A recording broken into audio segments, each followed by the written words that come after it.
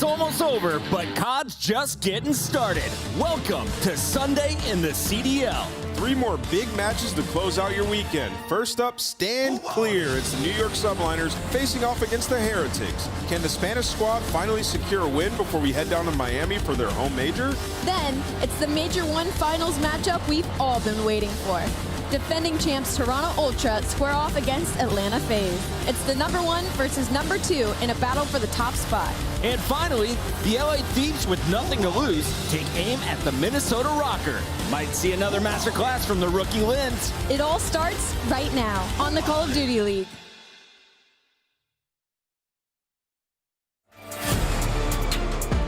Seven in a row for him.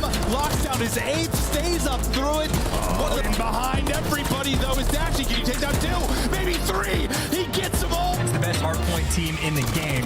Think about the pinch. That's a freebie kill for him there.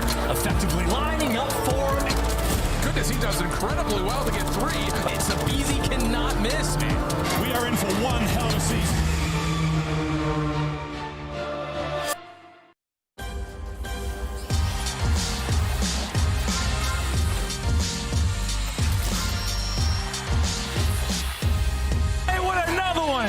How does this one feel to be back on top of the CDL setting the pace? Give me this shit. Alright. I got some words to say, bro. Pass is the pass. Fuck that champ shit, yo. We back. We back. We back on top. We're coming all fucking year, bro. All year. Let's go.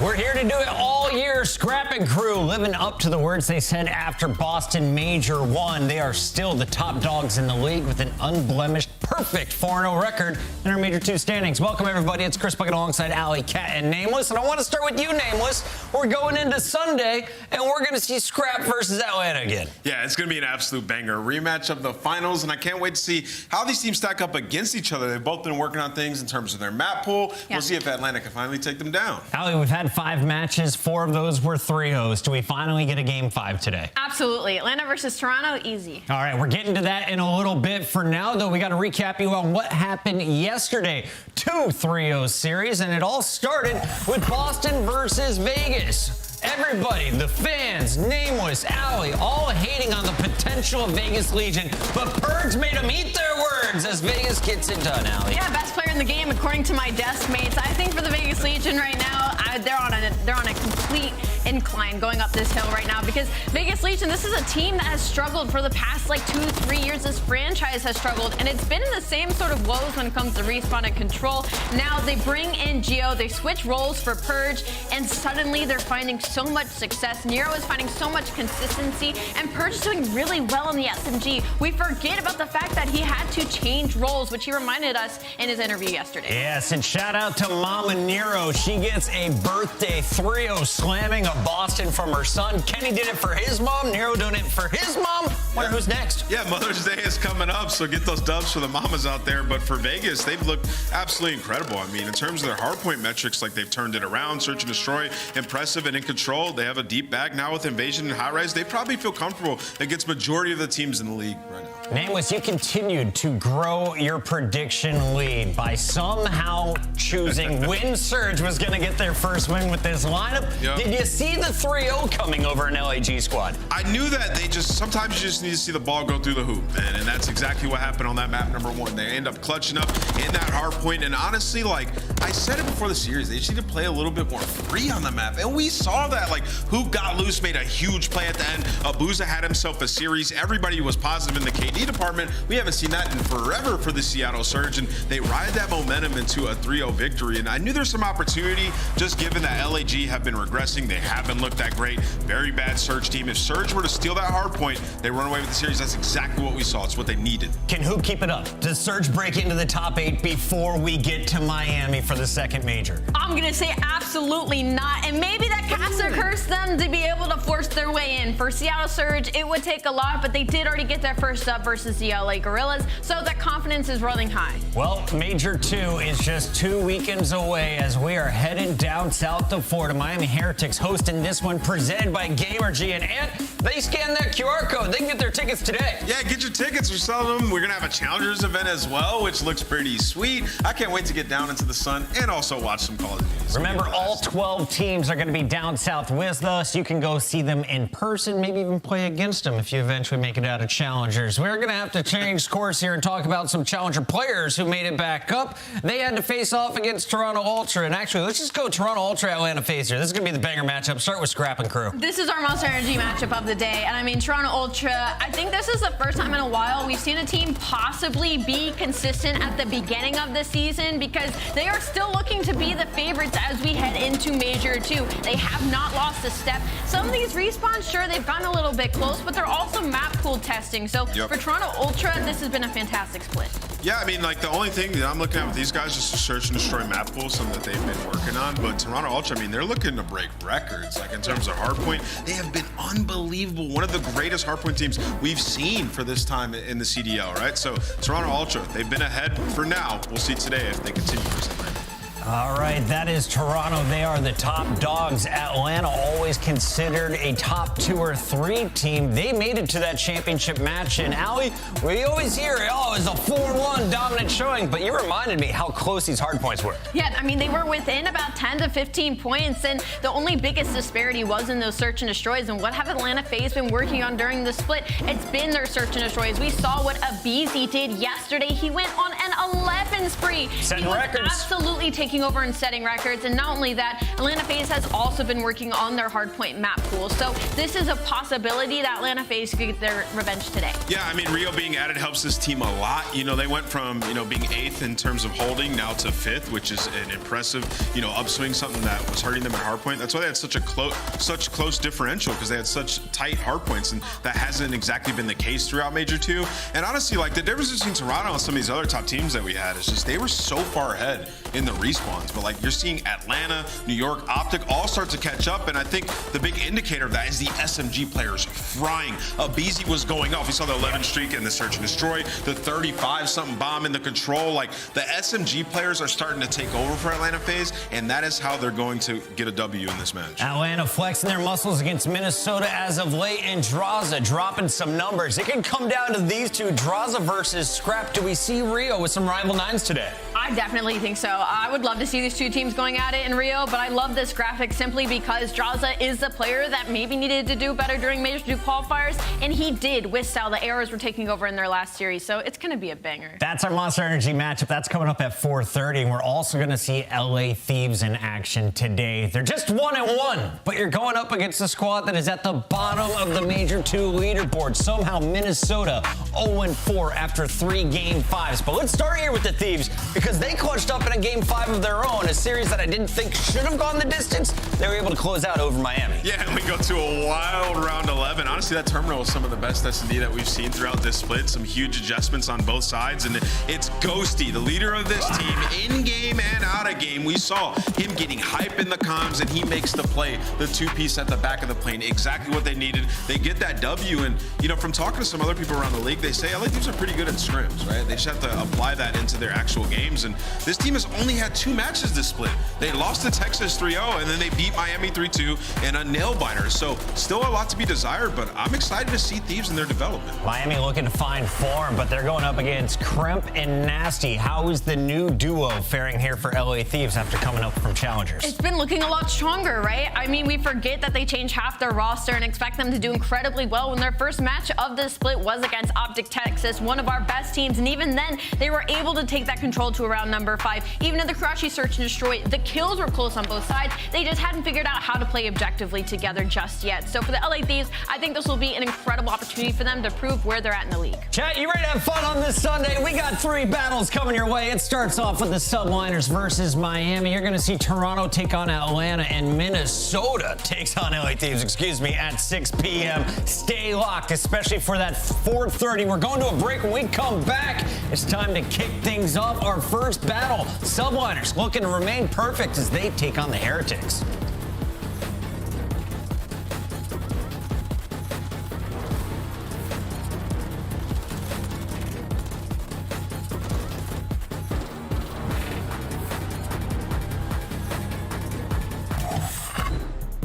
Spice up your competition with the Executive Chef Operator, now available in-game in the Call of Duty store.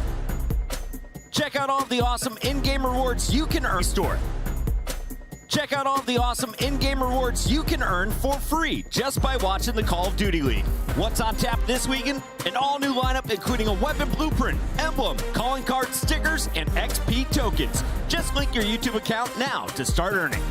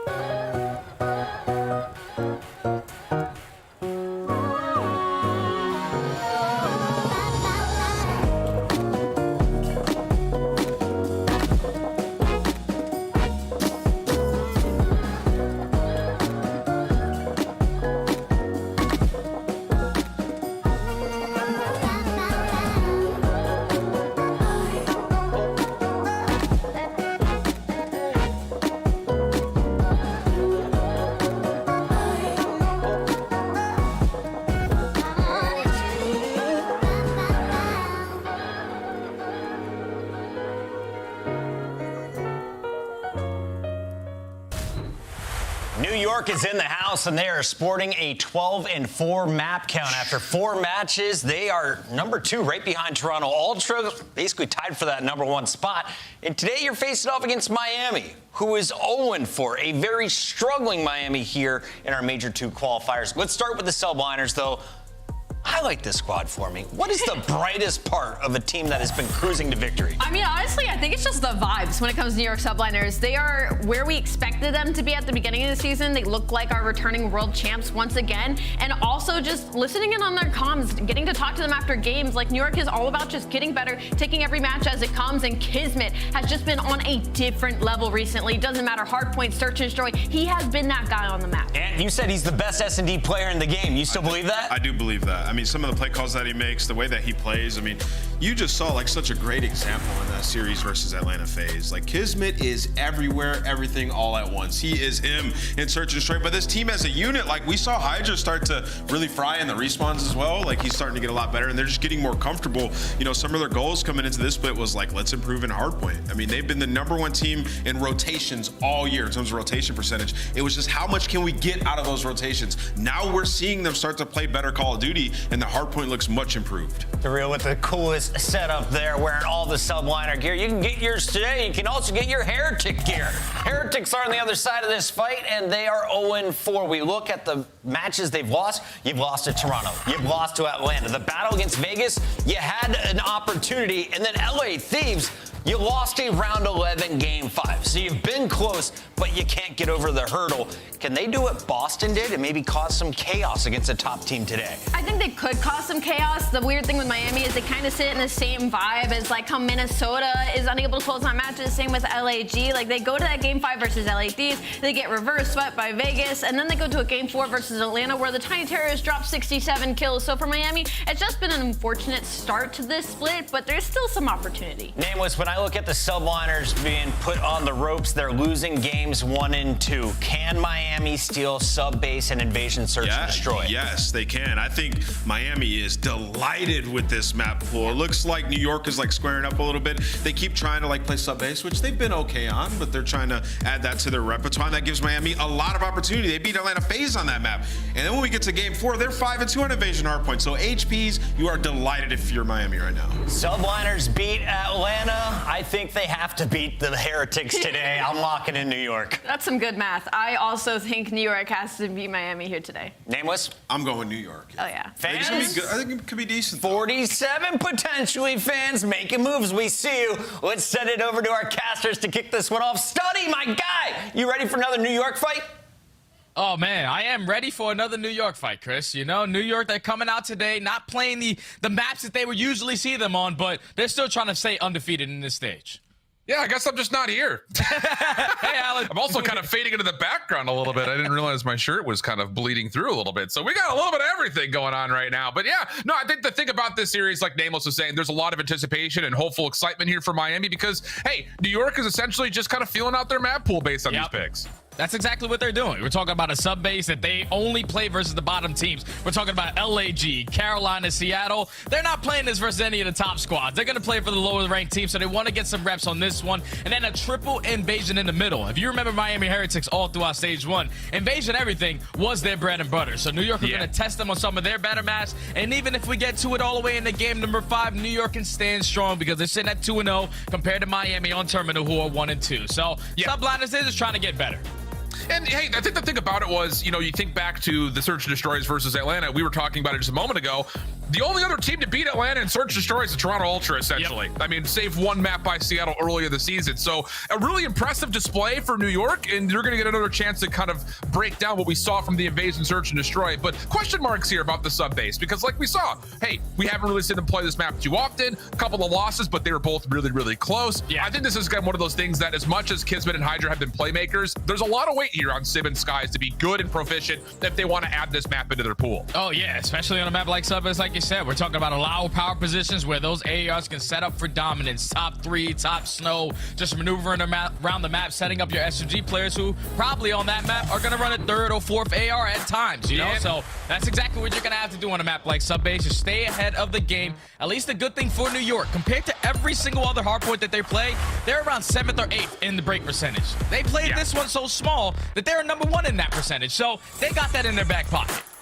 Yeah, and I think the thing about it is we've seen a lot of teams that, you know, when we talk about rotation percentages, in particular ones that are very good, like we're currently seeing on screen for New York, it's not just about getting your ARs into position. It's also make sure you're getting a read on where these hits are coming from. Yeah. You know, I think for you and I in particular, we watched a lot of challengers this last week, and we saw tons of teams that were rotating early, but not putting themselves in the best positions, and it allowed for very quick and very simple breaks, which you really shouldn't see. So we'll see if that will be the case here, if New York will struggle with that, or if they'll just kind of keep being more proficient across the hardpoint map pool. First opener, it will be New York in the hardpoint, but kills go the way of Miami. Yeah, Miami's spawned on the preferred side, all through towards this P1 and the P2 chain.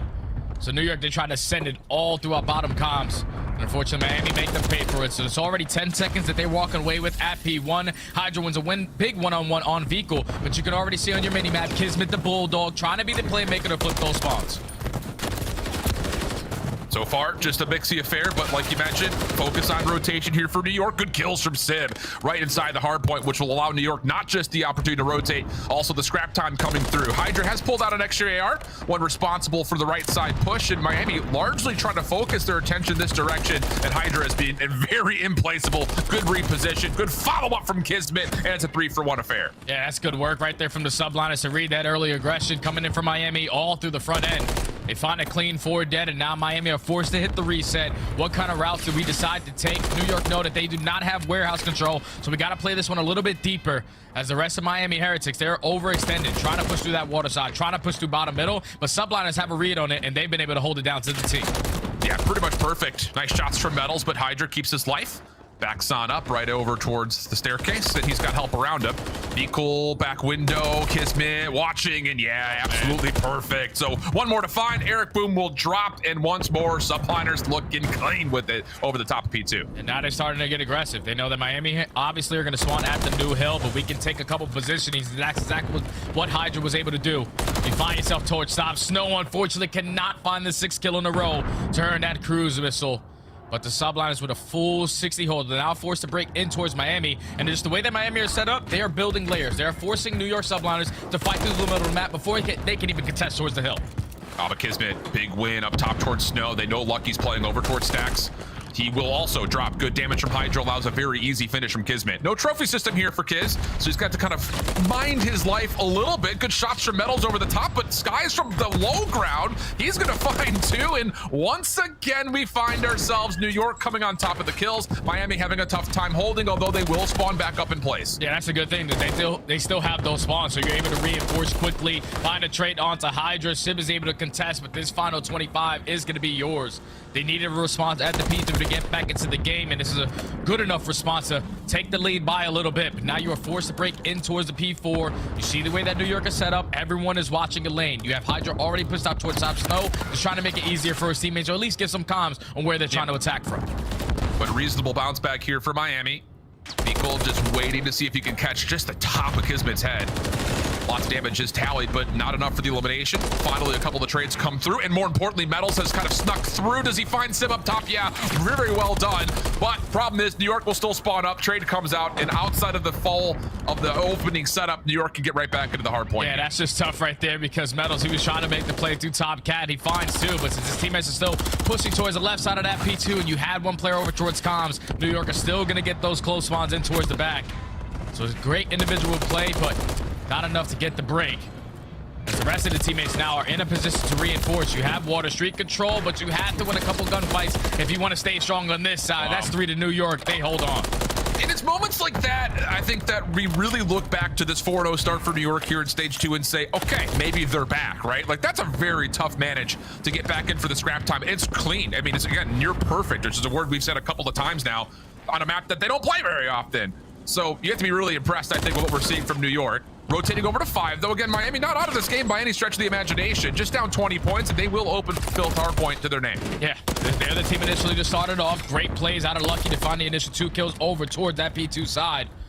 They are still holding on, but you stiff out Lucky. Now you know there's 1 player on the point. Last player all spawn. That's 3 dead. New York find the break, and now Miami have to find a way back in. But Eric Boom with that 2 might be just enough to do it.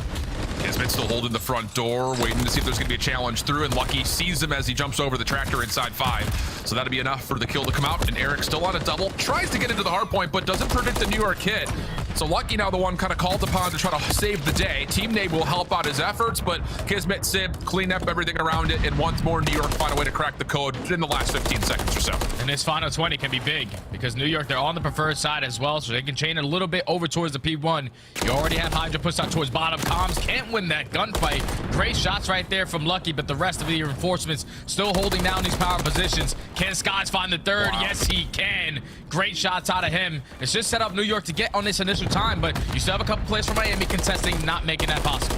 A vehicle stuck currently top staircase. Hydra gets the read on it and then tries to push forward to make sure no other Heretic members can find their way towards the hill, but not going to work out. Kismet also dealt with on rotation here, so hold the phone. Miami cooking with a little bit of gas all of a sudden in the time, looking to rotate over to 2. Problem is they can't quite find Skies in time, so everything goes back towards neutral, but the hardpoint spawns have moved around, favoring Miami, setting up towards the left side of the map. Yeah, this is perfect if you are Miami. Great job from Lucky to come out on top in that final engagement. He wins that gunfight. He allows his team to spawn on the preferred side of the map, so the subliners are now forced to break in towards P1 and try to rotate through the front end of P2. Great team shots, great crossfire set up by Skies to start off with that one. Final 10 is going to be theirs, but it's all about this fight through the front. Can Miami hold him off? And you need someone else besides Lucky to start having themselves a bit of a game. Everyone else near double negative or pretty darn close to it.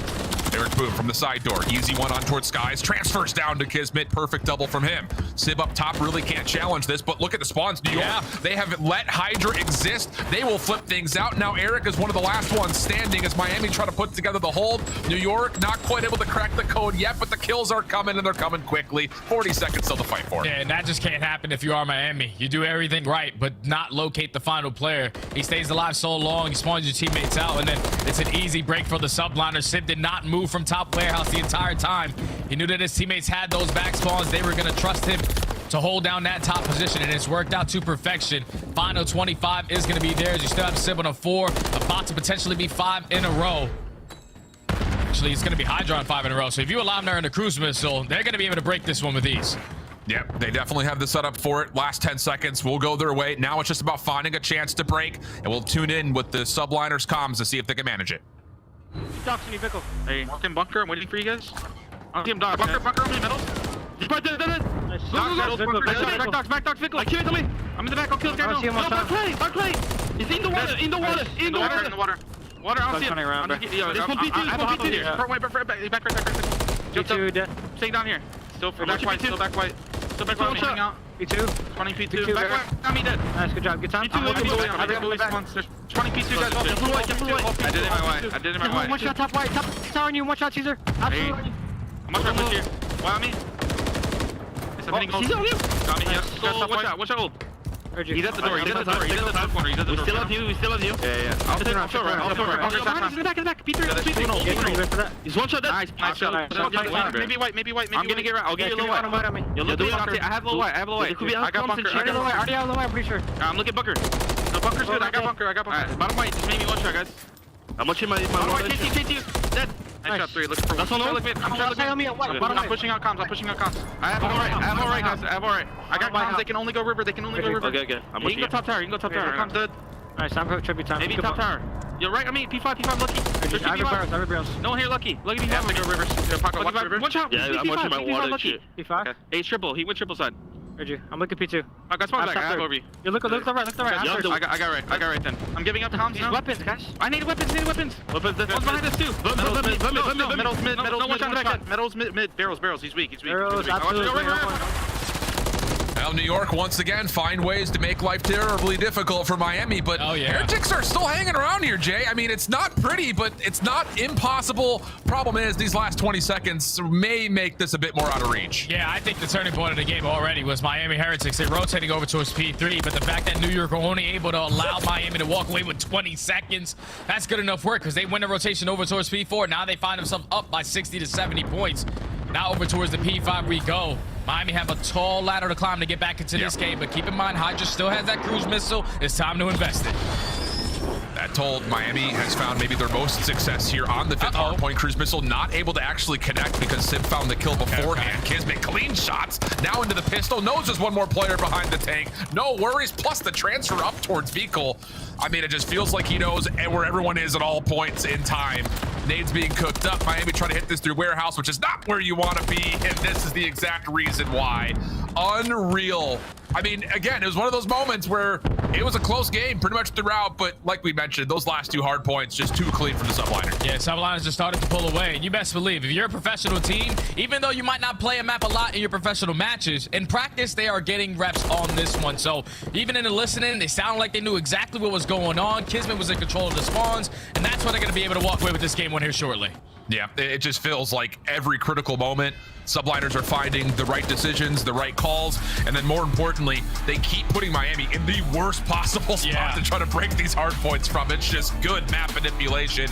And yeah, it was one of those maps you look back on and say it was close until it wasn't. Heretics finding a way to stay in it, but yeah, it's those last 2 hard points that things really got out of hand. If you think about it, when we get to the second half of that game, Miami, they were the team initially getting that P1 time, right? And then they find the break, they were able to flip those spawns. So that's everything that you want going into a P2. But then when you allow the subliners to break you at P1 and apply pressure through the front side of P2, you were able to withstand that. But when you leave that last player alive in Hydra, he's able to influence those spawns for not only his team, but your team as well. He spawns them all the way across the map. It's just an easy break for the subliners. That P2, they gotta go back and look at that because it just can't be that easy for the subliners to break there and then contest it at P3, win the rotation at P4, and then eventually close out the game. game at P5. Just a better game plan from the subliner. Lucky, he tends to slow down until the later half of the game, but Miami Heretics, the guns were not warm in game 1.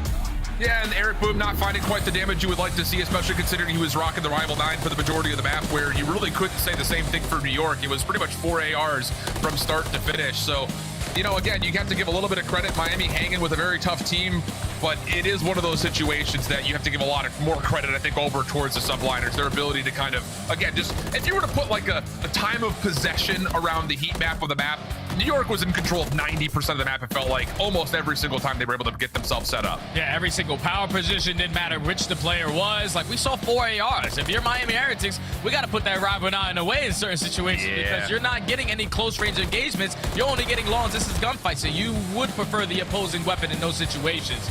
But a little too late for that one. Now you are forced to now win the search and destroy on Invasion, where we saw New York last week put on an absolute masterclass versus Atlanta FaZe. And I just couldn't stop talking about it because these guys are literally making next level plays. They are putting trophies at sites that they're not even playing just so you can get the opposing team to invest their tags thinking that someone is in that position. And on a map like Invasion, if you're throwing tags at B, you're expecting someone, especially if it gets hit by a trophy, someone is going to be playing in a position at that site. But their game plans are so next level, they are forcing themselves to give it up, use your trophies, and our gunnies to retake it with Hydra hitting flanks, Kismet working his way around the map maneuvering. If you are Miami Heretics, you need to be able to bounce back here on this Invasion search, and I know it's going to be tough because they did just recently lose this map all the way into game 5, and the way that New York have been playing, like, they're one of the best S&D teams in the game. You have to be able to bounce back here. And on top of that, when we talk about not just how New York played the map, it was one of those situations that they outclassed Atlanta, who at the time would have said that they were the chess masters of playing an Invasion, Search, and Destroy. The ability for them to work in very unconventional timings. So when you kind of compare just the weight of what New York has been able to do, masterclass mentally, strategy has been out the window when it comes down to how they've been able to put together not just the 6-0 they found, but then like you mentioned, the 6-4 here. It does feel like just how both these two teams approach Search and Destroy, there is a pretty major difference. And for Miami, that's not great news, especially considering that you've won, what, 1 map in your last 7 in Search and Destroy. Granted, a couple losses have been close, but still, you got to find a way to win these maps. You have to find a way to win this one specifically because you're going into your own major, most likely starting off in losers bracket just because of the way that their schedule was. You start off the stage by playing Toronto. Then right after that, you play Atlanta. Then the following series, you go up 2-0 versus Vegas Legion and you get reverse swept. That's tough. Then the last series that you just played, you went down 2-0 versus LAT. You almost complete the reverse sweep and you lose it all the way in round 11. So we could be talking completely different about this Miami Heretics team if they walk away with at least their final 2 matches. They're sitting at 2-2, but sitting at 0-4, you're going into your own major. Something's got to give. You have to show some fight. Yeah, in some mode, too. I mean, we're seeing it come across the streaks, like 6 loss streak overall in series. Hasn't been particularly great in Surge. Granted, again, some of the losses were tight. The map 5s have been no ice essentially anywhere. And I think the bigger thing about the graphics that are popping up is, hey, yeah, they may rank 12th in a couple of statistics, in particular opening duels, they're 12th. But the thing is, when they find opening duels, they are converting them 3rd best in the league. It just comes down to don't get blooded. Find a way to either manipulate the map in a way that you don't get blooded in the first 30, or just delay the inevitable first engagement to where you can start to play it around the objective, because objectively speaking, when it comes to getting the bomb down or not allowing the bomb to get down, they're one of the best in the league. So just find ways to stay alive longer in these rounds. Yeah, especially on the defensive end, because that's where they're struggling the most. We're talking about 12th and overall at finding the first blood. On a map like Invasion, if you're not getting that first blood, on a map where the defense is really hard to get through, you can only basically attack one site every single time, and that's the majority of the time over towards A, unless you got the tack, so no trophy system is going to work over toward that B site. You got to get that first blood, and I know you said that they are great when it comes to not allowing that bomb plant to go down, but specifically on Invasion, they're overall 11th, so they give the bomb plant up a lot. They're just great on their retakes, which is 4th overall, so got to stay strong in that category. All right, I was gonna say, let's really get to the edge of our seats here, friends, and really break this one down. But this round, already, Miami not living up to what needs to be done. Not staying alive in the first, not just 30 seconds, the first 3 seconds. Opening frag nades will land. Smoke out, and Hydra is getting aggressive. You've got one player defensively in metals trying to play up towards Cafe, but this bomb is going to get planted. Do they get the kill off the exit? No, not even that. We got a 3v2. Yeah, Miami, they read the play perfectly. They were aggressive up to the B street. Vico makes it a 3v3, but I would have liked to see metals rotate back and contest that bomb site. Once he falls, it's now 30 seconds left. Up to Lucky and Vico to try to clutch on up. Vico's positioning now. No, and now it's time for Kismet to find his final. Subliners off the back of the first blood in the first 3 seconds. They shut down Eric Boom. They know that he's their most aggressive player. He's probably the guy that's going to be playing around Cafe. Yeah. Let's just take care of that bomb site, put it down, win the round. New York 1-0. And I think that what we've seen from New York in particular, we saw it a lot on High Rise. When they do get first blood, they're not going to let you reset up your defense. They're going to say, this is where it was. Let's hit that. Let's get aggressive. Let's really take advantage of the map. And right there, it's not just doing that. It's also followed up by a very quick bomb plan. So great stuff to start for New York. And that's the good stuff about the good teams in Search and Destroy. Whenever you get an ounce of information, you're instantly going to be able to capitalize on it. And the subliners show it there in round number 1, but into the round number 2, Miami doing a nice little split setup. But you see the subliners, everyone's in towards the Cafe. Oh, good kill from Eric, and the follow-up from Lucky's decent, considering that Hydra only got credit for the trade off of his frag.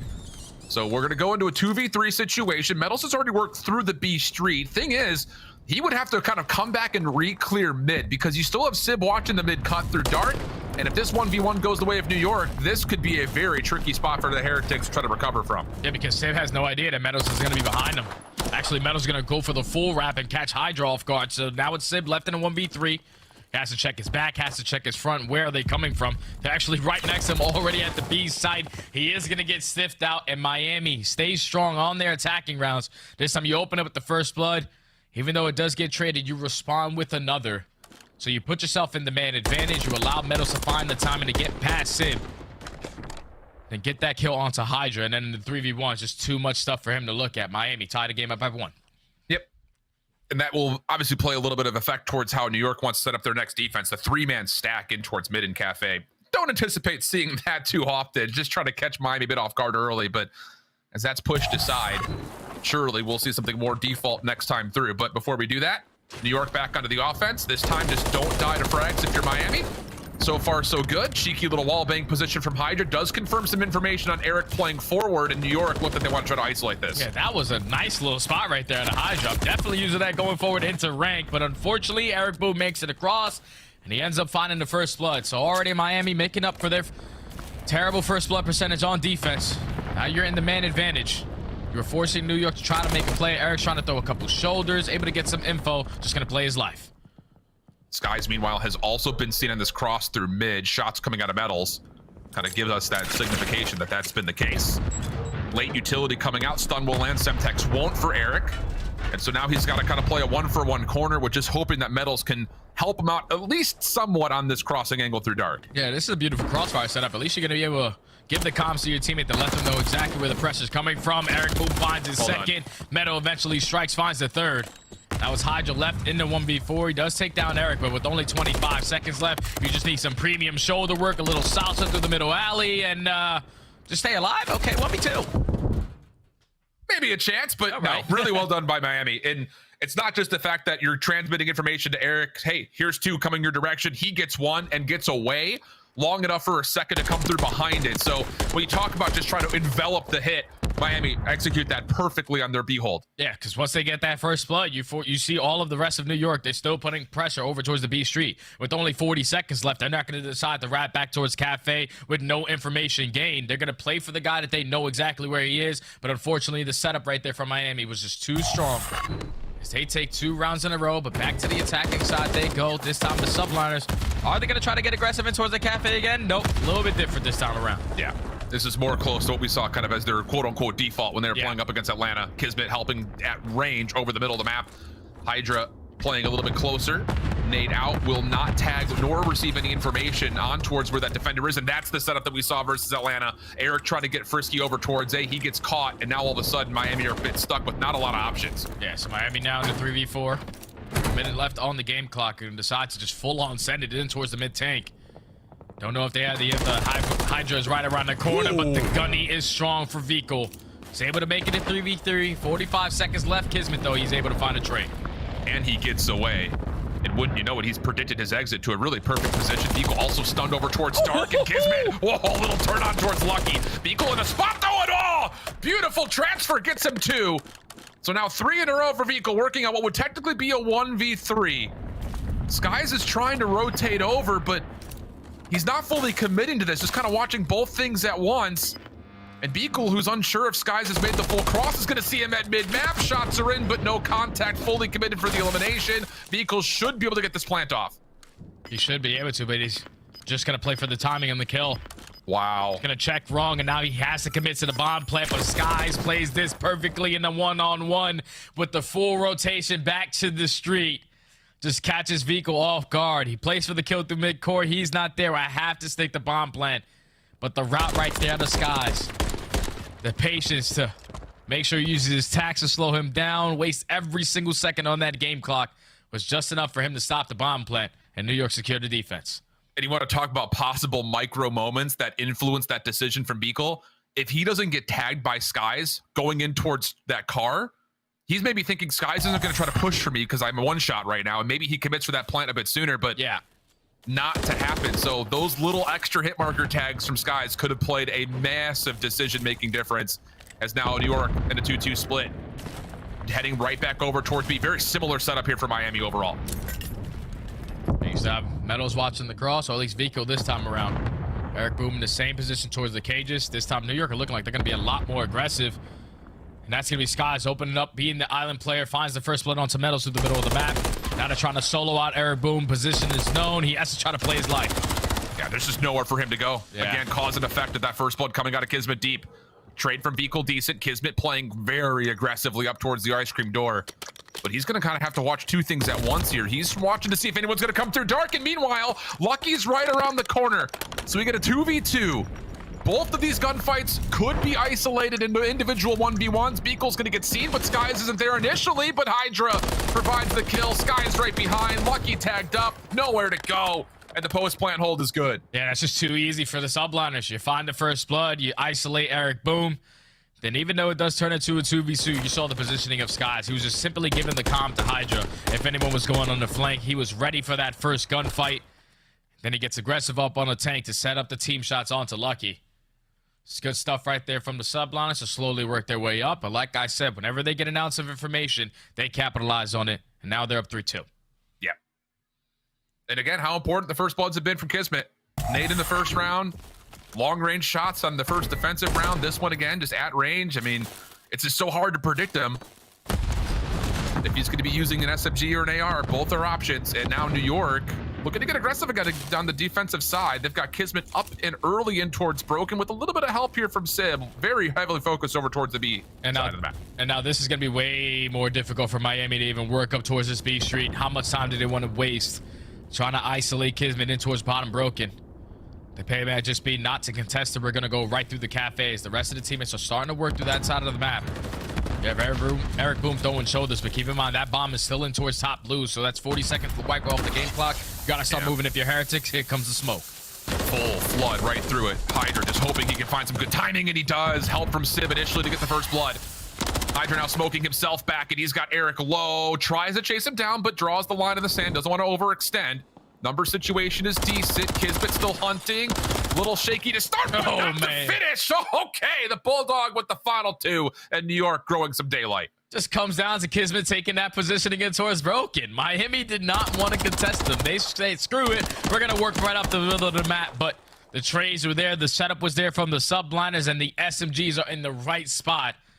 As Hydra and Kismet combined for a couple kills there, shut down that push from Miami. Now they're starting to pull away in this S&D. Up 4-2, back on the attacking side. We have to see an adjustment from Miami on their defense, because if New York keep on isolating one player, they're going to keep on taking that positioning, especially when you're gifting them a first blood through the middle of the map. Yeah, absolutely. So 2-round gap. Hydra, couple of shots, as I think he may have seen Lucky go extended over through the bridge side of the map. And if that's the case, expect to see New York try to overwhelm the B side of the map, especially with how far forward Sib has already gotten. This should be a green light special to B. Just got to realize when everyone else from Miami is going to be set up. Lucky keeps Hydra at bay over towards the Water Street. You set up Metals for the first blood. So now the subliners in a 3v4 have to take their time. Sib's already pushed up in towards Broken. Now Skies is going to join his teammate. And they're just going to send it out towards B, try to isolate this time Vehicle. They have to watch this defensive rotation through dark, though. This is still not a comfortable position for anyone. Beagle playing his life back tractor. Eric Boom has made his presence known off the dark cross. It's Sky's just trying to watch it. Here comes a double hit around the back. Beagle's doing really well to keep his life. My goodness. And then standing even stronger finds the follow-up kill. Sib cannot try to play for the trade. He's low. And now all of a sudden New York is trapped. Feels like they may have missed a window there after that battle over towards Bridgeside. Just came down to Vico staying alive for as long as he did. It was him and his best friend in that trophy system was keeping him alive. Making sure those attacks were not going to be felt, but all the shoulders, all the dance moves around the tractor to eventually find the first blood, and then you put it into a 2v4. Your teammates are already working pinches. You have Dark Watch. You also have a deep cross watch from the backside of Palace. That was just way too easy for Miami after getting that first kill to set up around that pinch, to put them in a trap and clutch up on that defensive round. Great work right there out of Vico. Now down 4-3, but you need to have a response for this attacking round. You see Kismet cross over towards Broken. We got to make a decision and make it quick. New York off the get-go, hard stacked over to the middle of the map. Vico has seen one player move over, but I don't think he saw Sib also playing pretty tight here on this B setup. Looking to bounce a nade over towards Dark. That won't land. Kismet still holding his ground as Metals gets to work trying to flush him out. Oh, he might have made the perfect play to catch Kismet off guard. So all you have to do is check this right corner. You're going to walk away with the first kill. He slides and reads it perfectly. Great jobs again out of Metals. 2 rounds in a row now where he finds that first kill. Miami instantly in the 4v3. And Sib is beyond on his own right now. Smoke comes through, tries to predict the hit's going to go the opposite direction, and he would have predicted wrong. Eric for the first kill, decent on this breakthrough attempt. 4v2 should be a post plant unless Skies can find someone on the plant. Not quite. Vico will get the bomb down. Yeah, it's a 4v2, and at this B site, this is not going to be easy to do. You have to try to strap on your Superman cape to get this one done. And you still have a couple nades to work with, but on the opposite side from Miami, they have a couple. They take down Skies. Now it's Hydra left in the 1v4. Gonna be able to catch Lucky, but that's mutual information. Nice little jump shot from Lucky. Pogo sticks his way over the car, finds the kill, and it's a flawless round for Miami. That's a big bounce back. I will say, I think the round previous to this one, New York may have missed a window on the read of what the defensive setup was, but this offense for Miami is exactly what the doctor ordered. Yeah, you just had to take down Kismet until it's broken. You take down their most aggressive player, you know that at least 2 players are going to be over towards A, and Sib loves to play around that B point. So to get that first blood, you send it in towards B, you find the second kill, you get the bomb down. 4v2 retake at B is basically impossible. As they chain a couple rounds in a row, able to tie the game up at 4. Now this is where those adjustments and those mid-game plays have to be shown different. And Subline is already starting off. 4 players this time around. No one islanding over towards the left side. Heavy nades come through, of course, nothing tagging. Eric, the one playing over towards that dark cross. He just needs to read information. You got a double stack of defenders for Heretics over pretty aggressively at A. They could try to rewrap this play. It just comes down to how much does Eric see here. Hopefully he's able to see a lot because the subliners are using a lot. Right up into B we go. You're not going to force Miami Heretics for a 4th overall on this map to retake over towards B. They're trying to set up a couple players to work through the middle of the map to potentially set up that pinch, but they're getting shut down by Skies. New York still haven't yet to commit to the bomb plan. Yeah. All right, it's going down. And this is such a tall ask here for a retake for the Heretics. You've got Skies watching the long flank. Yeah, Metals is taking the scenic route, but he's not going to get here in time to influence this bomb plan. Or rather diffuse, I should say. Sib watching DVD Alley, catches Eric, no worries. Metals will find Skies, but is not a part of this retake play anymore. It has to come down to what Beagle and Lucky could do from the front. Decent shots for Beagle. Sib bouncing back over, keeps him at bay. Take the focus back towards Metals. Not able to finish him off. Now the hit from Lucky from the front. He's going to have to be able to isolate this and try to get this defuse underway, but he's shut down by Kismet, who can now just play the clock. 1v1 with Beagle. Time has expired, and Kismet finds the win because why not? Oh, that round all falls into the hands of Sib. The fact that he's able to finesse around that broken area. He starts up with the first kill, but then stays alive just enough to find the trade after Hydra gets picked apart through mid-dark. I don't know how he was able to stay alive in that gunfight, but he wins that second engagement. He stalls out more of that game clock to set up Kismet to win the one-on-one, and there's just not enough time for Vico to stick that defuse.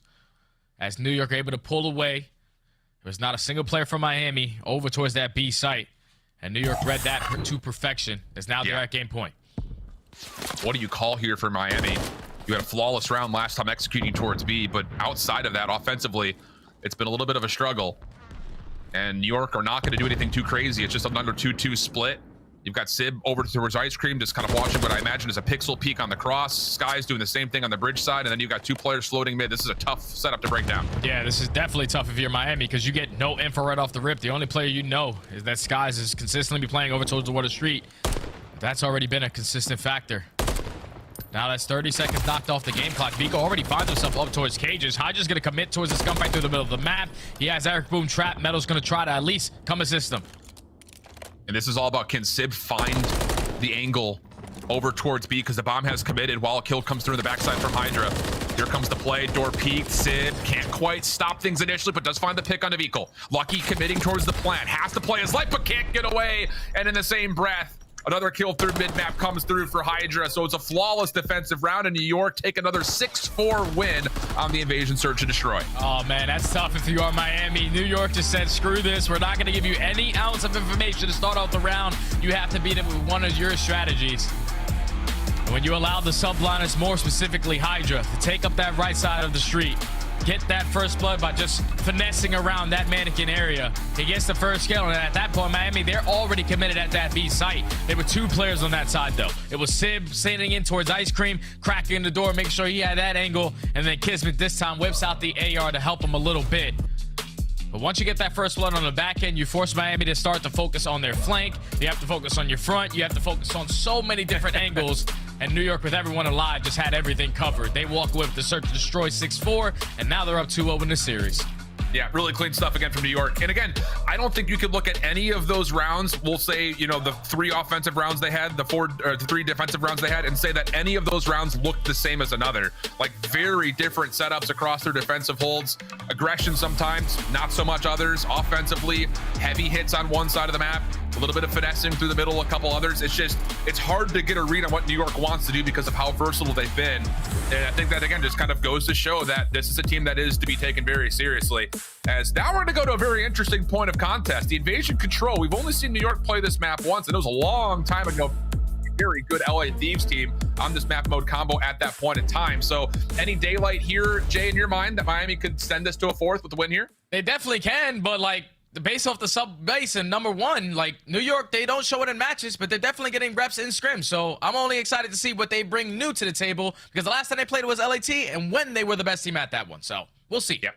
Well, it's been a tough qualifying stage so far for Miami. This series has not provided much hope yet. Can it start to show itself in the invasion control? Sid right there says absolutely not, as New York are looking firmly in control to this point. We'll have the invasion control when we come back after this.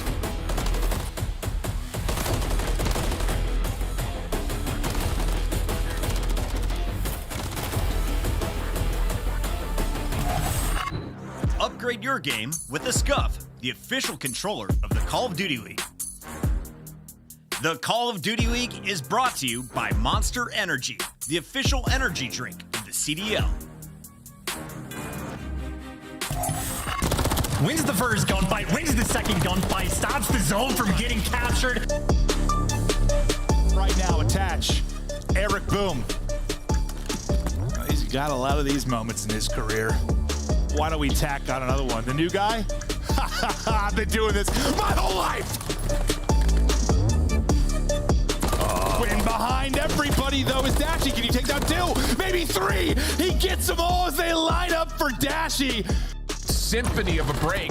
Hydra holds on, and my goodness, he does incredibly well to get 3. Abizi, though, doubles down, and that's enough to lock things up. That'll be the turning point of the game, man. Atlanta face starting to chain a couple hills together. Abizi, it's your turn to start turning up. He already finds himself in a 5 streak. Nero is pinching, and he's going to find 2. This might be a very clean round here for Vegas Legion. Here's everybody. Is this round nearly done? Nero is all across the map. 7 in a row for him. Locks down his 8th, stays up through it. So Shotzi plays that really well over towards the back of Dyna. And now Pred can get himself in a position where he can cause absolute havoc. That free first kill. Shots still on the flank. Might have the timing perfect. Wins the first gunfight, wins the second gunfight, stops the zone from getting captured in a highlight reel play. It's a 3v3. Gotta go. You gotta go. If you're Rocket, you're locking it down. If you're Optic Texas, make it 1 kill from Shotzi. Liz, can he find the clean up here? It's Dashy to find 1 more. Can they lock it in time? It's a 3 versus 12 in the end from Optic.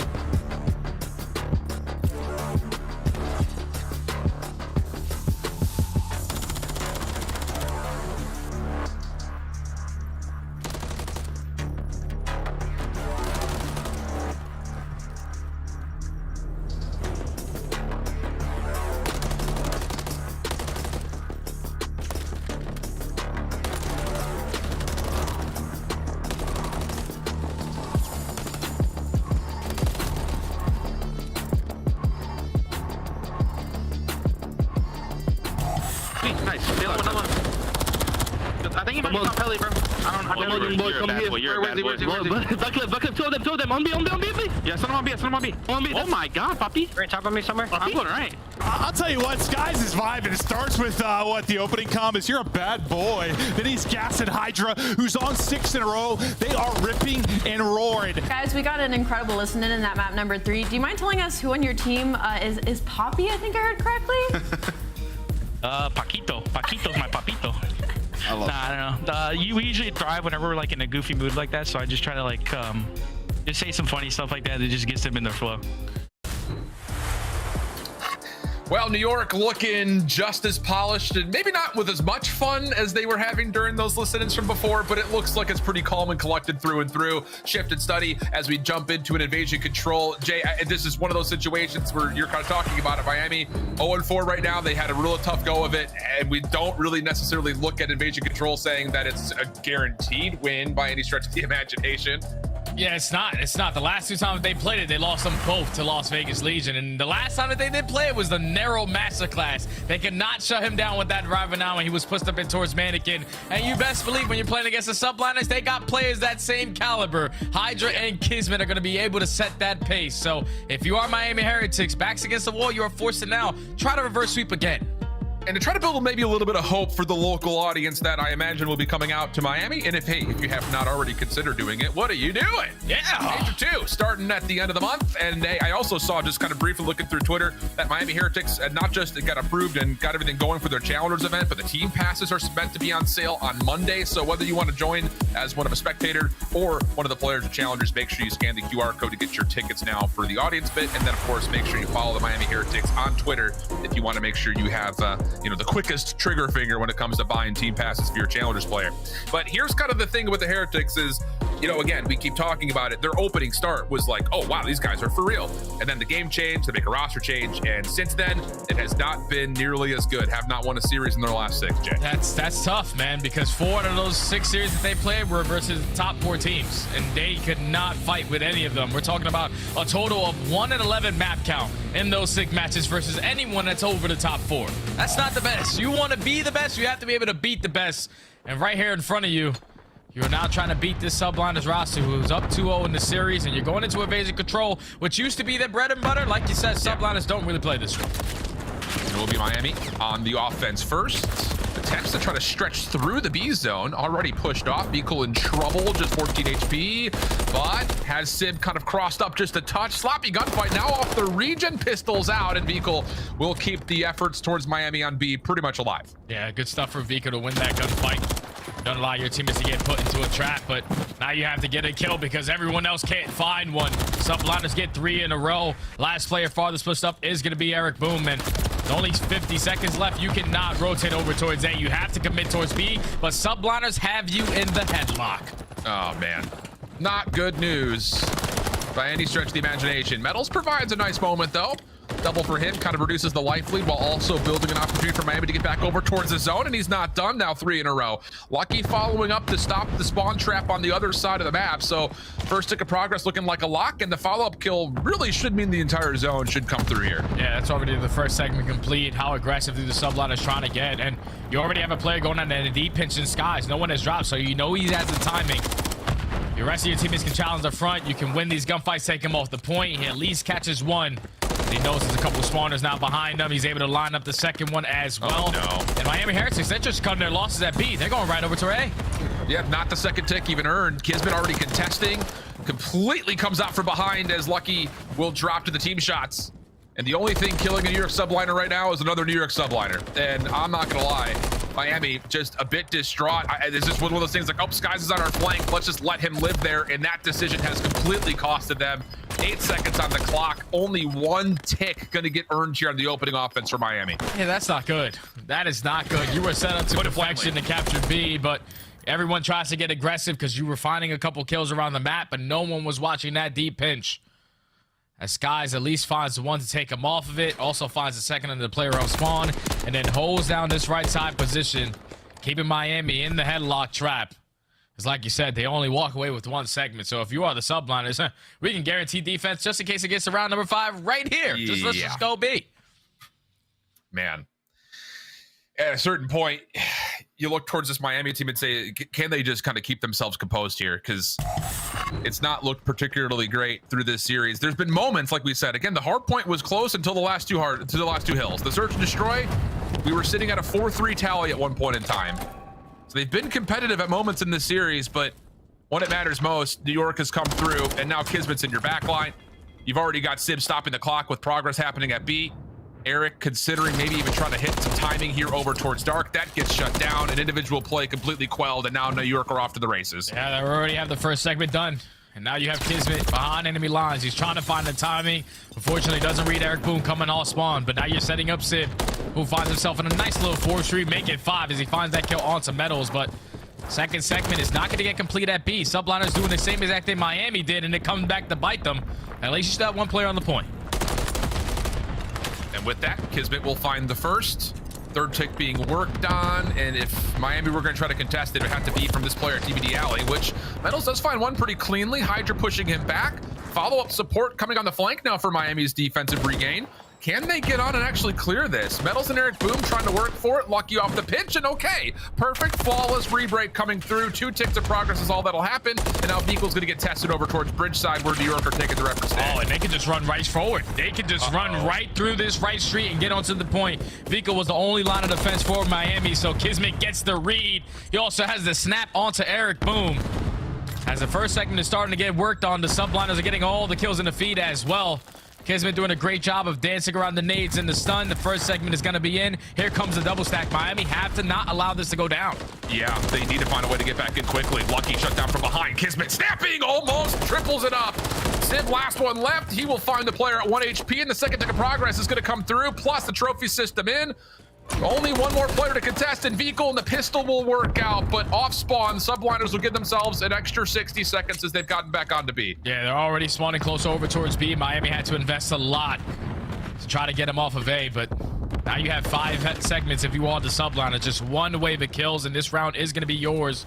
Sky starts it off with the first. Here comes the all-out pressure through the back end. Skies is not slowing down. He's so fast with his AR. He finds another. The rest of his teammates do fall.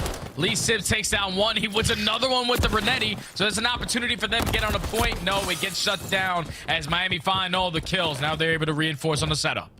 Minute 15 on the clock. 3 life advantage. Oh boy, Hydra should not have been allowed to get to, and fortunate for Miami, he didn't. Trades are decent here for the Heretics, taking it and keeping it at a relatively small life differential. 60 seconds on the clock, but the subliners still working on repossessing middle of the map. And is trying to fight through mid.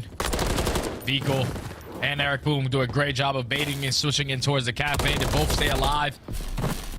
They find a trade onto Sib, so 6v6 in lives remaining with 45 seconds left. This is basically the last good subliner switch that they have. If they can find the kills, even better, as there's no more respawns now for Miami. Hydra is working around the back. What happens to this player spawning? Yeah, it's going to be Metal spawning up closer towards gas side, but Skies has got this completely pinched up, and the last one standing will be Beagle. He gives his position up, pistol out for Skies, and the help arrives. I mean, yeah, there's the vibes that we were kind of hearing from Skies and Papito. Papico Paco. Yeah, nah, they're frying, man. Obviously, you're feeling good. Everything is going right. You're playing maps that you usually don't play. Obviously, you play them in scrims, but finally, you were getting some production and some CDL matches as they find themselves up 2-0 in the series, up 2-0 on the map, going into a defense on invasion, potentially looking for a 3-0 in general. And the thing is, like, I know it's one of those situations you're dealing with what we consider to be one of the top teams in the league versus one of the bottom teams in the league. Obviously, that reflects in the standings, but it's the way that New York are handling tight moments.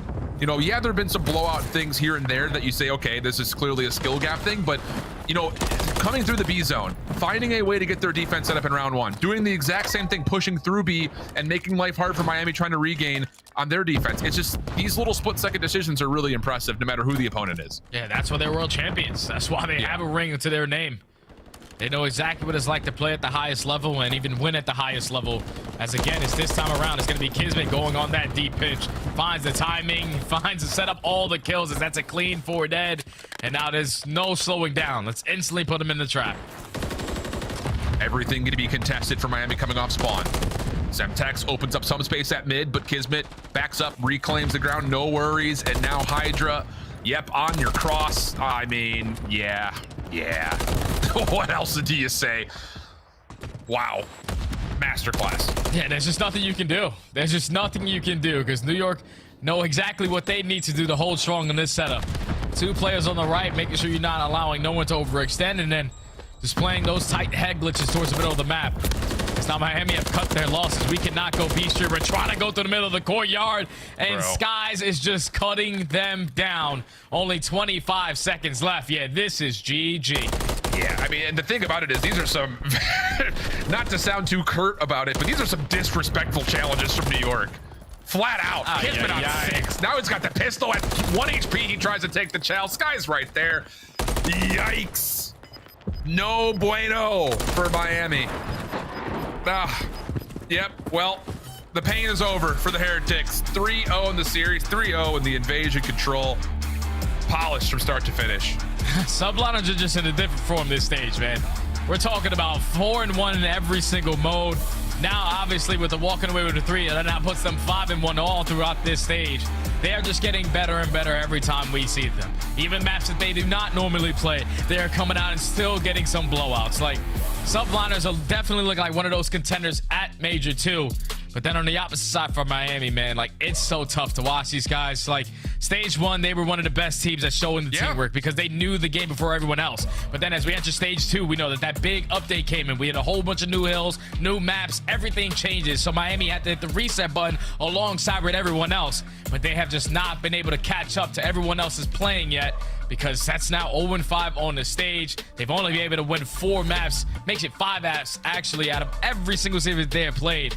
Nothing is clicking right now for this new Miami Heretics roster, and this is tough to watch. It's just so wild, man, and I kind of think about this as you were going through that is like, the reason I think a lot of people were so impressed with Miami at the start of the year, whether they knew the game better or not, they were playing with a level of tempo and aggression that not a lot of other teams were even attempting. Maybe save your Toronto, Atlanta's, and the occasional map here and there from New York, but that has been completely vacant since not even, I would even say, when the change happened to the game. It happened going into the major as well, and it's just not even shades of gray of what they had from the first 5-6 games that they played in the online qualifiers. It is just so puzzling to see them take such a major step back in such a convincing way.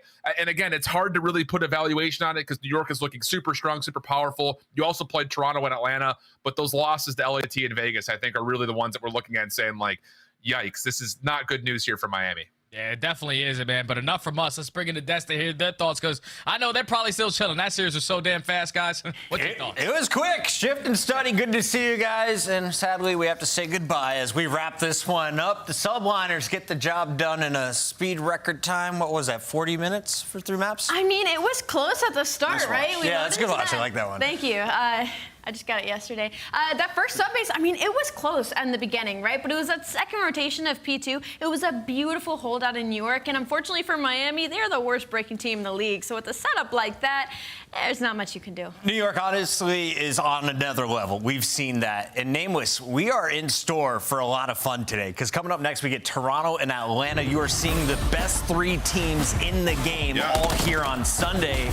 But I want to ask about the Subliners specifically. What separates them from kind of the second tier or third tier of competition in this league? I mean, well, you just see it like just more concise. Like they coming into the series, like they know exactly what they want to do, especially like search and destroy game plan. Like there's so much VOD out there of like their invasion S&D at this point, and they're still able to come in and give different looks. And also like the pace that they're able to play at. It's like we know how fast Miami likes to play their hardpoint, and they still like individually those guys will get out there and they'll make some plays. New York were able to rotate, set up, and punish them, and when they get an opportunity, you will be put in the blender. Like Ali said, like the game was pretty close. New York were able to get over towards P2, lock it down. From then on out, you make one mistake, you're going to get chained. They have those types of players on their roster, and when all 4 are clicking, like we saw today, you're going to get steamrolled, and that's what happened to Miami Heretics. For Miami, you're looking to find some confidence before you go to your home major, but we've seen other teams in this situation, like Minnesota, starting 0-4 before getting a top 4 finish. Is there potential on this Heretics lineup to clean things up? And I saw someone from Spain over here, Castle, says Journey was on this lineup for years. The fact that he had one bad tournament and got put on the bench, maybe that was a mistake. Agree, disagree? Maybe it was a mistake. Miami kind of makes the narrative where Eric was supposed to always be in the main starting lineup. So for Journey to get benched like that feels like it was something that was predestined before the season even started. But he did have a very underwhelming performance on land. So maybe Eric shows us something come Major II time. All right, Miami has at least a few days to get ready for their next matchup. But right now, we have to talk in our Monster Winner Spotlight with the best S&D Bulldog in the game. Kismet joins us live. Kismet, how do you feel after another fun 3-0? I feel really good. I think the biggest thing that we looked at today was to try to improve our S&D from where it's already been. And we were here this morning at like 10:30 going over new nade spots, new spots and stuff. And I think it showed today. We were trying to elevate our game in case they watch VOD. And it just feels good to, you know, see the progress, I guess. Our project manager came into the green room and she said, do you see what's going on with New York? These guys are dancing before their match. Who is setting up the rituals over there, and what's happening before you guys actually sit down to play the game? I mean, we don't have like a go-to person. We just have fun. If someone's feeling something weird, we do it and we just have fun with it. We play ping pong, darts, watch VOD. We don't have like a go-to ritual. We just do us, have good vibes, have fun. It's working. Kismet, I think one of the most impressive things from New York Subliners and how you guys set yourselves apart from the rest of the league is your player counting in game. I feel like many times I look at the minimap and I can see you guys always slowly making these pushes together and calling out where players are. Is there a specific person that makes sure you guys are on top of that, or are you all just really that high IQ? Nah, I mean, we have like, it just depends on who's in the situations to like make those play calls of like in-game leader. But outside of that, we're just 4 talented Call of Duty players. If you want to be a good team, you have to all be able to take that role, and I think that's what we do really well. So. Kismet, we've seen a lot of great Call of Duty teams in the history, you know, of this game. But you got a lot of those teams, they fail to transfer from game to game. And obviously you're aware of that. For you guys, what do you think sets you apart from some of those other great teams, and how are you going to rise back to the top? I mean, I think the biggest thing for us was actually like a thing that happened to us last year after Major 1. We got super complacent, and it sucks that happened, but I think it takes a lot for someone to actually realize that and point it out and make progress from that. And going from that, we've learned this year, like, you just can't be complacent. Even if you're winning every tournament, if you're winning every match, like, someone's always going to be gunning to try to outplace you or outdo you or whatever. So I think that's the biggest thing, is just learning what complacency is, like, the hard way, and, you know, not letting that happen again. Kismet, a lot of people are saying there's 3 teams in the top tier, 4 if you include Optic. We have 2 of them facing off next. Toronto or Atlanta? Who do you have coming out on top? I don't know. That's a hard one. I'll go phase 3-1. Okay. 3-1. All right. I like the calls. They've been looking good. Kismet, thank you for joining us live. And of course, this man scrims against these folks. He knows a thing or two. We'll catch you next week. Yep. Appreciate it, guys. That's Kismet. That's the Subliners. 1 and done on the day. We have 2 more matches to go. Before we get to that next one, though, can we just revisit what Skies was doing during this match? It's a little montage in our Scuff play of the game, Allie. Oh, yeah. I mean, you could have given it to anybody on New York, but of course it's Skies. I feel like this is definitely the vibe man for this squad. I mean, just an insane map 3 overall from everybody. Remember those clean, like, double jump-up shots over the tank? Right here. Yeah. It's just absolutely beautiful. Like, when you're chilling things like that, they're just running at you in the wide open. One, you know they lost absolute full. They're lagging out, and you're just feeling like you're not going to miss. Skies provides such good vibes. When he's beaming on top of it, it's just a recipe for dominance. And keep in mind, all these players are streaming over the weekend, especially Skies' stream. Quite fun to tune into. Before we go to break, reminder, if you want to know when your team is playing next, all you got to do is scan that QR code and sync your schedule today. And you get a squad up calling card as well. So if you haven't done it yet, make sure you scan the QR code or go to callofdutyleague.com/schedule. All right, get out of your ranking, because when we come back, it's Toronto versus FaZe, 2 top dogs fighting for supremacy here going into Major 2.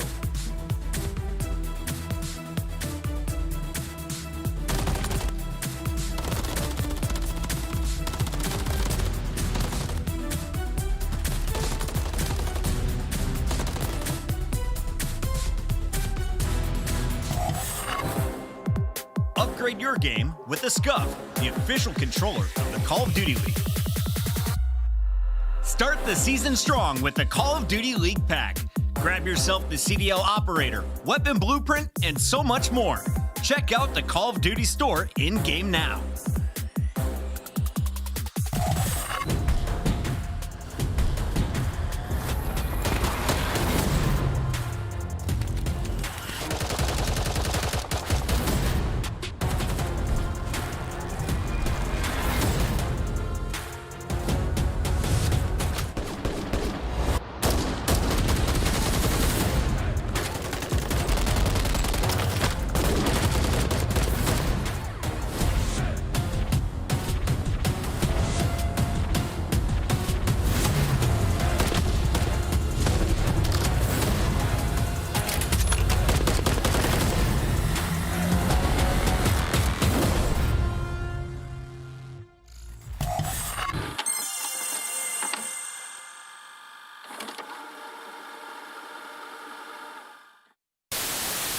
One clean break, one set of kills there. Afro sneaks in and steals the victory.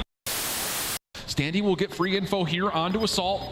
Quickly finds the kill. Whoa! He's going for the assassination. Didn't hold the button down long enough. And Assault says not so fast. Let me tell you right now, these guys play every day. You should know you cannot assassinate someone when they are a little bit taller than you on the map. And unfortunately, the 1v down doesn't work, but you know them hands from Assault. They are definitely warm. 2 punches right to the chest to take down Standy. Down to 3 for either side. This is going to be it. Last ditch attempt. Flying on the point. Joe Deceives gets his. But 3 seconds to go. You've got to get on the zone, lad. Fresh mag. Send it. Wins it. Oh my God. It's a 2v1. Diamond Con. Can you do it? The boys are on the capture. It's now a 1v1. What a round of control. Diamond Con, if you win this. God damn, what a round.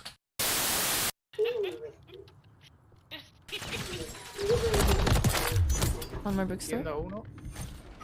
Oh, okay. Vale. No tengo encima mía. Me voy a tirar stun. He's planting. The bomb is on B. Literally on B. If I get that one, I'll get an ace to say. Ace! GG. Did I did it!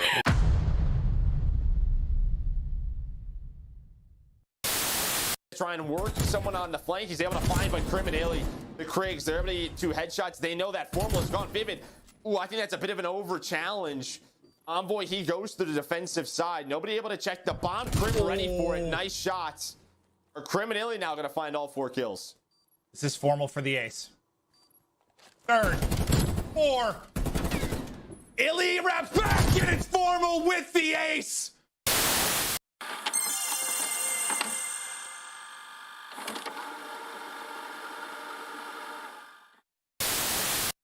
On him, bridge, on-team bridge. Yeah, our bridge is shield. What's left? I'm cutting mid. I'm not sure if I'm getting old, but I swear to God, Joe, sometimes when Celium talks, all I hear is...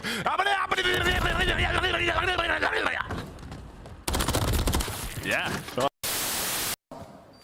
Priest is trying to get the push up. Major is actually able to get a kill. Major, how does he get 2? How does Major get 3? I've got no goddamn idea. But once again, they clutch up. What in the hell did Major just do? That man's got ice in his veins. Atlanta FaZe. Atlanta are slain to bits. Abizi cannot miss, man. Toronto Ultra. Toronto Ultra have just put the entire league on watch. It's time for your monster matchup. The defending Major 1 champions look untouchable on top of the leaderboard. But today, a veteran squad that's sick of 2nd place take their shot at the Kings of the North. Our team is so talented that we can take over in any mode. The stage is set. The players are locked in. We're coming all f***ing year, bro. All year. Let's go. Toronto Ultra versus Atlanta FaZe. Your CDL monster matchup starts right now.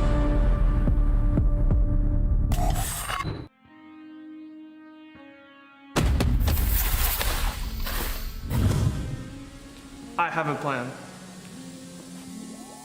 Crazy with the rage, dangerous and rage. Go for 1, go for 2, go for 3. I ain't wanna take light, look into my eyes. I'm a killer inside, coming for the prize. Do you really want these problems? I put you in that coffin, but I'm never Johnson. You think this ain't a stop it? Hungry for the beef, leave you obsolete. See my lines deep, see me in the streets if you want the heat. Yeah.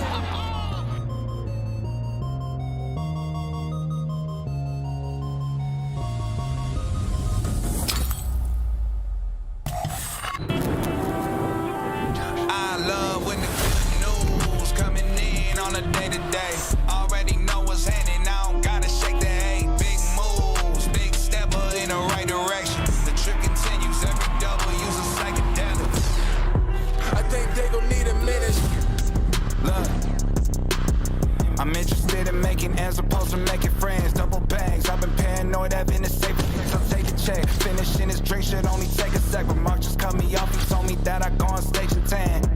Walk out to my own shit on the main event. Givenchy my cologne after the show. She told me that shit was a favorite sin. Sprint advantage spacious, we could take it friends. What happened next? You could take a guess. Welcome into the best match in all of Major II's qualifiers. It's the rematch from our Boston Major 1 Grand Finals where Toronto took it 4-1. We've got our maps and modes and the match is ready, so let's jump right into this one. Allie, last time the two hard points, less than 30 points separated them. Who has the edge looking at this map pool today? I don't know if there's necessarily an edge, but Atlanta are certainly happy about this lineup simply because they love Rio and Karachi. On the flip side, Toronto's happy to square up on any of the maps, so at least for Atlanta, they got two of their faves. Yeah, I think for Atlanta, they feel really good, especially about the search and destroys. Rio being added definitely makes me feel like Atlanta has the advantage in this series going into it, just looking at their records on these maps and just the improvement that we've seen from Atlanta. This match is so hype. I'm so pumped to get into it. Tell your friends to log in right now as I lock in my first scuff pick 'em. I'm going Atlanta FaZe, and I changed that after the Kismet interview. I trust the Bulldog. Wait, really? You changed I swear to God, I was purple before it. That's crazy. I went with Atlanta FaZe today. I think they've gotten so much better during this qualifier, and they'll take their revenge. She's riding with FaZe. Yeah, you know, I have some data that says I think like Atlanta's gonna win, but I picked Toronto this morning, so I'm going Toronto. Sticking Toronto, going with this gut. The fans are right there with you. Name was trying to pull away once again as we send it over. We got Chance on the mic for this one with my good buddy Chris Tunn. Tunn, are you excited? Oh, I'm so excited for this one, Chris. Should be an absolute banger. And everybody at home is locked in for this one, Chance. This should be such a good game. Both the best two teams in the game right now. It's very hard to distinguish who really is there. Of course, Toronto Ultra going on to win the major. FaZe starting to look a little bit better.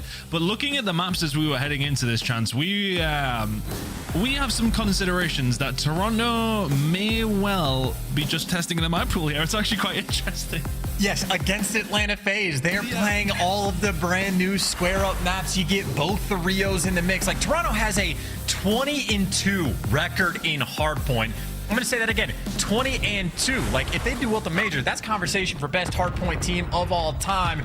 Rio's one of the only maps they lost. They'll play it against Atlanta FaZe. They do not care. High rise for the map 5. If we get there, Toronto are 0-1. They're squaring up, and I feel like Toronto were just saying to Atlanta FaZe, like, if you beat us on these maps, then we just know what to ban against you in the future. But that's a long-term discussion. Right now, in the short term, opening salvo, Atlanta FaZe get that initial time, but it is the square-ups of all square-ups for the moment. A nice little battle towards the middle of the map, but Atlanta FaZe, for the moment, kills are flowing their direction. Oh, we dropping salvo in the first hill of the game. I like to see it. Here we go, though. Yeah, it's a good start for FaZe. Looking over towards this rotation, over towards P2. Keep an eye on Scrappy. We'll be looking to try and get some sort of pinch going on from the mid-map. Has to be alive for that. Wins a gunfight up against Celium. So P2 coming in very, very shortly. Toronto Ultra give up 22 points. And maybe a couple more by the time FaZe will get on there over towards P1. The rotation should be locked in for Toronto. Can they hold tight? Oh, for the moment, they're looking good, right? They're even leaving the back spawns open. They have two players pushed out towards red, and they're waiting for those dumpster jump ups to come through. So, insight in the players on Toronto, if they get these kills, FaZe are going to be in a bad spot. Abizi looking to pounce, though. Found the route to make it towards the time, but tagged up along the way.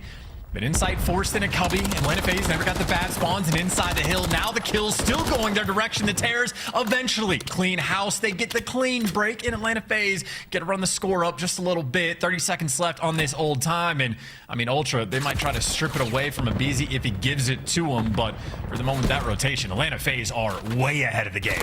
Yeah, Toronto Ultra need to make sure they get a few points here if they possibly can do. 15 seconds up for grabs. Salim going to try his best to lock this down as long as he can. It's going to be a 13 or 14 for Toronto Ultra, so not necessarily the hottest of starts for our Major 1 champions. Atlanta FaZe are locked in over towards the junk side. Push going to start coming very, very quickly, though. Scrap of the boys already here. Abizi's able to find one. Simp and Celium volume up as well. Good teamwork coming through from Toronto Ultra so far. A minute now popped. Ready to go. On hill number 3 as things start to rotate around. Big kills coming in from Abizi. Going to pull Scrap away alongside with Envoy. Push now going to have to come through from the market side. Good start from FaZe here. I know Octane's happy too, because Atlanta FaZe have the L setup going on. They pushed out the jump side, so Sam playing it passive over on Coop, but still gets found out. But already that is 25 perfect seconds for Atlanta FaZe. Now it is the backline AR players inside the point that need to get the kills. They've done exactly that, and Atlanta FaZe have held that junk pressure perfectly. You funnel them in through Coop, you might get traded out, but inside the hill, Celium doing what he does best, might get dropped. But either way, that is a very strong hold there for Atlanta FaZe, who of course might be in a good position on the rotation as well. Envoy and Scrap trying to piece them up, but a 40-point lead for Atlanta. This is what they like to see on Karachi. 100%. Toronto Ultra, though, I suppose, you know, a couple of odd moments here and there, you still have a very, very close game. Won't be too perplexed by this incredible gunfight won by Draza, though. Envoy will fall. Now, Toronto Ultra just going to try and keep FaZe off the point as long as they possibly can. 50 seconds still to go here. Don't expect a whole load of time, but if, well, these kills keep flowing the side of Atlanta FaZe, that makes it 3 dead now. Then this time can be soaked. Envoy's the only one left momentarily. Spawns towards the backside for Toronto Ultra. You can get pinned in here if you're not careful. Atlanta FaZe, that's 4 kills in a row without answer from the side of Toronto, who really do need to start stepping things up. Kleenex sitting in 2 and 10. You would think on Karachi, it's his map. It's the kind of map that he would thrive in, but right now, FaZe are running them. Atlanta FaZe, this is a hill they play perfectly as well. You had guys like a BZ off spawn with the MCW because he knows he's going to be on the rotation over towards junk, but they just handled the pressure on this hill perfectly. They had the timing exactly correct on when you want to pinch middle, and admittedly you might lose the final 8 seconds, but it means you get that rotation over towards the junk hill. That is a wild spawn for Kleenex to be able to get, though, but 3 and 12 for the moment. His opportunity maybe to turn things around. He was given a gift. He's looking to take advantage of it, but for Kleenex, he's got a long way to go. His teammates just got obliterated off the map. Draza just reads it perfectly as well. 12 and 5 from him. Was talking a little bit of smack this morning. Well, I don't know if he was talking a little bit of smack, but some inspirational tweets coming out from Draza, which we love to see. Now for the setup for Atlanta FaZe, looking very, very solid over towards P4. This is a dominant start. 30 seconds to go on this hill. Toronto Ultra setting up from the right side. Can they find a push through? You're going to get through Sim first. Well, you managed to do that. Scrap will find him. Draza going to have to back on down. He may well be 12 and 5, making now 13. Is the 14th going to be found there as well over towards Kleenex? Not quite.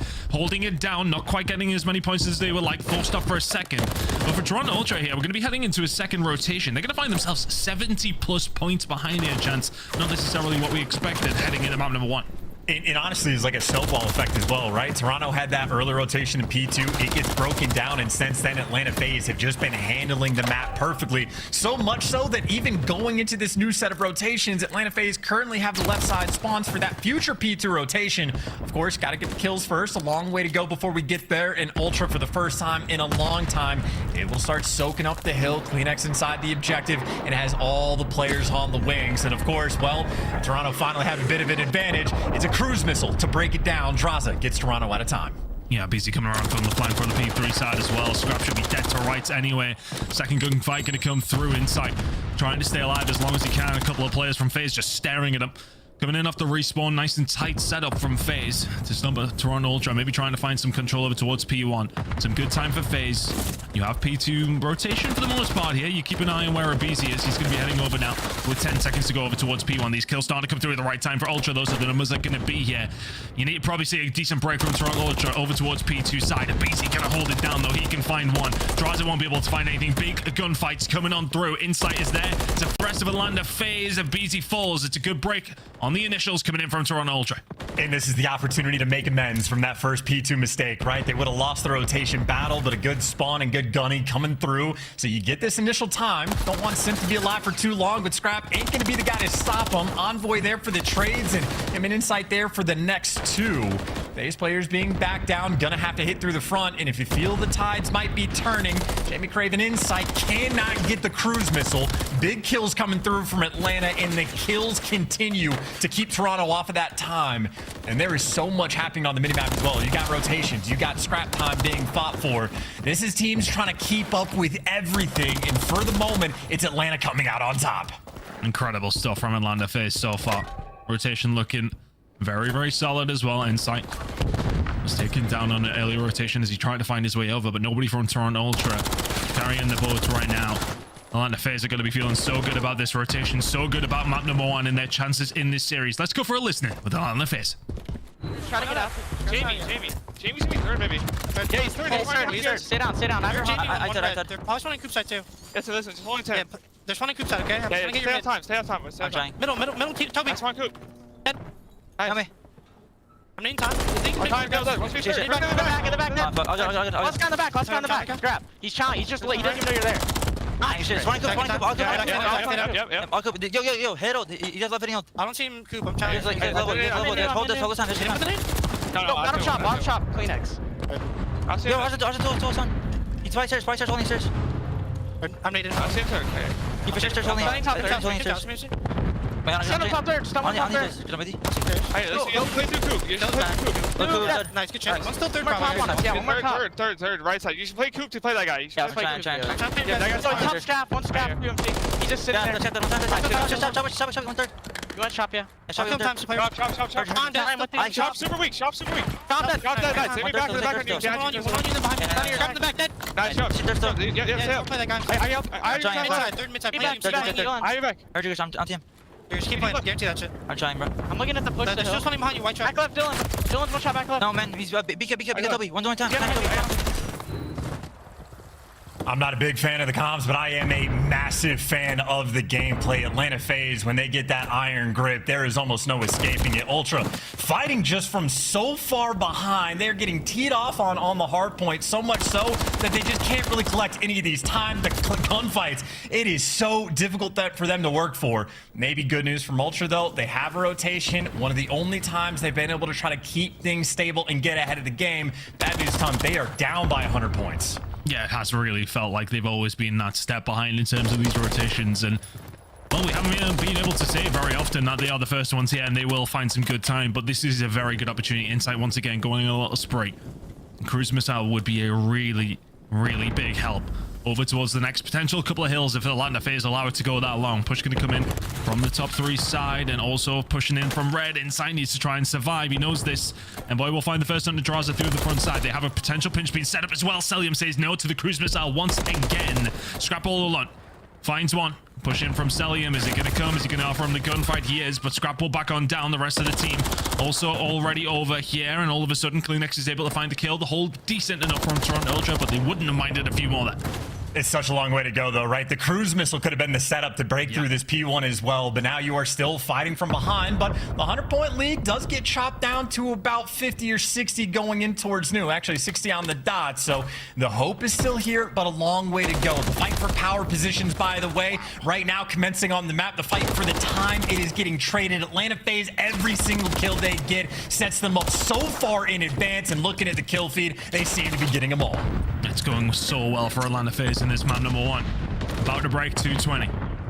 Toronto Ultra trying to set themselves up the same as FaZe did, but Draza holding down the street, locking down the bridge side of the map, and it may well be the game here over towards P1. 4 seconds to go until you're hitting 230. It's good lock-in from FaZe so far. And Toronto, I mean, you got to flood. You got to get them off time, right? You're going to have to continue to do so for just a little bit longer because Atlanta FaZe still bodies on the point. So Toronto overcommit just a little bit. The back spawns, I don't know if you call that open, but it doesn't matter because Atlanta FaZe, they're going to be the first team over towards P2 and Ultra. This is not an opportunity or a situation where you can take your time on the brakes. You have to fly to break this down. They have to move, and they have to move quickly. They found a break over towards P2 last time around. Can they do it again? But you absolutely must this time around if you are Toronto Ultra. Scrap can find one through the mid alley. Isn't going to find a second. Draza is there to shut it down. 10 seconds away now for FaZe. Draza, can you hold it? It's looking like it's going to be Atlanta FaZe to deal. What is only the 3rd time that Toronto have lost a hard point? Oh, yeah. Atlanta FaZe, map number 1. All about their business. Not even a big celebration, just locked in, ready for map 2. But as you pointed out, that is only loss number 3 on the year in Hardpoint, and that is the perfect record Ultra had on Karachi. No longer. Atlanta FaZe coming to play, and I gotta say, just looking at it on paper, you have to imagine Ultra had the edge. They played them twice at the major, had their number both times. Atlanta FaZe, maybe those improvements starting to show off just a little bit. I know specifically on P4 on this map, Atlanta FaZe have looked like the best team on that hill specifically, and that is certainly a place to get ahead of the game. But that was start to finish a lights out performance from Atlanta. Again, all about their business here on Sunday. Yeah, fantastic start to the series for Atlanta FaZe. Really big game coming in from Draza. kind of performance he was brought into FaZe to do. And going up against the best teams in the game, you need him to bring that kind of level, and my word, he brought it. 5,000 damage to tip it off. An 80-point win against Toronto Ultra is nothing to turn your nose up at all. Fantastic start for Atlanta FaZe, and I mean, it just kind of felt like an Atlanta FaZe game, right? One of those moments here and there where they just find clean breaks and just make it look so easy. There's so many transitional kills coming through in their way as well. It just felt like the rotation game was won by them nearly every single time. We were very, very rarely saying Toronto Ultra first ones here, they're going to be able to hold it down. And even when we did, it started early. The breaks from FaZe were coming thick and fast.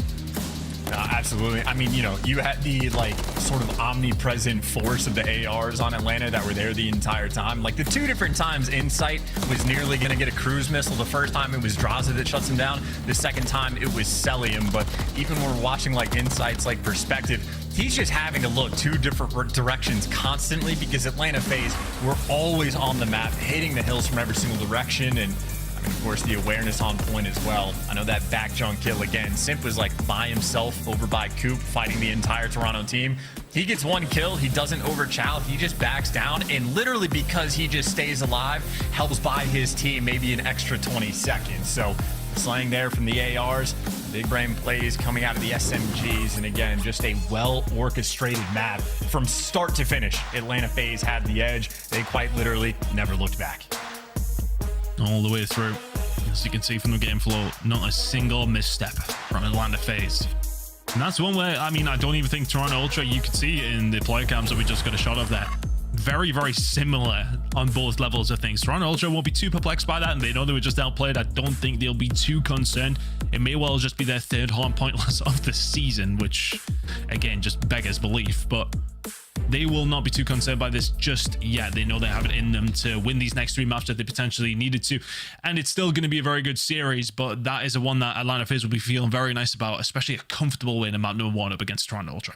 And Rio S&D is going to be a fun map to go into as well for both of these squads. On the Toronto side, they have had FaZe's number in Search and Destroy. It's kind of a wild thing to say for Atlanta that they're not like the clear-cut best S&D team in the game, but they're also a straight-up step behind right now. New York is teed off on Atlanta in Search and Destroy. Toronto, it's been the exact same thing. Atlanta, better than everybody else in the game mode, but they have not eclipsed to sort of get that top spot back. Rio's an interesting map. New addition. You got the Terrors on it. Do you think it's going to be fun for them? And maybe more good news for Atlanta.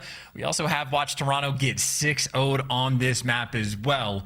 That's sort of a good news, bad news thing, because of course for Toronto, if you get 6-0'd on a map and you're playing against Atlanta, they've gone back to the drawing boards. They're going to come in with a new game plan. They have a bit more experience now. They're going to try to make that adjustment, but S&D, not a pain point for the team, but a pain point against the top squads. Could not win an S&D against Toronto at the major. They got to show off the goods here.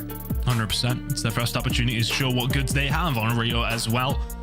From Ultra, we have had, well, various different outcomes, of course. A couple of wins underneath their belt. Of course, they're the 1-1 record, sorry, but that one loss, as you rightly pointed out, was not very good. One that they will absolutely want to forget about, but I think you're right. You know, they wouldn't be coming back into this map if they didn't already have a plan and have already figured out what exactly went wrong. I felt like mid-map control was something that we were really struggling on, so it's going to be interesting to see what FaZe can do with that. But Toronto Ultra, we know they've got it in them to bounce back here. Absolutely no problem whatsoever. They are the consensus best team in the game right now and can very much turn this around.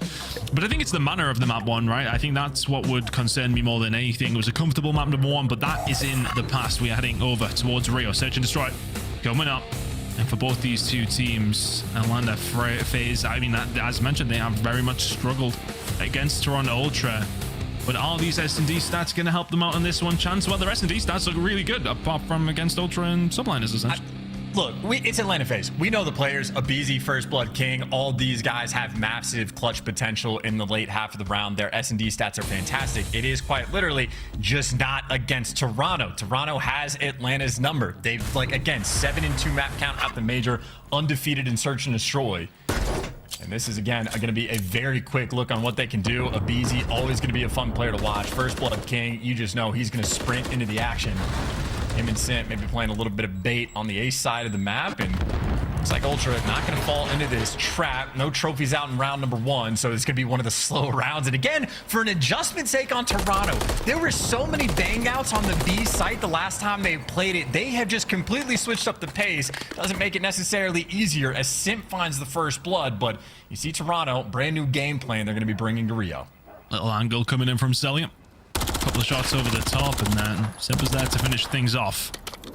Information is key here, and Abizi's getting plenty of it down this side, but no information over towards the B side. This bomb will be looking like it is going to go down. Simp and Co will be hit very, very quickly after the fact. Insight going to take a couple of bullets. We'll back on down. The bomb is down. It's a 4v3 for Atlanta FaZe. Can they manage to find an attack here? If you're Ultra, first gunfight's going to be huge. Envoy will find it, won't get out. Abizi is there to trade things away. Inside needs to stay alive with 25 seconds to go. He's getting hunted and gets hunted. CleanX now left in a 1 versus 3. Make it a 1 versus 2 now. Knows where the players are over towards the bridge side. Has to challenge, and Abizi will find it. Great retake from FaZe, but they have the numbers. Absolute suffocating. Nothing you can do. You get the first blood, you have the man advantage. Nobody overcommits. Nobody makes a mistake. It is the tears up top after the bomb gets planted.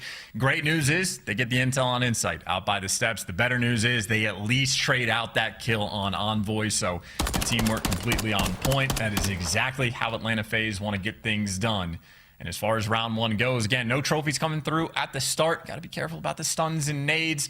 Atlanta play around it perfectly and get that early advantage in the game.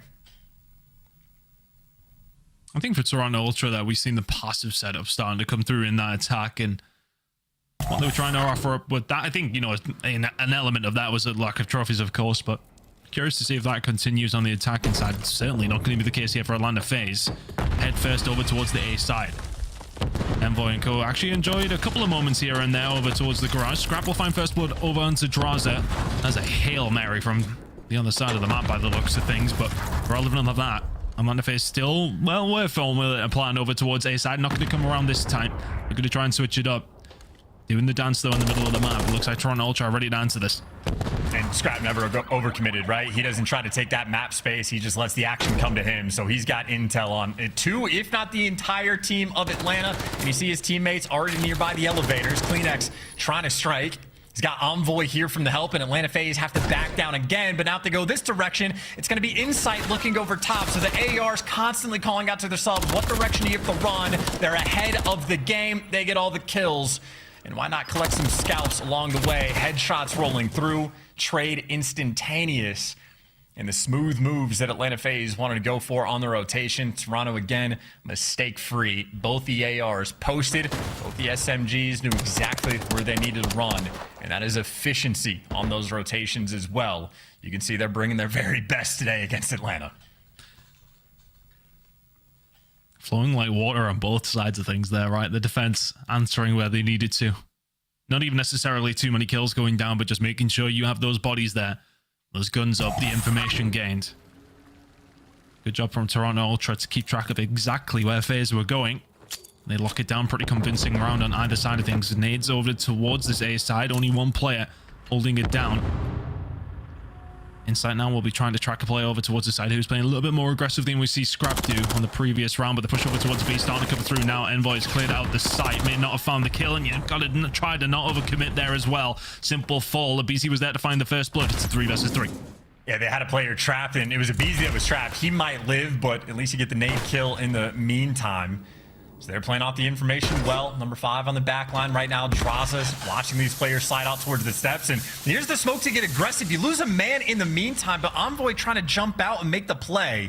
Keep in mind, he has the bomb, so his life incredibly valuable. And then in the meantime, it's like the grouping scenario right now. The wolf pack of Atlanta FaZe talk about a way to play with trades.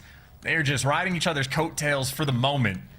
And again, you got the man advantage. It is just about trading the kills. Envoy will be able to get the plant down, but can he live for long? You would like to think probably not if you're a FaZe fan. Yeah, Abizi shotguns him. And all of a sudden, Insight is left now in a 1 versus 3. Not going to happen. The wolf pack of FaZe working out wonderfully. Diffuse going to come on through. Defensive rounds remaining king here so far between these two teams. FaZe 2-1 to the good. And yeah, for Ultra, they're just no info, right? Really good movement coming in from FaZe, clearing out different sides of the map, and all of a sudden they know exactly where Ultra are. The defuse comes through, Atlanta FaZe regain the lead. And going out of their way, again, to play mistake-free Call of Duty. Both teams getting after it. And this is effectively, in a sense, just like preparation for both of these squads for if and when they have to face off against a major, or at a major rather. Either way, Atlanta FaZe so far so good, making moves on the map. First Blood's been on point.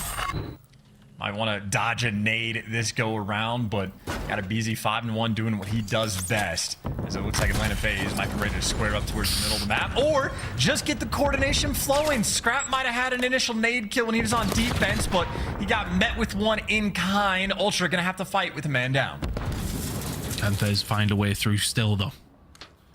A hit over towards B seems like the more likely when you do have that number advantage. CleanX is going to be there to maybe potentially shut this one down. Inside going to try and watch the flank. Now going to take a little bit more control over towards the street, looking over towards bridge. We'll be getting that information. FaZe don't know it. Ultra know where they are. Push going to start coming on through. You'd imagine Envoy is going to start hitting a potential flank, or is he just going to go through boxes? Either way, this bomb is down. Next gunfight wall is going to be huge, but CleanX will get taken out. 4 versus 2 now for FaZe, and Rio maybe potentially starts to become a bit of a problem here for Toronto Ultra. Still surviving over towards this side, though, is inside, but he is the only remaining survivor of Toronto Ultra. No eyes on there from Draza, but this is just such a difficult position for Inside to do anything from. It is utterly hopeless. If you get a kill, that's great. Not even going to have that opportunity. I mean, both these teams playing very mistake-free. This seems to be one where if you get that initial first blood, that might be the thing that just decides the round based on the way they're playing it. I mean, Atlanta quite literally get the frag nade coordination down the mid lane, pick up Scrap, and then you saw what they did with Celium. Leave him on one side of the map, but he's just playing an absurd off angle where he's never going to die. Everybody else grouped up together for the trades on the other side, and again, it is just off angles on point. Everybody playing their life like clockwork right now. So the first blood fight might be the most important thing right now on this map. Looking over towards Toronto Ultra's stats, 71% conversion when they do get a hold of it, so not too hot either. But well, I mean, you're gonna get 2 there, so that's gonna help. CleanX gets 2 free kills on the Simp and Abizi, who are trying to make the play. It certainly wasn't it, and all of a sudden this attack for Ultra is looking very, very solid. Celium and Draza gonna have to try and find something here. The push gonna come through. 3 for CleanX in the round. Draza left all on his own. Bombs are going to be down over towards A side, and once again it is a hopeless situation. Good shots coming through. Big round for Ultra. It's answer back there. Get the first blood, win the round might be the name of the game. And I will say, I didn't miss it on the mini map. I don't know if Atlanta FaZe had bad intel, if they were calling out the cross, but someone took a deep route. But either way, you had the Terrors trying to make an aggressive play. They just get fed into the blender that was CleanX, waiting for the kills to line up. So either bad comms in the moment or just an interesting attempt that doesn't pan out. Either way, CleanX happy to collect those kills. That is a nice little freebie round going through. Again, thus far, 100% rate. Whatever team gets the first blood has been able to execute. Which way is it going to lie this time? Seems to be important. Simp not quite coming across the crosshairs of CleanX, who's found himself in an interesting spot. And he's got company. No shots coming through on the other side of things, and all of a sudden they could be pinned in. Get out. Managed to get out of dodge, and all of a sudden Envoy is here to help. Backing it up. The odds are on Ultra, and without taking any casualties, find the information, back phase down, but it makes FaZe maybe think about what they have to do here. Insight is going to slow them down momentarily. Ultra will be heading over. 50 seconds to go here. Still 4 versus 4. And Insight did his job by slowing them down. But now on the flip side, Scrap is playing a completely different angle. Instead of being tucked in the back of his spawn, you see the cheeky spot he's got top catwalk, and that is a trap being set. Atlanta FaZe best not fall into it. And things are open, things are sneaky. Abizi, you see how smart the man is, getting the intel, checking every corner. There's the first blood they were looking for. Well, usually a first blood is preceded by a round. Can they find it though? Next kill's going to be massive. Insight's going to try and hold it down here. He will get some information. Will he find a kill though? Playing the tight angle over towards the boxes. Abizi once again just clearing absolutely everything. No spot is free, but CleanX has found himself in a good spot. Is able to find 2. Envoy makes it a 1 versus 1. And there's only 3 seconds on the clock. This is Operation Stay Alive in the smoke. Try to hide, can't do it. Envoy, not Houdini. And Draza too quick on the jump. The only way Ultra could have won that round would have been off the clock, because Atlanta FaZe spent so much time swinging the map back and forth. And that disappearing act, not good enough. And Draza, you already know, he's chatting about it. having a good one there, but that is just great work on just the spots that are being checked. I mean, think about that. Scrap's got a cheeky hiding spot. Abizi sniffs it out. Insight tries to play it an off angle. Everybody on Atlanta seeming with heads up ready for that one. And even the Knights' little corner in the smoke. Atlanta FaZe can't hide from them. Can't run from your fate. 4-2 lead in the moment, but Insight. There's the first blood Toronto. We're looking for CleanX soaring and flying. And at least the trades are going to come through, so you still keep the man advantage. 2v3 right now for FaZe to work with. Oh, I swear to God, that it even felt like Simp was going to win that one as well. Scrap eventually able to pick that one up. It's a 3 versus 2 in favor of Ultra. Draws and Selium going to have to find something here. It's going to be a double hit coming in over from the top of the escalators. Yeah, back it up. No need to chill that. Scrap and Co just trying to stay alive here. You got to hunt them down if you're FaZe. 25 seconds still to do so. Shot's going to come in from Selium. Makes it to 2 versus 2. Awkward gunfight inside. Oh, wow. Just about going to find the last one. That got scary for a second. They just about get it. Insight with the final kill. We'll get a better description of what actually happened there from the kill cam coming in. It's a good snap, to be honest with you. Does well. And you can just see how on point you have to be with the trades right now, because that is a moment where both teams are just straight up in the mix in this moment. So Scrap a little bit lucky just to be able to slide past, drag the attention. But I mean, again, for Selium, so close maybe to getting that trade. Everybody going to be in the mix. But Ultra, again, you get the first blood, you win the round.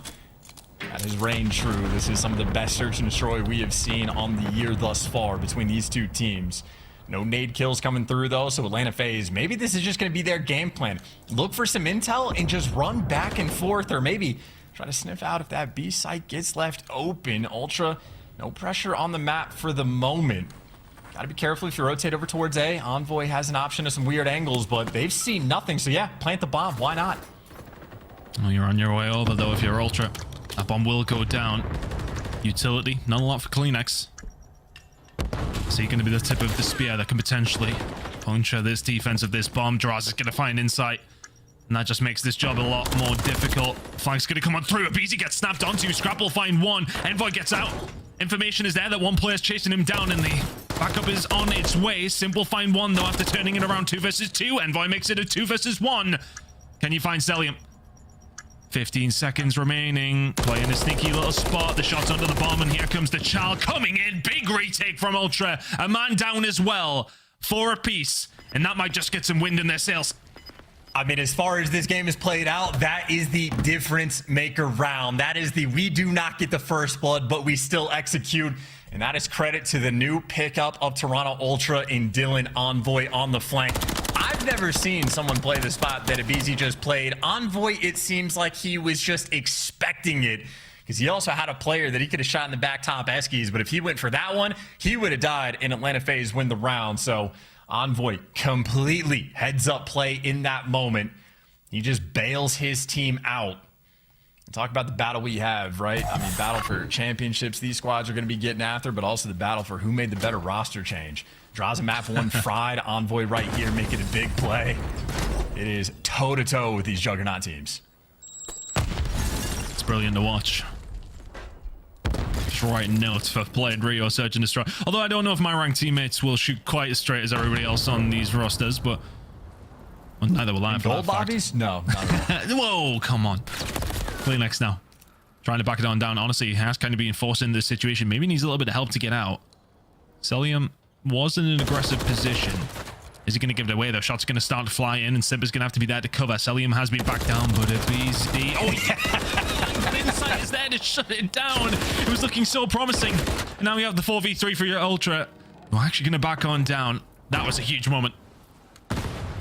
I think Atlanta FaZe, you want to make a play off this, right? I mean, if you're the man down, you try to jump into it. That is exactly what they do, but CleanX plays it perfectly. So again, Atlanta FaZe, they do the right thing in the right moment. Ultra just ahead of the game. CleanX gonna shut you down, and I'm telling you, that previous round was a difference maker. The momentum shift. Ultra, they have it now. 1 round away, and they tie this series up. That is a hell of a round.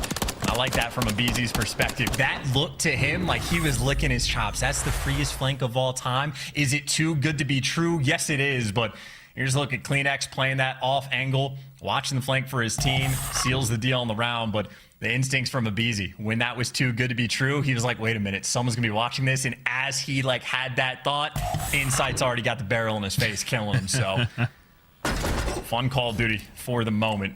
Kleenex, by the way, making up for maybe the game 1 performance as well. 10 kills already.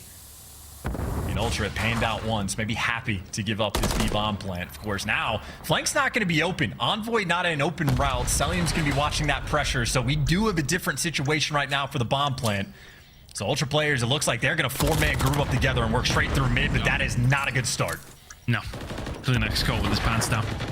Scrap's going to get his stun off here, or at least a nade, so some shots are going to start ringing on through. And if you're Ultra, you really do need to get moving. Envoy has found a way through, but the smoke distorting everything. Or maybe giving him some timing. Sally will be taken down. Trying to clear out every single base he possibly can, but Draws has found 2 in the middle of the map with the Renetti. He's going to find a 3rd as well. Draws are lighting up the kill feed. Atlanta FaZe tying things up, sending us to around 11. Big plays from Draza. Yeah, I think that might have been an ace. That might be a top 5 play of the week if we managed to catch it from his point of view. He just went electric there with the Renetti. And again, the battle of the new guys on the roster just setting ourselves up for the round 11. Difference maker potentially in this series. Ultra, they have had their number in Search and Destroy the entire year. Granted, it's the start of the year, but nonetheless, here we go. Atlanta FaZe looking to get that revenge. Here's on the attacking side. The ace comes through from Draza, confirmed by production. Fantastic work from him. He's having a slow game, but that fall spree in the top right corner kind of proves that things have turned around. Sim now putting some aggression down over towards this A side. Look at this from Atlanta FaZe. They are stacking. They are feeling confident. Ultra are backing on down. These next couple of gunfights are huge, but they get slaughtered in garage, and all of a sudden it's down to Kleenex. He needed a man of his talents. Surely not. Draza does get gunned, but Kleenex now still with 3 bodies to get rid of.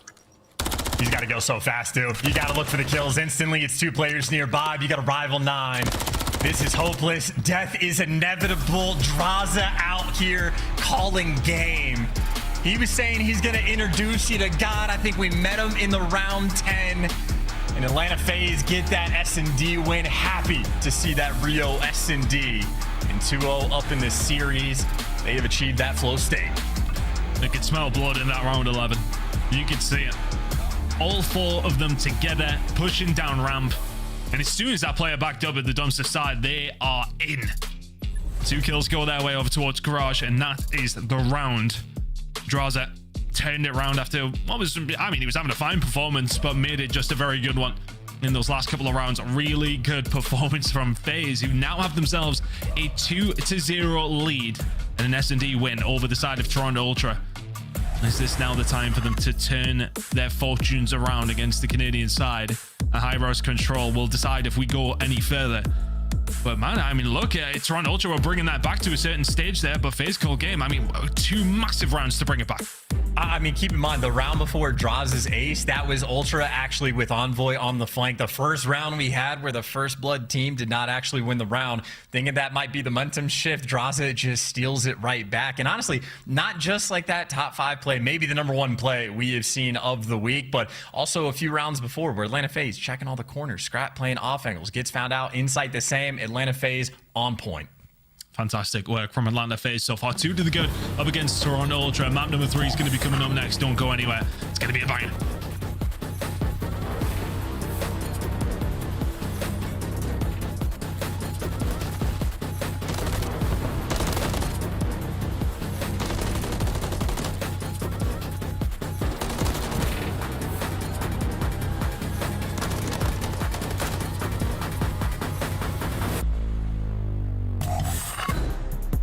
Upgrade your game with the Scuff, the official controller of the Call of Duty League. Slice up your competition with the Executive Chef Operator, now available in-game in the Call of Duty store.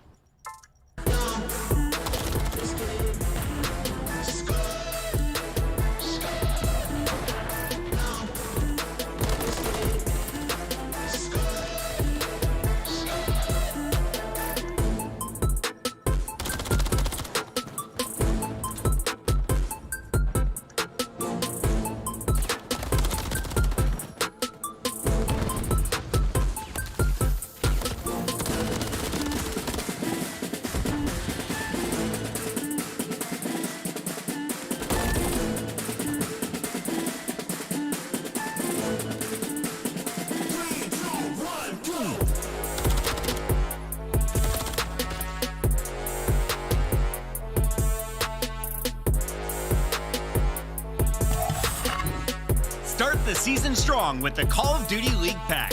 Grab yourself the CDL Operator, Weapon Blueprint, and so much more. Check out the Call of Duty store in-game now.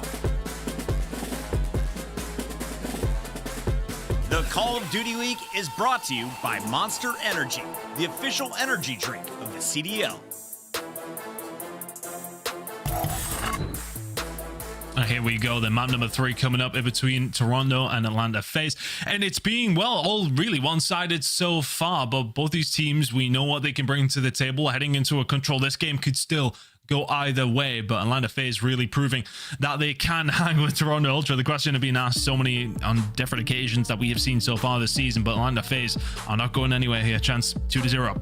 Not at all. I mean, this, again, looking at the pick and bans, as we can talk about the record runs that these guys have had. If we're talking about best teams of all time, Atlanta FaZe, especially in Cold War, was injected into the conversation. Guaranteed top 3, maybe top 2. We could talk about that on a different day. But it was the series count where they went 13-0, had an absurd map win percentage, plenty of 3-0s, so many wins on LAN as well. And Toronto Ultra matching it. So many series wins in a row. They have been nearly untouchable. But again, looking at the map pool that Ultra let get through in the pick and bans, they're testing the waters against Atlanta FaZe. Turns out the waters shark infested. They're getting limbs bit off left and right. You lose your perfect record on Karachi.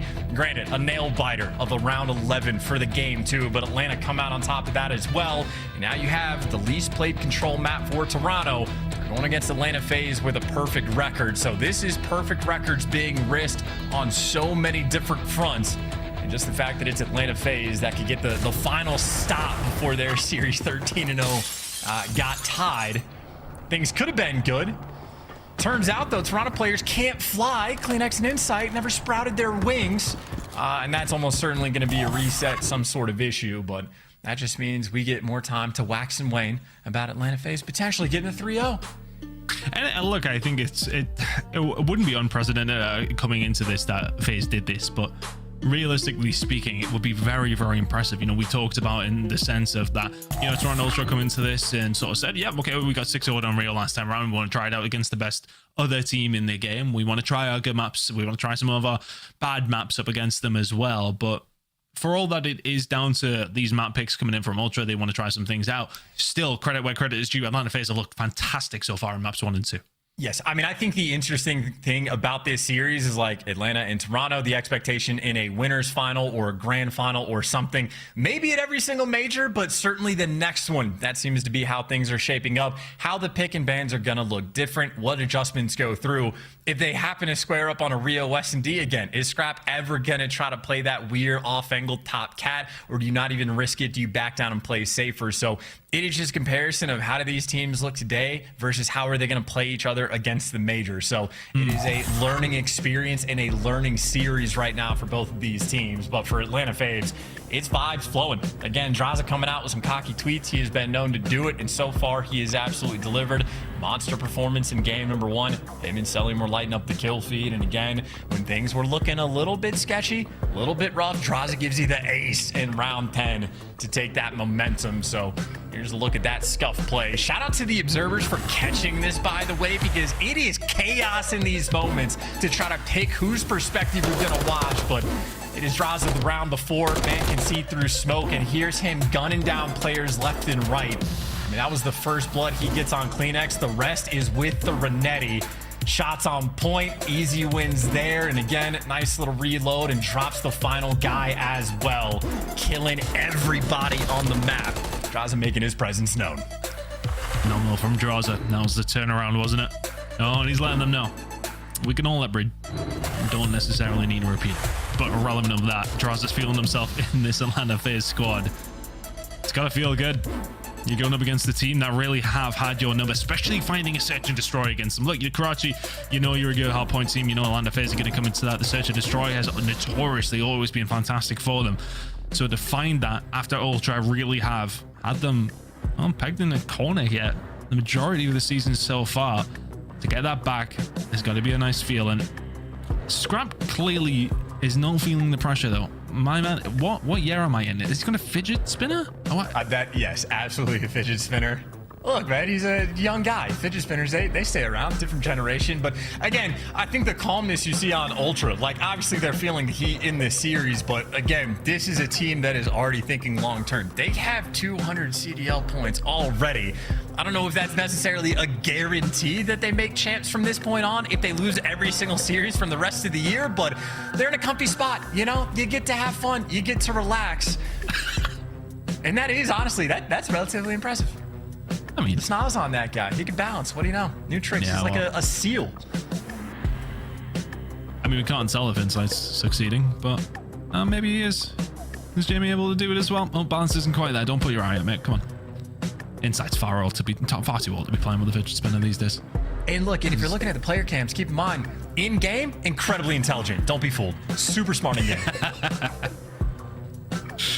Oh. Well, I mean, look, I think, you know, we do like to be body language experts. Chance we have been over these past couple of weeks, but Toronto Ultra don't look like a team who would do this 0 down.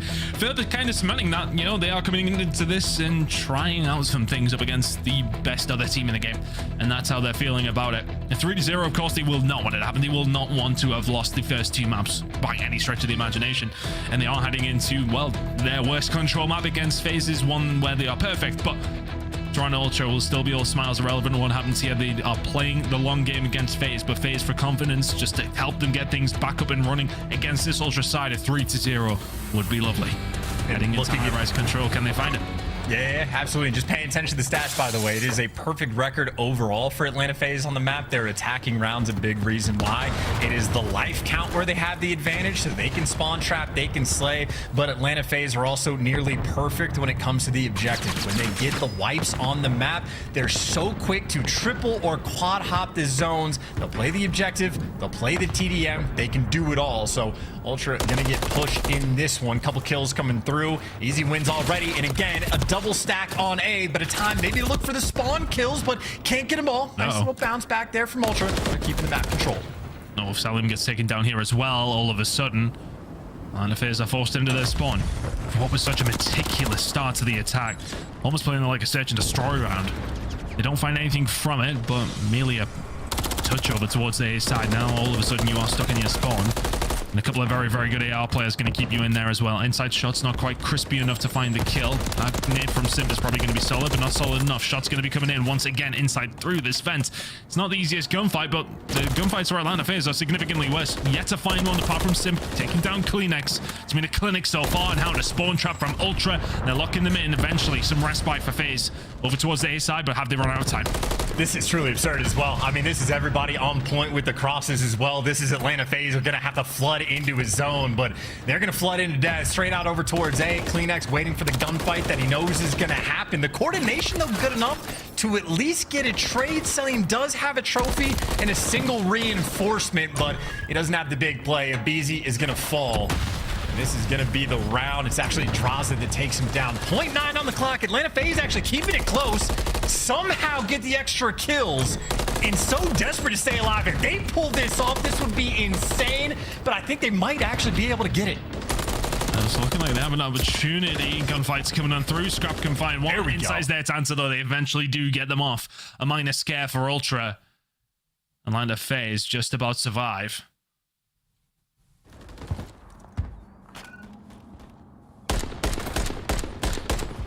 Final kill coming through from Insight.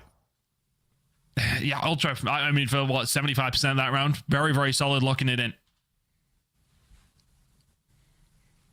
And that is a wild round, too. I mean, for the side of Atlanta FaZe, right? That is a decent opening break that instantly gets slammed in their face. Ultra get the map control. They nearly make some magic, but, I mean, you got Scrap 9 and 2. Maybe the fidget spinner knows something I don't. Balancing on his nose. Now he lights up the kill feed in round number 1.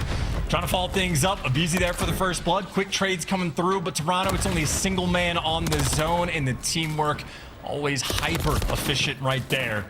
Atlanta FaZe swarming the map, getting all the kills, got every lane covered. Everywhere Toronto tries to go, FaZe is going to be throwing bullets down range in your face.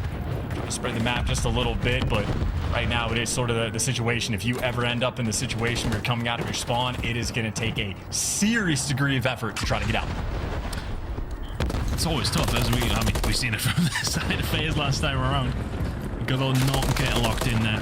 They really can slow things down. Big gunfight coming through for a BC though over towards Kleenex, but a lot of good work from Toronto Ultra coming in over towards this B side. You want to hope you have your trophies down because there is nades aplenty floating into it alongside of Atlanta FaZe players. Straza just absolutely loving every single gunfight with the Renani, and all of a sudden 4 down. You got Celio in position to further cement this as well.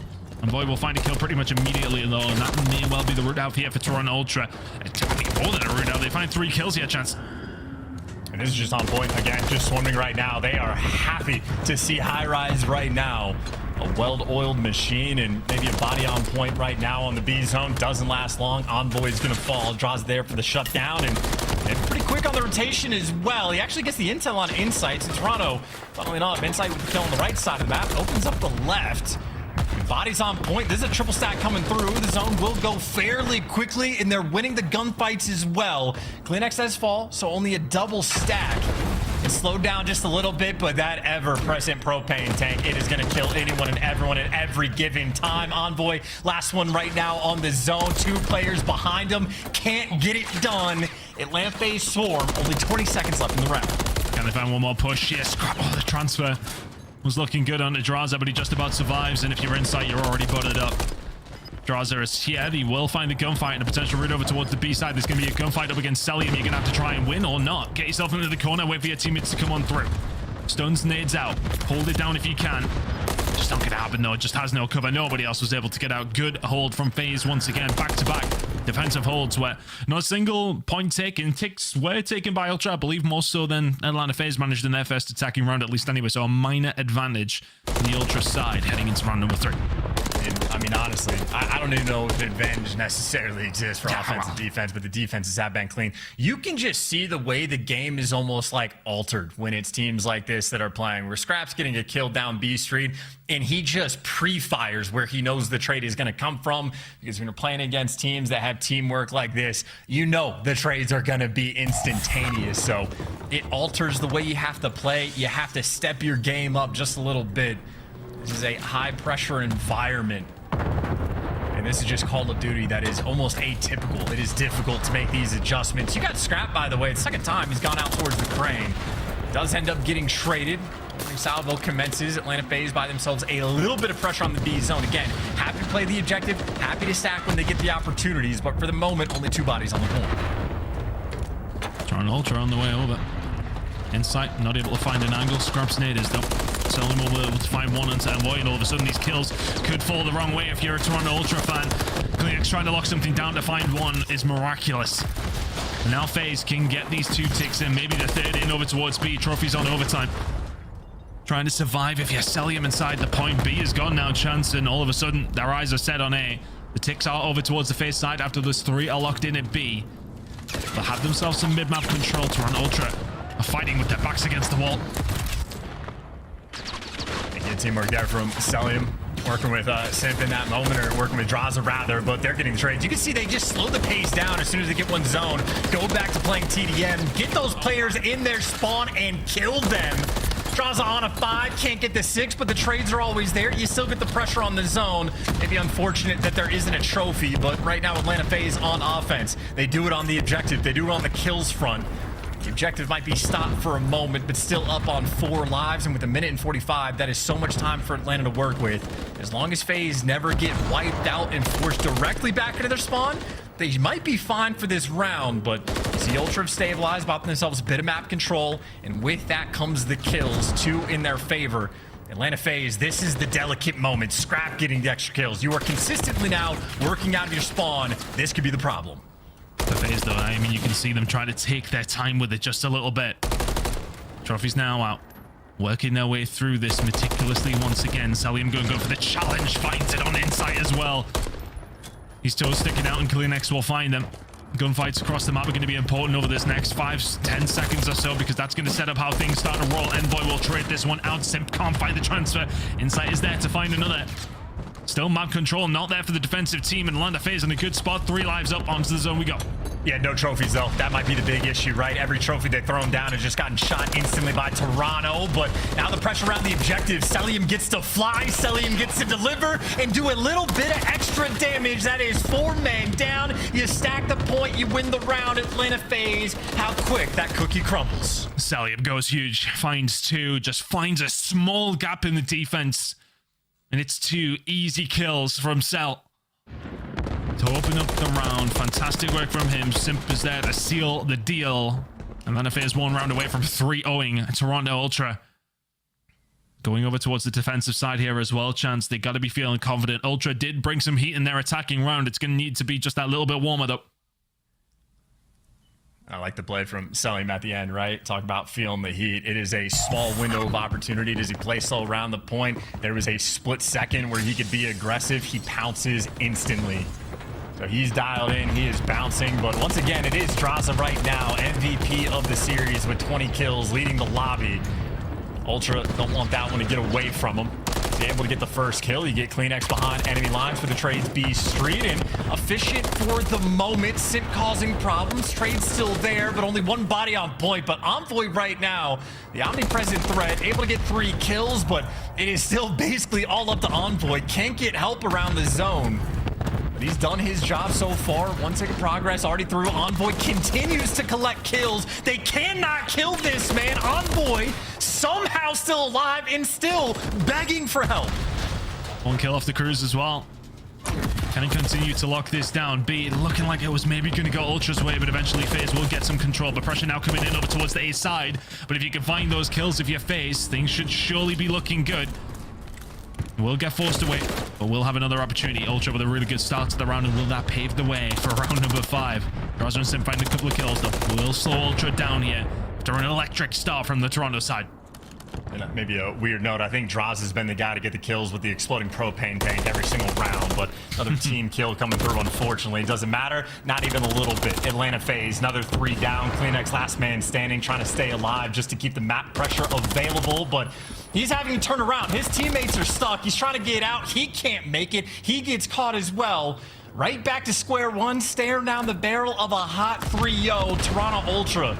This is the final push, the last-ditch effort, and you just look at the kill feed. It is Atlanta FaZe everywhere. You make a move to the objective, you're getting shot by every player on every single section of the map. Atlanta FaZe have strangled them. Have to absolutely call everything in if you're Toronto Ultra now. 8 seconds, got to get towards a point, but you don't want to throw it over towards the B side. If BZ is there, can you get rid of him? Nothing found with the cruise missile. Draza will find another over towards B, and Cellium will call his in.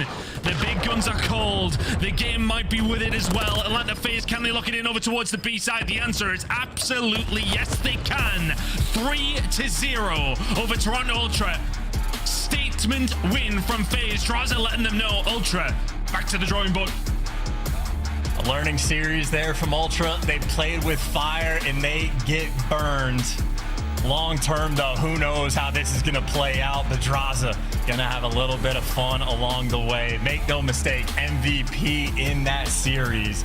He was absolute lights out, but again, against teams like this, it's a full team effort. Cellium also spectacular through and through, making the big plays as well. Atlanta FaZe go crazy. I'm telling you, that round 10 ace, I think, had a pretty big impact, and that might be the last time Toronto ever play games in the pick and bans against Atlanta. That's just stellar work through and through. Yeah, even Simp there in the damage category, that's efficient. That's a 3-1 on the high-rise control and a 3-0 overall. I think the Karachi might have even been the most impressive performance, man. Yeah. To take down Toronto for the 6-0 record that they had for a 250-172.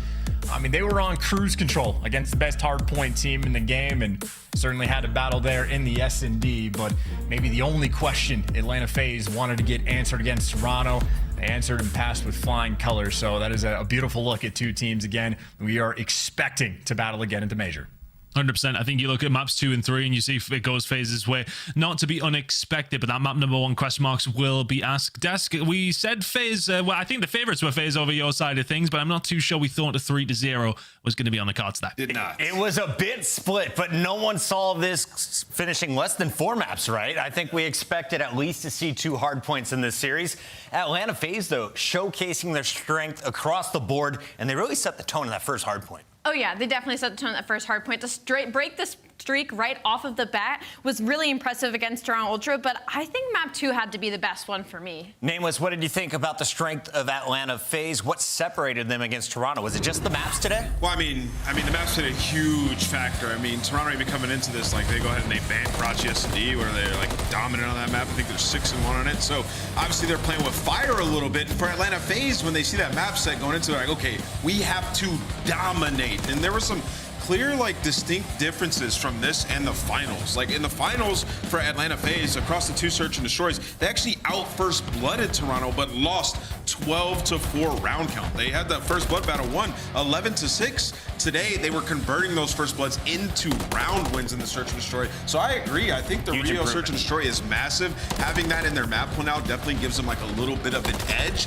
And then the pace of play that we saw on this control, beautiful, like strangling them. Like every time Toronto thought they would get out or Kleenex would get lost, he was finding kills. Still, the other players are in a spawn trap. It did not matter.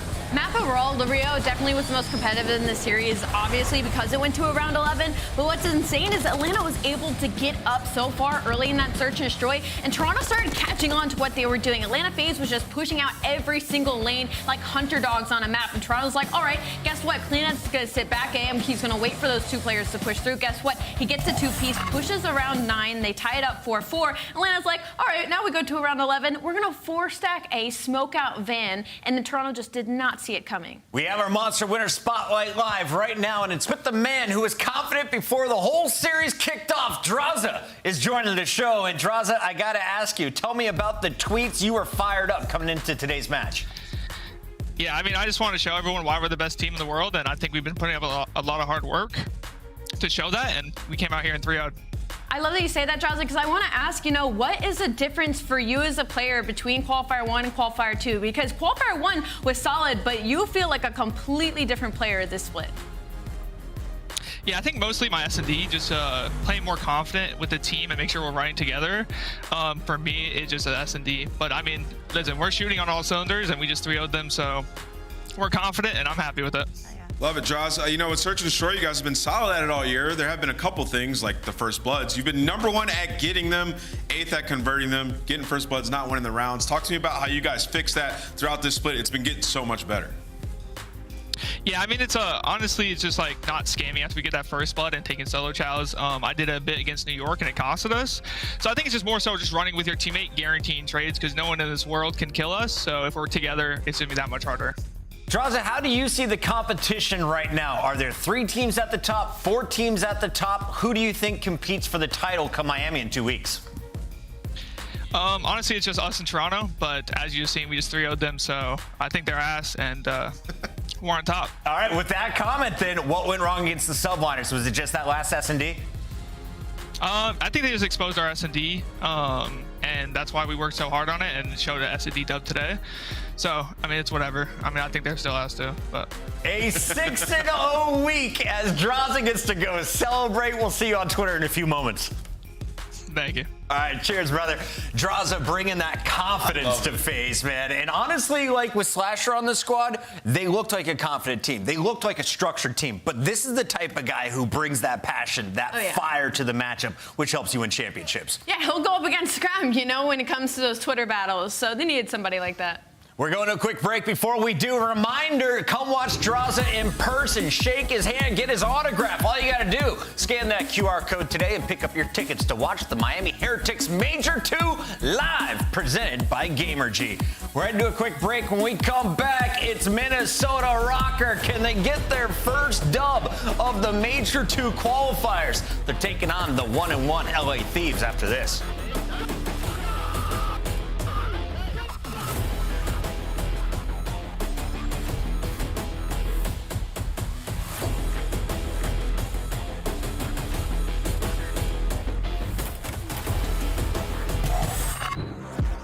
upgrade your game with the Scuff, the official controller of the Call of Duty League. Start the season strong with the Call of Duty League Pack. Grab yourself the CDL Operator, Weapon Blueprint, and so much more. Check out the Call of Duty store in-game now.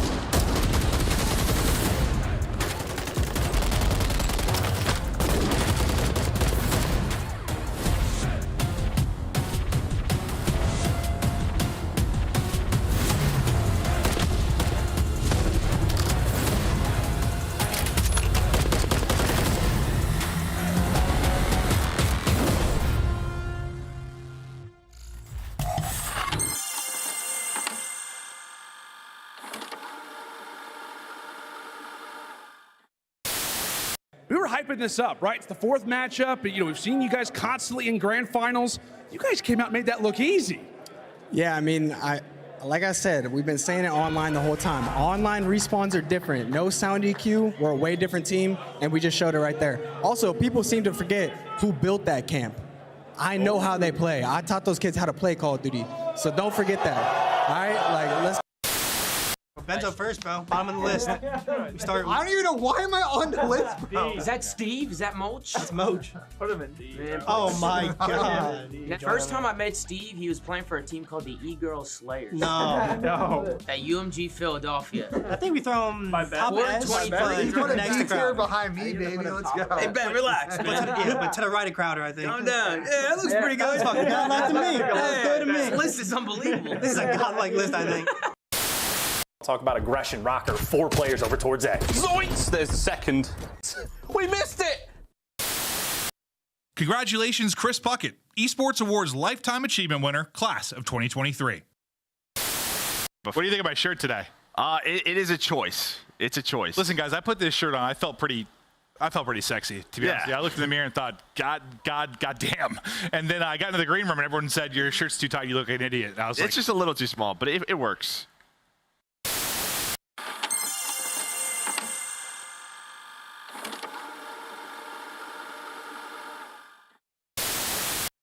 Congratulations, Hydra, Esports Awards 2023 Controller Player of the Year. Here come the Thieves. They cannot allow this to slip now. And there is snaking going on. Octane and Envoy have broken through. Can find one. Finds the second 1v1.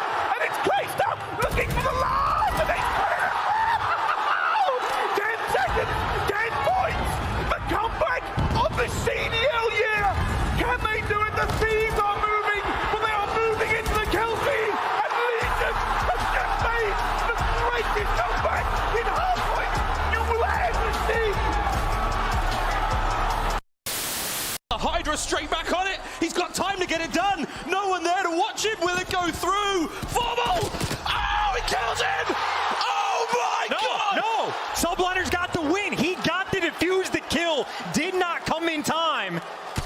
You have the streaks. You have the bomb planted. You have every advantage in the world. But the defuse came through. He got it. He.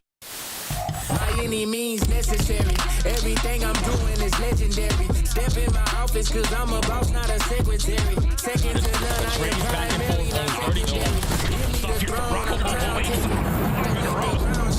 Yeah, this is a rude awakening. Still got it on lock, you ain't getting the combination. About to shock the whole world, I am ready. There's the play from Liz to the back line from the hip. Gets them both. I'm just getting started. Time to turn it up. Going off in 5, 4, 3, 2, 1. Pinch, the pinch, mid-edge. All 3 of them gone. Rocker, he's able to find another gunfight. Does he get the second hit? He does. I'm coming with it, you feel it, I make it boom, boom.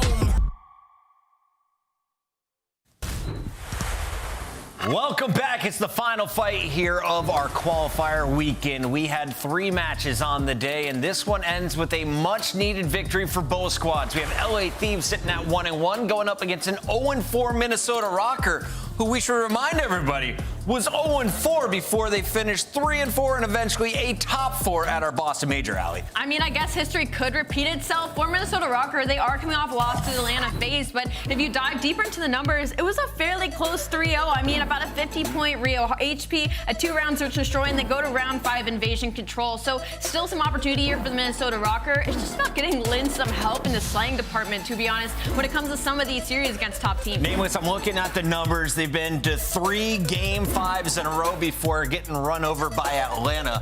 What's going wrong in the Minnesota camp? Something has to be right to take teams to that Game 5. Yeah, I feel like, they're like decent across the game modes. It just feels like there's like been a unique problem in each different match that you can look at. One thing, I went back and I rewatched a couple of their series. Feels like they're not that great at tracking names, especially in the controls. Like, we saw it one time, like, it worked out in their favor. Asim got behind him for like a minute and a half, could have spelled trouble. But one time, Shotzi gets behind them in the hard point, then gets behind them in the control, and the same thing happens, the same result. And it just feels like sometimes they get stagnant on the map. So that's something I'm looking for improvement on today. And then also streaking the wrong way. Series 5 loss streak in our Monster Energy pregame showcasing now they're on a 4 HP loss streak with a -10 average margin. Yeah, I mean, if you look at their map pool, it's not that deep. They tried to play a couple of sub bases. Now they're at 0-4 on it, pretty much negative on every single map that we have in our rotation besides Terminal and Rio. And Rio is now going to be auto-vetoed against them versus all the middle and bottom of the pack teams. So it's going to be tough for Minnesota to get out of this rut. We saw LA Thieves forced to go to a round 11 Game 5 against Miami. Another one could be in store for us, and honestly, it becomes a coin flip if that happens because Minnesota, just 4 round wins out of your 3 Game 5 games you've played. On the other side of this matchup, Thieves clutched up.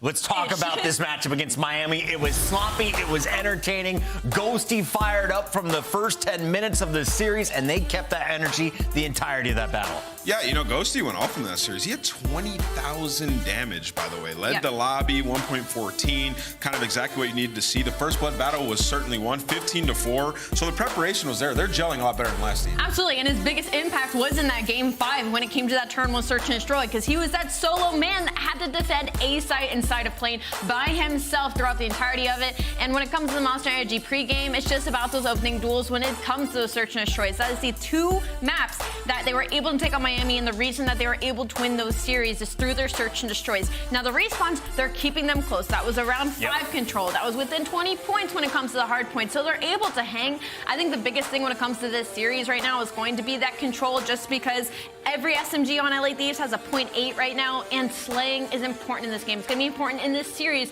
and 2 teams that are struggling in that category. Nameless, we've only seen 2 matches from LA Thieves. Yeah. Only 2 matches with this new roster. What do you want to see from the squad today? I want to see them, show something in Hardpoint, right? Like, Miami Heretics haven't looked that great, so we can't take too much from that W. This is a true test versus a team that has proven to be good. Like, they can contend with the best of them. So for LA Thieves, they need to come out, show some strength in Hardpoint. That's why they made this roster change. They also have their best control. I mean, we're talking invasion. They've never lost a defense on that map, so the maps are good for them. It's a great opportunity to get a dub. Allie, who gets more kills today? Nasty or Afro from the UK?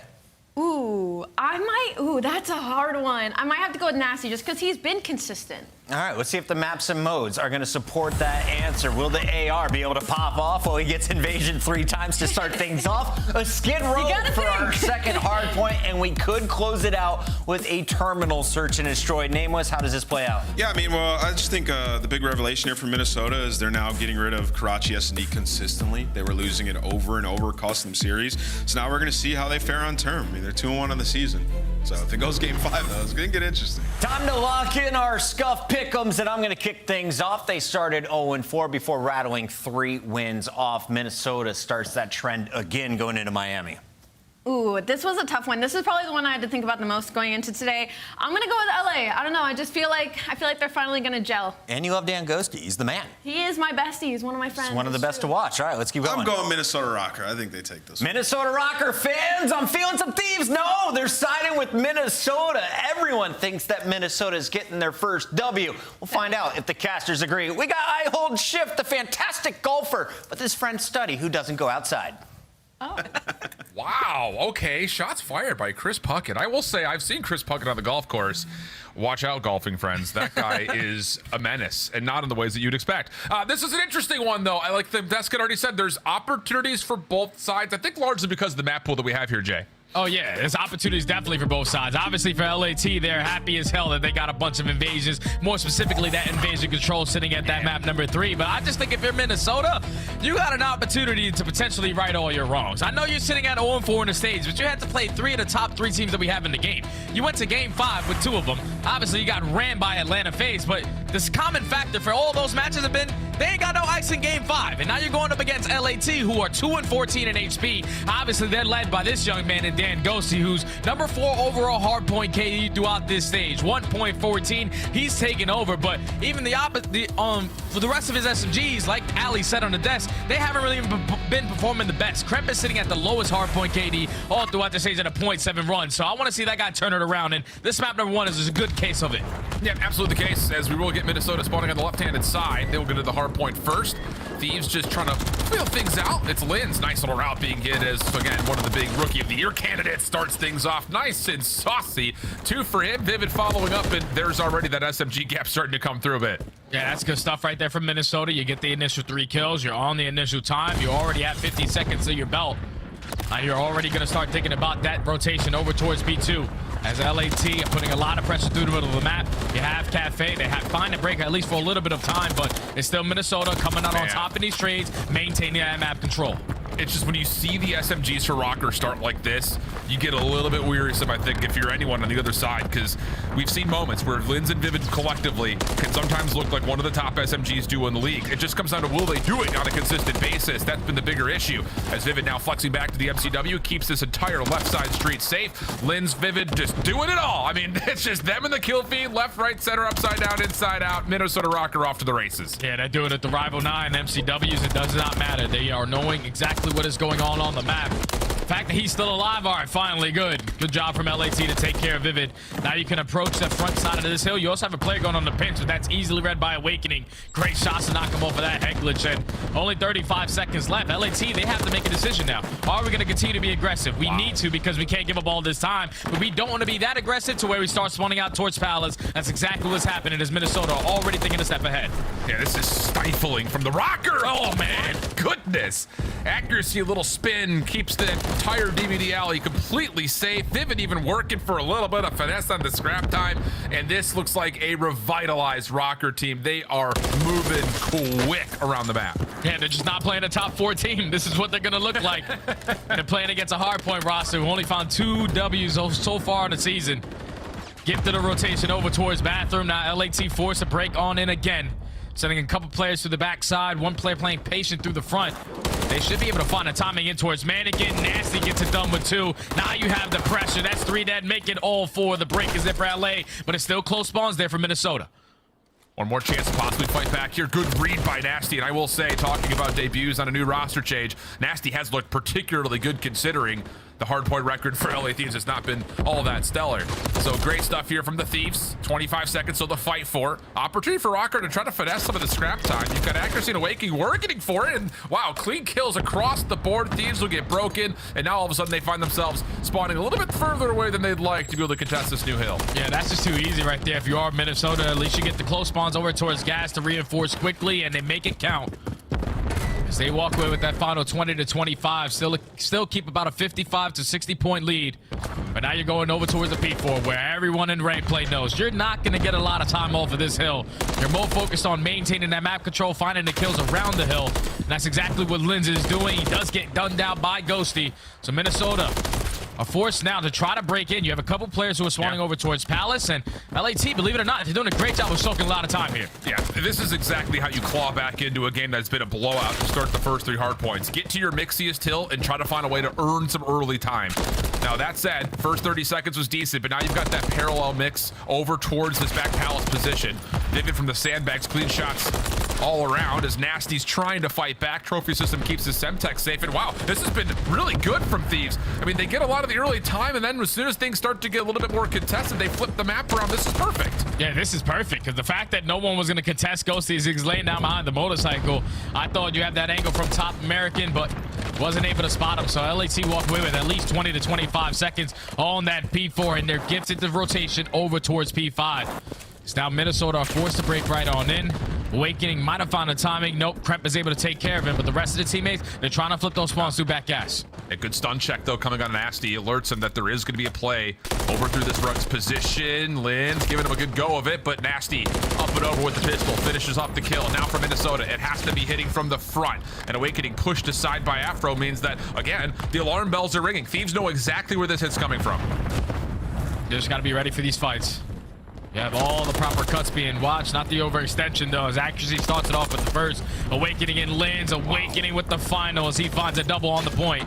They get the break with about 20 seconds left. They're still in control of this HP. And as we get into the second half of these hard points, LAT, they just got to do a better job putting themselves early at the hill, because that was 3 of the first 4 hills that we had in the game where Minnesota were winning the rotations every single time. A little bit better from Thieves. They'll be able to take this lead and blow it wide open. Okay, 3 in a row for Afro as well, by the way. Getting the job done with the Rival 9. Looks like it's a 3-1 compositional switch up, so we're not really seeing Kremp use the Rival all that often. Headed out for a couple of hills, but mostly it's on Afro, who does not get away, so his streak will end at 4.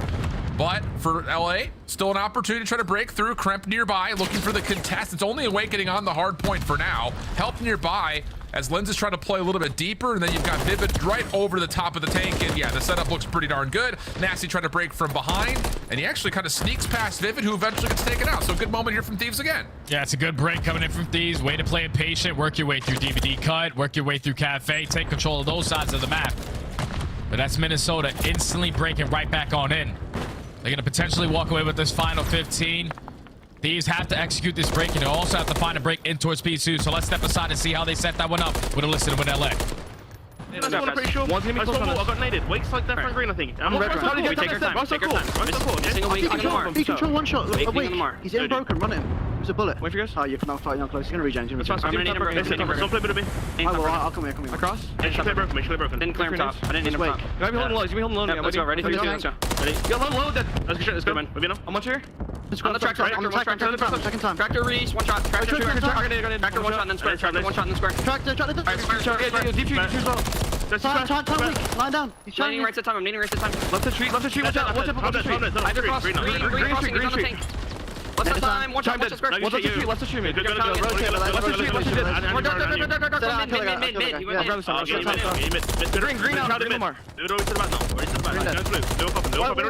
crossed. 100%. I spawned out against Spitz. Step back. Okay, Wake's stuck. Let's call. Let's go right now. Let's go. Wake's hitting the right down. The right tree tank commit. Alright, one guy's in deli. I have deli trap. I might spawn out, boys. I might spawn out. One's calf, one. Trying to get across. Guys. We can 6 here. He's on new. I already crossed. He's not challenging. Challenge up and do one shot from more. One's gonna call. Decent moments through P2, and more importantly, when you thought that the gap wasn't being tightened up enough, here's Thieves with the close spawns towards gas and the quick break back into 3. Jay, this is looking decent. Yeah, this is good right here from LA. Now, obviously, the energy was there when you jumped into the listening. Just too much energy at some time. I thought those guys are twisted, but they win the rotation this time around over towards bathroom. But how long can they hold? You have a player from Rocker working his way through back gas. One player from Thieves actually spawns behind him towards Palace. So potential pinch on the cards for Minnesota. Very difficult gunfights as Minnesota try to work their way across the street, but they're finding every single one of them somehow. Kremp now forced to jump out of the hard point, and it's almost a little bit too easy there for Minnesota. 4 straight kills come through. Scrap time going to be earned, and now we go over the battleground that is this 4th hard point at the park, where again a lot of this is just fighting over the top of it, not necessarily in it. Yeah, and this one's going to be a little bit different this time around, because if you are Minnesota, you are trapping them in towards the backside of Palace. At least if you are Nasty, though, you get a spawn out towards the end of gas, so you can potentially set up a pinch as Lynch tries to jump on in, tries to soak the time, and Kremp makes them pay for it. He finds a double. Now the spawns flip for Minnesota. Rocker, LAT doing a great job again at soaking the time in towards B4. Yeah, really good evaluation on when they can get into these hard points versus when they need to be playing for the kills. You saw it from the first time we were here from the unfavored side of the hard point. Now, as you're getting some decent kills around that A&D and over towards the Water Street, they're finding ways again to just dig into this deficit in places where you would not expect them to. Awakening trying to find his way back in, but it's Kremp who denies. So once more, hard point goes neutral. We'll have a 20-point game. Yeah, they just have to be able to read this finesse play out of Linz, who's already made his way out through that left street. You have Afro sort of aware, knowing that at least one player has slipped on by, but does he check this spot? He might have got a read on it, and he does exactly that to win the fight. Great job from Afro to gift his team the rotation over towards next. They're going to start off with this initial time, and they can potentially take the lead here if they can hold on for some good time. Crucial moment in this game, right here, right now. Ghosty does well over towards the old third hard point. Watching this cross, making sure there's no overextension over towards the gas side. Meanwhile, Thieves, with their focus towards the front, do have a couple of members in place to try to make sure no one steps even further towards this hard point. Watch out for Crep, he kind of spawns out here. Afro needs to keep his life. Finds the first, awakening from behind, taken down, and the first 30 seconds go the way of the Thieves. And now they have the perfect reads. You cut down the player who's setting up for the pinch, and now you know all of Minnesota are going to spawn in towards the backside of gas, and Afro's hold down this hill to the T. Eventually does get naded out. Vivid trying to reinforce in towards the point, but the rest of LA, they're still here. They're still contesting. Ghosty with some great shots. They find themselves up by 17 points. They have breached that 200-point mark. Can't allow this time to go to Minnesota. It's been a very, very scrappy hard point from start to finish, but this time LAT, they're going to be the team with the better side for P1. Yeah, big gunfight win by Afro means that DVD control goes the way of the Thieves, which means early and easy entrance into the hard point. Now it's a 20-point game the other direction. Thieves starting to run away with a little bit of daylight. Cramp over the top, almost snaps back over to get a second, leaving Nasty by himself. Difficult 1v1 with Linz and just tries to bail away, not quite able to get back towards Alley, and Minnesota will secure a break with now some good map control as well. Yeah, this is good for Minnesota to find the break early on, not let this score get out of hand. Still a 15-point hard point between both of these teams. You have a couple players from Minnesota trying to think early off that rotation. It's going to be Vivid, as the rest of his team find 3 in a row, but those kills can come back to bite them because you do not want them to spawn over towards gas. The one-on-one gunfight in towards the new rotation of the hill. Wow, they're still getting all that time. Trent manages to win it, and now that's 3 dead. It's only Linz. Wow, and Linz will drop. You do get a couple of the Rocker members that will spawn close. They can try to contest Thieves members, trying to reinforce the hard point, but the angles are not all that great. And you can see Awakening is a bit weary that someone has pushed it even towards Ice Cream, which has not been the case, so Thieves will get a little bit of scrap time. Ghosty coming off the old time also reduces this Rocker setup. Thieves can find a way to win it right here. And this play all comes down to what Liz can get done. He was blessed with a pinch spawn, but he gets nothing for his efforts as they find 3 in the feed. LAT perfect on the setup. You got all of Minnesota Rockers spawning towards the back side of Palace. 15 seconds until they're able to take map 1. And the guns are up. Everyone looking right down this back lane if you're Thieves. First kill for Awakening decent. Kremp can't quite slide away. Hardpoint goes neutral. This could be a 1v1 for the game. Ghosty trying to work his way into the hill, and he's able to take down Vivid. Can anyone catch Ghosty in time to stop the game from ending here? Yes, they can. It's Linz for a double. Still 20 seconds to fight for. We're not done yet. It's just down to can Minnesota get into the hill? No, not gonna happen. Afro able to take a couple of eliminations. Vivid from behind may bait both of them down, and sure will. We'll get a foot race to the new hill here, Jay. You got to go to the new hill, and you see those 2 players from LAT. They're going to spawn over towards Palace, so you have the numbers. You just have to get towards the bathroom. They're in. First couple of seconds are tallied. Ghosty to stay alive, and Nasty on the cross, able to find the last kills needed. Whoa, it got tight. Couple of heroic moments. I think it starts with Kremp over towards 2, and then Nasty and Ghosty win the foot race over to 3 just in the nick of time. And that was such a bang over hard point between both of these 2 teams. Obviously, LAT, they're going to get excited. They've only been able to find 2 hard point wins on the whole season, but add another one to the tally as they clutch up towards the very end of that game. It just started off when they started to take great time over to P4, but every single time at P5, even though Minnesota were hitting routes, trying to get it to the time, that was the hill that LAT were able to dominate. When you get back over to basically a tie game at the end of that P1, off the rotation to P2, you called it perfectly. Kremp finding 2 through the backside of Gages with his teammates finding another couple kills. You spawn all of Minnesota Rocker towards the backside of Palace. That's exactly what you need to do. They don't win it there. They're blessed to at least find the 2 players off the rotation over towards next. They stay down on the hill. They close out the W. I thought Minnesota Rocker, at least the way they started, they were going to come out swinging, but LAT, they shut me up and they take map number 1. And how much of that, and we're going to look at this when it gets to the game flow eventually, the only reason that LA Thieves win this game in my mind is how well they played the 4th hardpoint. Yes. I mean, they had to have found, what, 60 to 70 seconds worth of their total time on the 4th hardpoint.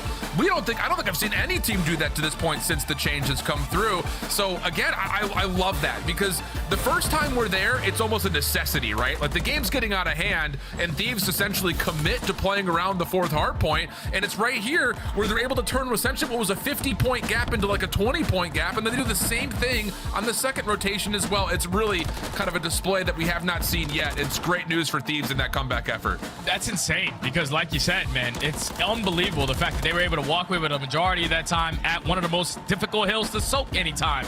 You got players spawning in towards Palace. There's so many different angles you have to check, but they were just not playing for that player on hill. They were playing for the kills around it to lead to the break. That eventually is what get these the W at the very end. Back and forth hardpoint in the game number 1. But if you are LAT, you take a hardpoint, which has been a struggle all season long. You are happy as hell about it. He also knocked down Minnesota Rock, who used to be stellar at game 1. Remember there was a point of the season when they were like 6-1? That now puts them at 8-8. So they have just been struggling overall in this stage. And LAT, they take full advantage of it. That's a really, really good point. Yeah, we saw that time and time again throughout the entirety of the Major I qualifiers.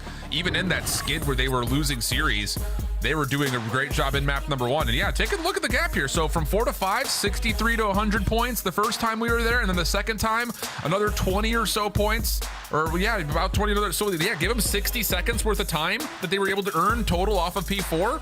That is not something we see all that often, and was definitely the reason that Thieves were able to keep this game close enough to eventually take the lead. Yeah, and it catches Minnesota off guard. Now you are down 0-1 in the series. You are going into an invasion search to destroy. We have an invasion fiesta to start off this one as we take a look at the maps and modes. Obviously, map number 1 goes to LAT, invasion search and destroy, followed by invasion control, where if you are LAT and you see these next 2 maps, you are foaming out the mouth because that invasion control, you are still, even with roster changes, the number 1 team to never lose a defensive round on invasion control. So starting up 1-0, winning a hard point, you're feeling great. And on the other side, this may lead us towards prospecting towards a potential map 5 situation, which you heard the desk and we talked about a little bit. Minnesota Rocker doesn't want to go to map 5. No ice, brother. So, no ice. Negative ice. It's so warm in Minnesota when it comes to map 5. It's unbelievable. But the invasion, search, and destroy, before we start talking the control, because like you said, LA Thieves have been putting on a defensive masterclass there. The search has been a bit peculiar, I would say, largely on the Minnesota side. We talked about it a little bit with their opening dual win percentage being pretty high, but their conversion rate on this map not so good. So it's just, again, finding a way to use your numbers a bit better if you're the Rocker. It just doesn't make sense to me on a map like Invasion, where you put yourself in a majority of these rounds in a 4v3.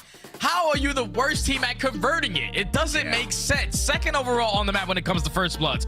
First on the defensive side when it comes to First Bloods, but everything after that is 12 in conversion rate. Like, if you're Minnesota Rocket, that tells you one thing. Like, if we get the first pick, let's not do anything we don't need to. We have everything in front of us. We can even allow the bomb plant and retake in a 4v3 scenario. That's better chances of us going out and challenge one-on-ones. And on the opposing side for LAT, obviously they have been struggling. They haven't really won a lot of series, but the good thing for them on this map is one thing that they tend to struggle with is their attacking rounds. They're 11th overall. But everything after that, when they get the bomb down, it's 100% win rate. So I think if you're Minnesota, you need to stop that bomb play from LA. And if you're LA, just get the bomb down and probably not get first blooded. Yeah, that's the other caveat. Just don't get first blooded.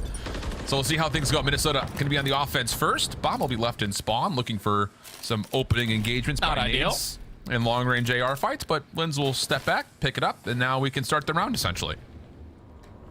You see LAT set up very, very default. You have Afro playing really close over towards Cages so he can avoid the nades because he doesn't have a trophy system to assist him. But it's going to be Awakening finding that first blood onto a player in mid-courtyard, and now it's all out aggression for Minnesota up the middle of the map. Smoke will allow Lins to get a little frisky here at mid-tank, but as soon as that dissipates, he, as the bomb carrier, will have to back up, and it's just a quick, immediate reaction to the setup and information that Minnesota were able to tally together. So now Thieves are a bit in a weird position, stuck in a 3v4 post plant. Afro has to rotate over. You've got Awakening watching this, or he was. Now being contested on both sides, and wait a second, we got a 3v3 here, Jay. Yeah, Afro's able to even up the numbers, finds the timing. Gets sets up by his teammate to take down Awakening. So with only 25 seconds left, he's able to get a little bit more information, can potentially send another player in. Wow. And that's exactly what happens. Ghosty takes down Lins. Nasty reads the pinch. Now it's all up to Vivid in a 1v3. Bomb being defused, but Afro comes around just as soon as Vivid gives up the angle. Wow. I mean, it really just comes to a grip of Afro finding the timing on Awakening through mid. Like, flat out. If Awakening watches that the entire way through and Afro falls, that post plant looks very different. It's just different for Minnesota because they are 12th in post plants as well on this map. Everything on the attacking side, they just struggle with. Even finding the first blood, you're in the 4v3, it's a 3v4 retake, and somehow, some way, you still manage to lose the round due to some bad timings that you get there. But that's LAT retaking successfully, like you said, off the back of the first kill that comes in from Afro. He forces Minnesota Rocket to now change their setup a little bit, gets more info in towards Cafe, sets up his teammates, and LAT take the first round. Big first round for Thieves. Nades deep over through B alley from the defensive point of view. Thieves are fine, shrug most of it off. SMG set up here for Afro again, so look to them to maybe possibly get aggressive over towards A through this Cafe window, and that seems to be the case. And you know that Lens for the Minnesota Rocker, potential Rookie of the Year candidate. Always loves to play around this A site. He's always changing his corners up, and he's going to get tested early on, but he finds the first blood. This time, your Minnesota Rocker, another man advantage. Let's just make sure we're playing the proper way. Buddy system. Couple of tags from Afro. Awakening still holds on to this mid-tank position. You have Vivid, who's watching the long A road, and then this crossfire setup here at mid. Thieves looking to just test it. No, not going to happen. Lynn's good for a second. And there's really not a lot of options here for the Thieves as Minnesota starts to get aggressive. Bomb carrier now drops, and it looks like they know exactly where Ghosty's positioned. Give Lynn's 3 in the round as Minnesota bounce back. Yeah, that's exactly what you need to do if you're a Minnesota Rocker. Just shut down that early aggression. You show presence at that B point. You're not able to push up aggressively because you know Vivid was roaming in towards Broken, but Lynn's gets it done at this A site. Finds the first kill, finds the second, and then eventually finds the final. Turn himself 3 on the round. Was ready for the Cafe push. They tie the game up at 1, but now you're going back to the attacking side where both teams now have trophy systems. Changes the setup, you'd think, pretty dramatically. Yeah. So let's see what they have to offer. How about aggression from Thieves? I mean, how about aggression from Thieves? Opening nades from Ghosty, he does back off, but a double hit over through Dark plus. Cramp looking to get aggressive over this mid-tank. Little bounce pass off the wall from Linz does not quite land, so Thieves' defensive setup is still pretty concealed, but that opening aggression doesn't really amount to anything until Nasty finds accuracy at tremendous range down B Street. Thieves now in a 4v3. Yeah, that's good work right there from Nasty. Obviously, accuracy was just simply playing for the info if anyone crosses the Broken, but get his caught off guard. At least the first blood coming in for LAT, and they're already taking ground. Look how aggressive they are, knowing that accuracy is usually the player to watch flank. He drops, we're instantly pushing through. Yeah. And Kremp is in a position to completely just blow up this round. Pending that Minnesota don't get a quick transition through Dark over towards B, and they don't. Afro's right there to meet it at range. So now it's just down to Linz for a 1v3, and he is in the Bermuda Triangle of LA Thieves defenders. I mean, they're watching him from every angle.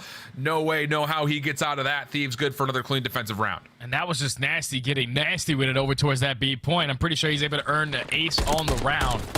Gets the first blood, finds Awakening on the back end to snap onto the third player through mid-cut.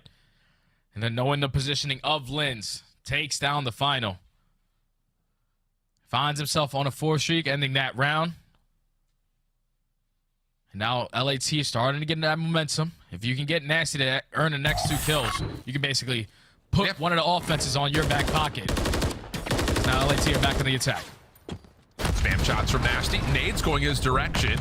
Tags him a touch, but he'll regen off of it, no worries. Minnesota still playing pretty aggressive. Keep your eye on Linz. I mean, he is far up into DVD Alley, and he's looking for more here. He may find timing behind this LA Thieves setup, and he sure does. Gets the kill, gets out of there. And now once more, you've got Rocker with defensive numbers. Nasty at least gets the info of him rotating back out. So now you know that Minnesota are just going to be setting up for crossfires. Now you have info on 2 players on the right side of the map. So the play call might be not to contest this right. Yeah, let's just rotate it over back to Jose. As Ghosty's trying to now take ground up through the Water Street side. It's actually no one looking in that position. It's Vivid that was going back and forth, but if Ghosty can just push on through, he might find a timing to win a round. The thing about this is the Thieves would want Nasty to help join them, but he also needs to make sure that Minnesota can't rotate over defensively from B to A.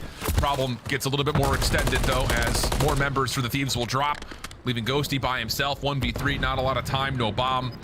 The laundry list gets longer the more you rattle it off. 1v3 with that bomb being down still.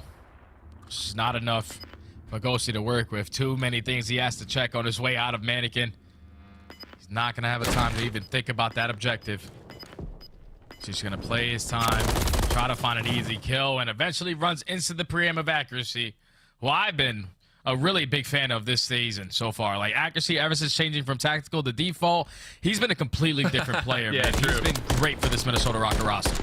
Yeah, and it's one of those things like, you know, I think the thing about it is the first stage, we talked about this actually when our first time that we casted over Rocker, was like there was definitely a tempo issue between the SMGs and the ARs. Yeah. But since that little 3 series win streak they went on kind of near the end of qualifiers into the major, and since that point, it doesn't look like that's as much as the case anymore. Maybe some considerations about what you get out of Awakening from a day-to-day basis, but it definitely is. This has been the fastest we've seen Lamar play in a while. I think it's what it kind of feels like. Yeah, he's playing great, man. And they actually have an opportunity as well if they can walk away with this series W to potentially walk away with 3 and 4 again, because their next matchups are versus Seattle and Miami. Very winnable series for Minnesota Rocker. You just got to get this one out the way. They're back on the attacking side. This time they were able to at least spot no players crossing in towards Broken. Kremp finds the first bullet on an Iron player and Vivid. Now this is going to cause some mayhem for Minnesota. They now have to worry about their flank. They will have numbers to possibly approach Nasty, but he is just so covered down by the tractor. Smoke out for Linz, is trying to isolate this gunfight, but like you said, a lot of worry about what's coming along the flank, and it is Kremp along the flank. Awakening drops, Lynn's only able to tally 1 before eventually falling, and it's just defense for defense, round after round for both these two teams. Yeah, defensive square up, but I think if you are Vivid in that situation, you just cannot afford to die on the island for the player that's watching the flame, because it slows down everything else for the rest of your teammates. They now have to focus on their back, focus on isolating the player in the front and mid-cut. It's just too much to watch when you drop one player first early into the round. The LAT, they capitalize on that perfectly. Nasty pulling a page out of Accuracy's playbook when you talk about playing over towards a tractor at B. Just dancing around that one, stays alive long enough. LAT back on top. Who's going to break up this defensive onslaught? As Rocker, wow. You've got Linz again getting aggressive, but for the first time it's on the A side of the map. All but he's been seen. Nasty catches this. So if you're Thieves, do you read this and say, let's just go play our 4v2 on B here? Because you know you've got players deep, but if that were to have been the consideration, the decision comes in too late. Now Minnesota have returned over and have a lot of defensive focus on B. Yeah, they have Lamar obviously playing towards the backside of this tractor. You also have cover fire from Vivid through the backside of the wall. And it's already been 30, making 40 seconds knocked off of the game clock. LAT do not have any information, so it's going to be a nice and slow rotation back over through Cafe. You got to check every single corner before you decide to commit towards the spot play. I'll think about it is Linz has gotten a good read on this. Smoke comes out, but more hit markers will be tallied. So Minnesota will be very aware that, yep, Thieves have tried at least initially rotated over towards A. Oh, tough gunfight. Linz, Awakening, combined to at least take down Ghosty, but the trades overall, because of the team kill, favor that of the Thieves. The problem here is the clock, 22 seconds, and they're still working for enough vacancy to plant. A is open for the time being. Oh, and a big wipe there from Accuracy, who would be the only one to really contest. Vivid tries to get there, but shut down from behind, and Thieves will get our first offensive win. That's perfect out of LAT. Even though they waste a lot of time showing face over at B, you invest the smoke right through the mid-cut. You get a team kill coming out of Linz, and then Afro eventually strikes. He was the only player watching over that B street through the mid-cut to put them in the numbers advantage. You already had the info on where Accuracy was playing. That was over at the tractor at B. The only one unaccounted for was Vivid, but since he wasn't pushed up towards Cafe, we stick the bomb plant. You're able to catch both the players as we were trying to rotate to shut it down. But LAT with a perfect post-plant setup, 100% whenever they get the bomb down, and they show it there. Absolutely. And it's a scary moment for a while, but turns out in favor of Thieves. Now, like we said, a little bit of a cushion here with the 2-round gap, forcing Minnesota to essentially have to win this round here. They want to try to find some way to work their way back into what has been a very defensively sided game. And Rocker, for the moment, putting some pressure down B Street. Nades over towards mid, though, may be something to allow Vivid to make a play, but he jumps over, sees that there's a deep contest, and he will give up that effort. Yeah, this is one of those opportunities where Minnesota already found himself up on the B bomb. There's no one playing even close, so LAT, they decided to play the retake with their attacks, and even the cracks through the door as Nasty finds the first blood, takes down Linz, which has been having himself a great search and destroy so far. The read comes in from Kemp, instantly a 4v2. And there's just nowhere Rocker can go. You have to fight this from the battleground you find yourself on here. Good shots from Awakening, pushes forward, creates a bit of an exit, but Nasty never moved from that back door. No worries at all. Now 3 rounds in a row for the Thieves, and they look like they are grooving. They're starting to get more comfortable. Obviously, with the new roster, there's a bunch of hiccups in the beginning if you don't have that honeymoon stage, but when you're playing through a lot of these matches, when you're practicing together every single day, you're bound to get better, and they are showing it here. As they're now at point game in the game 2 search and destroy. You see the communication is flowing. Everyone is on point right now for LA. Minnesota needs to now find 4 rounds in a row to not go down 0-2 in this series. They are back on the defensive side, and LA team, we're just going to play for the info right off the rip. We're not even worried about the damn bomb. Yep. And they may have actually read a little bit of this aggression towards Cafe. Ghosty keeps taking a look at it, and yeah, there's nades from Afro towards both sides just to see if he can get anyone caught by it, but not to be. Kremp gives up his angle over through the water street. He'll be the one to collect the bomb, and it looks like efforts will eventually maybe try to feel things out over towards B, as accuracy is the only one here. And Nasty may have seen like an elbow because he's looking right at this corner. Doesn't quite catch accuracy. There's the info. The nade shut down by the trophy system. We're down to 45 seconds. Yeah, accuracy just stalled out 45 seconds of that game clock, but just throwing those egregious shoulders over towards the pillar. They wasted so much time. Now LAT are forced to make that audible. Right through the mid-tank again, and it's Afro again. Finding that first blood, this time onto Awakening. His response, that's the bomb carrier down, tries to smoke himself deeper out, but not going to work. Afro switching over to the Rival 9 for this round has worked out brilliantly for them. Ghosty also gets a small read that Vivid was looking over through the deep A street. The only question mark is where is accuracy? And he will find one for free through the middle of the map. Bomb is being planted, and it will go down successfully as Ghosty takes down Vivid. 1v1. Ghosty over the top, and oh, there it is. Afro was just down long enough. A little unfortunate team kill, but doesn't make a difference. How about it? LA Thieves 4 rounds in a row, and Minnesota Rocker looks stunned. That was just too clinical, Allen. Way too clinical from LA. They needed 2 attacking rounds, 4 defenses to win this map. But the way they won both their attacking rounds was the same play every time. You're showing face over towards B. You're getting accuracy to just hold down that position, keep him at bay, and then instantly sending it in through the mid-tank. You're investing a smoke grenade, using your attacks to make sure you check out the mid-courtyard spots, but then you're just opening up those fights in towards the mid-tank. You're gaining all the info, you're shutting down the players around the cafe, and then you're just getting the bomb down for free. It's a perfect game plan from LAT from start to finish. Obviously a great performance from Nasty, just shutting down everyone who was trying to go over towards that beat point. That bomb site was his, but now they find themselves up 2-0, and if you're Minnesota Rocker, you are forced to now again try to complete a reverse sweep. What the hell happened to these guys? I don't know, Al. I don't know. Dude, it's one of those things, man. Like, you know, we got done singing the praises of accuracy. He finishes with what, 1 kill, 2 kills? Yeah. It's just, you know, it's hard to like point at an individual. And you know, to be fair, this is a conversation point that doesn't just extend to Minnesota. We've talked about this with the Thieves too, because you and I have been watching Joe Deceives and Cammy destroy the Challengers Elite season this season. And it's just like, you couldn't point to one player in particular. It just kind of feels like the team is just a bit off kilter in terms of working with one another. And that's not good news, Jay, because Evasion Control has been kind of a playground for LA Thieves, especially defensively. Yeah, they're the number 1 defensive team that we have. 12-0, absolute perfection on that defensive end. If you are Minnesota Rocker, you can't figure out how to win at least 1 attacking round, this is probably going to be a 3-0. That would be crazy, because for Thieves, they haven't played a lot of series yet this qualifier, but they still have a pretty winnable schedule in front of them. So a 3-0 here could do wonders towards setting them up for a very unpredicted upper bracket start at Miami. That's all to come, though, as we have to figure out what happens on the Evasion Control on the backside of the break.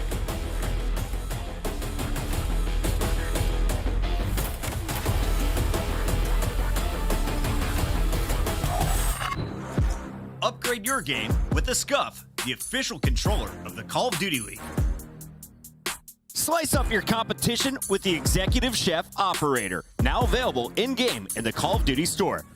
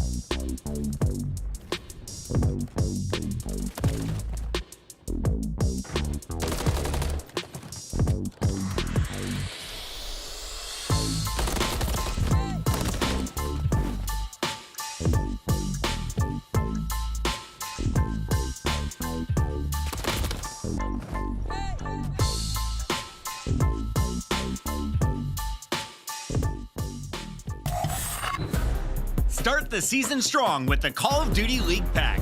Grab yourself the CDL Operator, Weapon Blueprint, and so much more.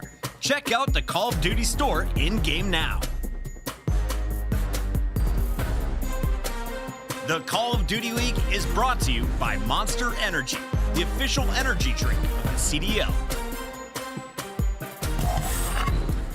Welcome back, everybody, as we have what could be a very, very, very random 3-0 all the way through today. The thing is, you know, for Minnesota, it's just been one of those things of like, it's hard to put a finger on what's been going wrong in this camp. Where on the other side, I'll be honest, thieves are looking real nice with it. And you've got the opportunity here on invasion control to do what you've pretty much done all season long, and that's stay perfect on defense. You could just tell that they are starting to gain that chemistry factor to this roster. When you make a roster change at the beginning of the stage, you swap out 2 players, it's definitely going to take you a lot longer than a roster that does too.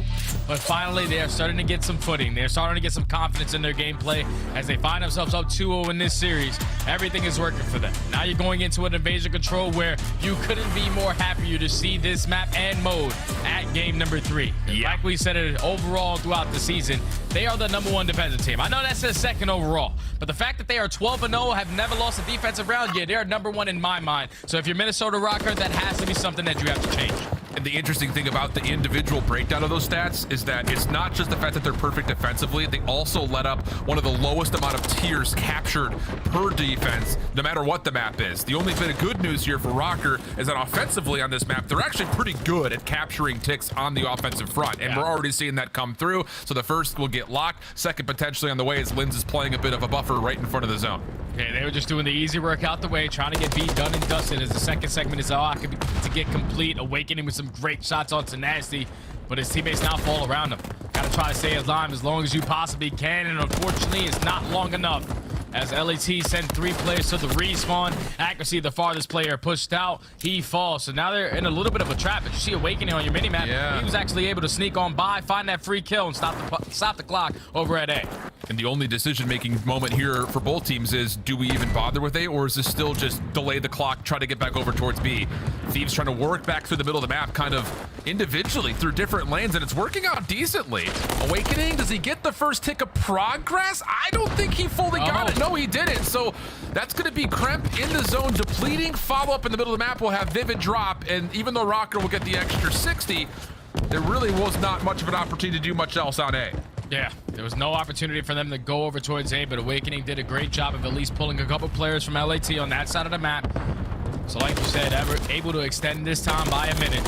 Now you just have to get out of your spawn. It's not going to be easy, though, because LAT, this is what they are good at. They are good at holding strong on a defensive setup. They only allow 3 segments. They're currently up by 5 lives, and now Minnesota are forced to break out of their spawn. Afro able to catch a couple of players rotating from the deep side at Palace. Nasty the one alerted as he's going to be the next one up to try to catch some players on rotation towards A. And Rocker have done well to stay alive to this point, but there's still a lot of work to be done before they can even see this A zone, and they're going to opt to play a 3-man stack towards the overextension. Afro right there to meet them, finding the first. No follow-up initial trade, and that's enough time for LA Thieves to reestablish some control here through this B lane. And now it's just down to Ghosty to make sure no one crosses over into A. Yeah, we just got to get back to Cafe if you are LAT. There is a player from Minnesota Rock already pushed out, but Nasty across the map now finds himself on 5 in a row, trying to snap for the 6, but Vivid takes him down. Tries to set up Afro to find 2 of his own, but at least the trades are there. So now Minnesota Rocket with 45 seconds left on the game clock, 10 lives remaining. They have an opportunity to work through the overextension. They already found a couple players on their team over towards the blue area. Afro playing very passively.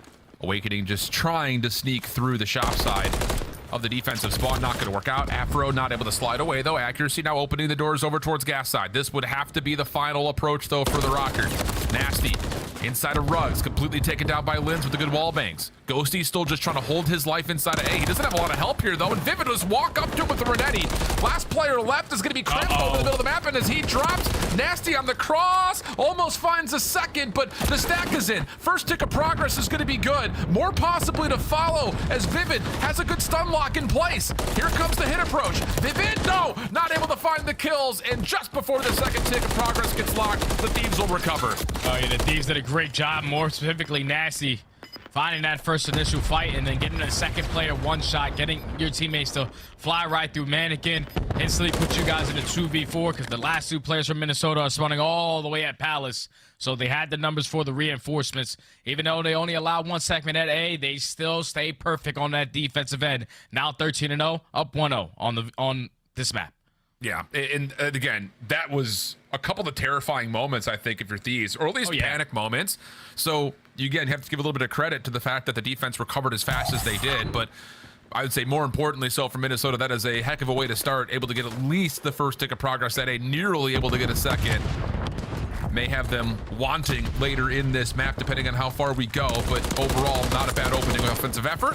Thieves on their attempts, making it move straight towards B. First blood is all that's needed to allow Thieves to stop the clock and start making progress. And working their way up through B. They want to get the easy one out the way, but unfortunately, that team name starts off the tumble effect as they go 3 dead in the feed. Minnesota Rocker able to reinforce with more bodies. You just got to take care of Nasty. Great work out of accuracy to slide right on in. Now you are forced to break out of your spawn if you are LAT. It's already been 30 seconds knocked off the game clock, and they don't have a single segment to show for it, so you got to make up for it, and you got to make up for it quick. Ghosty gets at least a look at Awakening playing over towards the bridge side of the map.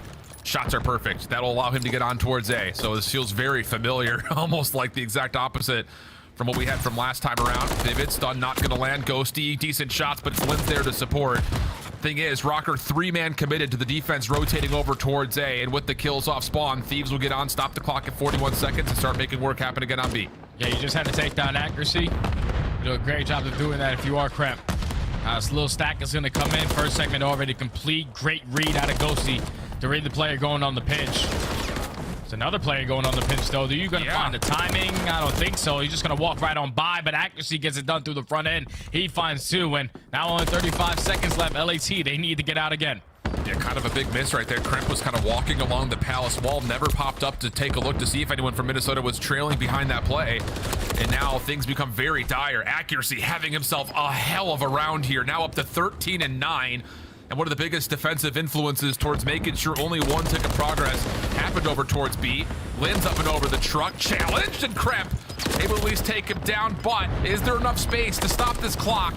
Not going to happen at B. It's going to have to be Afro on the A zone. He's able to jump on for 2.9 on the clock, but there's a 7-life lead.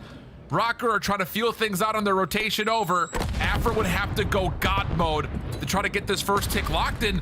He will. So now hold on a second. He's pulled again. Rocker over towards this A zone. They're going to get B off this. Second tick of progress is on the way. And with a double stack, this third is going to get completed. This is perfect. This is a perfect play from LAT. The fact that they're able to single-handedly walk away with 1 segment at A.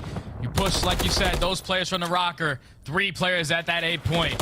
You open up B, you're able to extend this time by a minute. Even though you are getting outslayed heavily, you make up for it at least in the second column.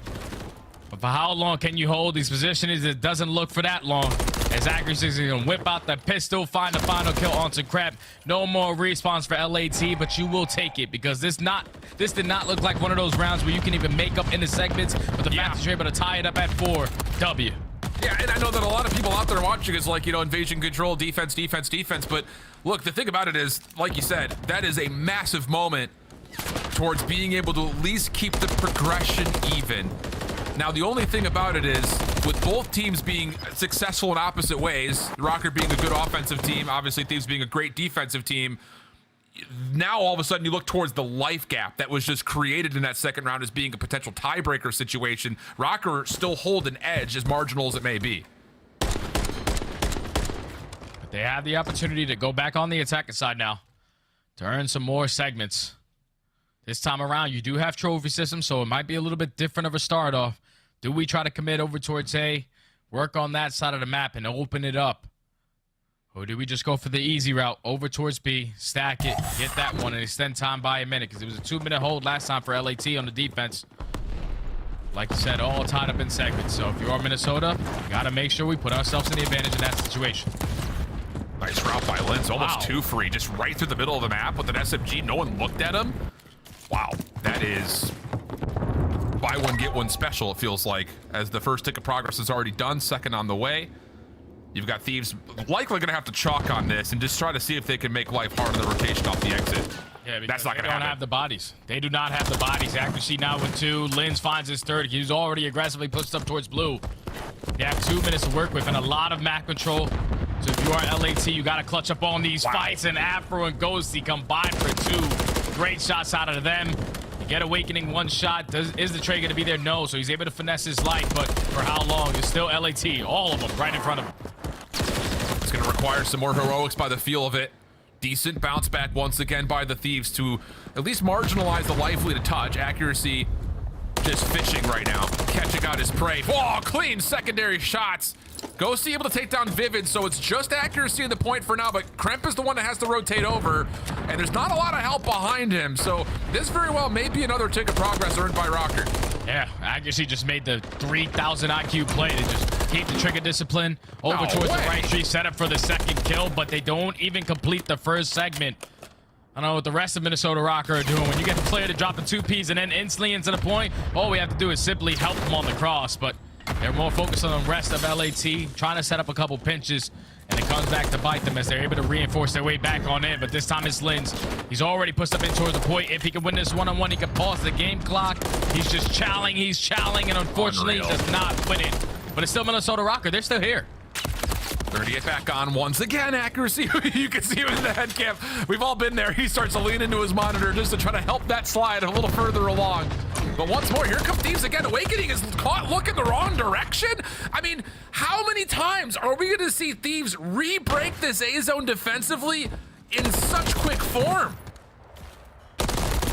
It just can't be that easy, Alan. Wow. It can't be that easy. You're finding all the right kills. It's just you're not looking at the right positionings. You're just allowing LAT to reinforce easily. It's already been 1 minute and 15 knocked off of the game clock. Minnesota Rocker still slaying. Keeping in mind, it's 14-11 in lives remaining. So if you are LAT, you got to make these fights count. But Accuracy again making it happen. Linz there for the trade. They're able to pause the game clock again. Plus the follow-up from Vivid through Laundry. Problem is, Afro's almost able to sneak back in once more. Vivid mid-map. Oh, shots on the Nasty. Now the stack can come through. Only 5 lives as well for the Thieves. Second tick's gonna be locked. Ghosty hoping, praying something connects. Couple of kills come through. Have to get on the challenge though. Semtexes are landing. Awakening's the last one left. Not again. How do they keep doing this? 4v9, 40 seconds on the clock. I'm pretty sure someone just chowed from the hill. You don't want to do that. Let's just soak it, man. Unfortunately, you lose that gunfight, and now LAT with 4 lives remaining have to be perfect on the defense. Linz starts it off with great shots onto Afro. No more respawns. 25 seconds left. Will LAT lose their first defense ever? Their clock is their best friend. Kremp gives up the pre-aim just as Accuracy slides through, but the damage is decent. 15 seconds. It's not even really a 3v7 anymore. This is just a 3v3 over towards the zone. And wait, Minnesota are trying to play for the kills. They're able to isolate onto Kremp, but Nasty just goes prone. He just can't die. That's it. Shot's good from Awakening. Last player is Ghosty, and he will drop. 5 ticks earned for Rocker in the round, but more importantly, the offense won. Oh, that might be GG. Minnesota Rocker just maintained too much map control every single time around those gunfights. Even when LAT got a clean 3 to 4 dead, they could not push up on the map because Minnesota were already coming off spawn. So you didn't want to get any bad timing, but they didn't get it done in the segments. You walk away with 5, you get it done in the slaying. You put LAT now with 1 of those losses on their defensive end. And I said in the beginning of the map, if you take away 1 attacking round, that might be just enough to call GG. Now you're up by 5 segments. You're on the defensive side. This is all Minnesota Rocker, if you ask me. Yeah, it's going to have to be essentially a perfect offense by tick progression if Thieves were to have any way of getting back onto the defense, because the life differential is significantly favoring that of Rocker. So if they tie the current ticks, it will go down to who has the most overall kills. So like we said, Thieves would have to perfectly win this offense by tick progression if they want to see defense, and Cramp almost puts on a world star display while the rest of the Thieves get on towards B. That was a snap on for the 2. And obviously, if you are LAT, you walk away with these 6 segments, you're going to guarantee yourself that defense. So it's all about winning this attacking round, extending this map a little bit longer. Now the second segment is about to get complete. Here comes the third time now, extended by a minute. But this is where you got to make sure you make up for these kills. You cannot get outslayed for 2 minutes where you're just trying to fight out of your base. Wow, what a challenge from Linz. Decent trade from Afro. Keeps this overextension play alive. Keep your eye, though, on Vivid. He is playing over towards the water bridge. This is really the only option here for the Thieves, and you can see Rocker are very aware of that. Defensively, everyone off spawn is just looking over towards this back spawn position. Accuracy still having himself a fantastic map, able to continue to lock down top blue. Yeah, he's just shutting it down in those AR lanes, making it easier for his SMGs and his ARs at time to get pushed up on the map. They read the final 2 players overextended through gas. Now you just got to stay pushed up because you know that Vivid is blocking that left spawn. No one is coming left street. All we have to do off spawn is focus middle and right, and they're doing a great job of doing that so far, as that's been 50 seconds knocked off the game clock, and LAT have not been able to get close towards this 8 point. Accuracy will drop. Kremp is still looking to see if there's anyone watching for the spawn. He has scouted out Vivid. Linz trying to be here to assist, and the kills are perfect for Minnesota. Down to 55 seconds. The life lead continues to grow, a 6 life margin, and Vivid is not done yet, holding over towards the spawn cross. Oh, he picks up that kill as well, earns himself the cruise missile, but it already might be a GG. As LAT do not have any map control. They're trying to find a way out. Finally, they take down accuracy towards the B side of the tank, so you're forced to overextend, but with 35 seconds left, this is basically your last push. Oh! And they just line up one by one for Vivid. He's already pulled out the tablet. Cruise missile on the way. And this will be where the nail meets the coffin in map number 3. And in big form. I mean, nowhere to hide, nowhere to run. Vivid looking for 4, and its accuracy. He steals it away from him, and the pistol swap comes out. And you even got Linz top palace. I mean, this is insulting, as Rocker will dominate for the first time in the kill feed, and with that, also here in the map number 3, a 3-1 tally, and that's enough to get the Rocker boys vibing. Yeah, it's just so difficult to get out of the invasion crucifix. When you go 4 dead, you also give up a streak to the player who's playing the left side of the street. Vivid off spawn, rotates back, picks up B street, finds another 3, whips out the tablet, picks up another 3 with the cruise missile. That was just too easy for Minnesota Rocker on the defensive end. It just simply came down to them winning that attacking round. It wasn't done in the segments. It was simply done by slaying. And that's just a good job of them not going 4 dead at the same time. You never give LAT an opportunity to put you in that headlock setup. But they stay alive a little bit longer. I don't know, man. This is the Minnesota Rocker. We know they are never going to go down without a fight. They're always going to try to fight their way back in. And when you get great production out of your main AR in accuracy, 6,300 damage, 25 non-traded kills, he went off. But then in the opposite side to him, you have Vivid, 30 and 17, 24 non-traded kills. Everyone played great for Minnesota Rocker to keep them alive in this series a little bit longer. Yeah, the 25 and 19 from Linz as well. It's just everything seems to have been clicking right there for Rocker. And outside of a couple of moments that you say, whoa, boys, let's not scam.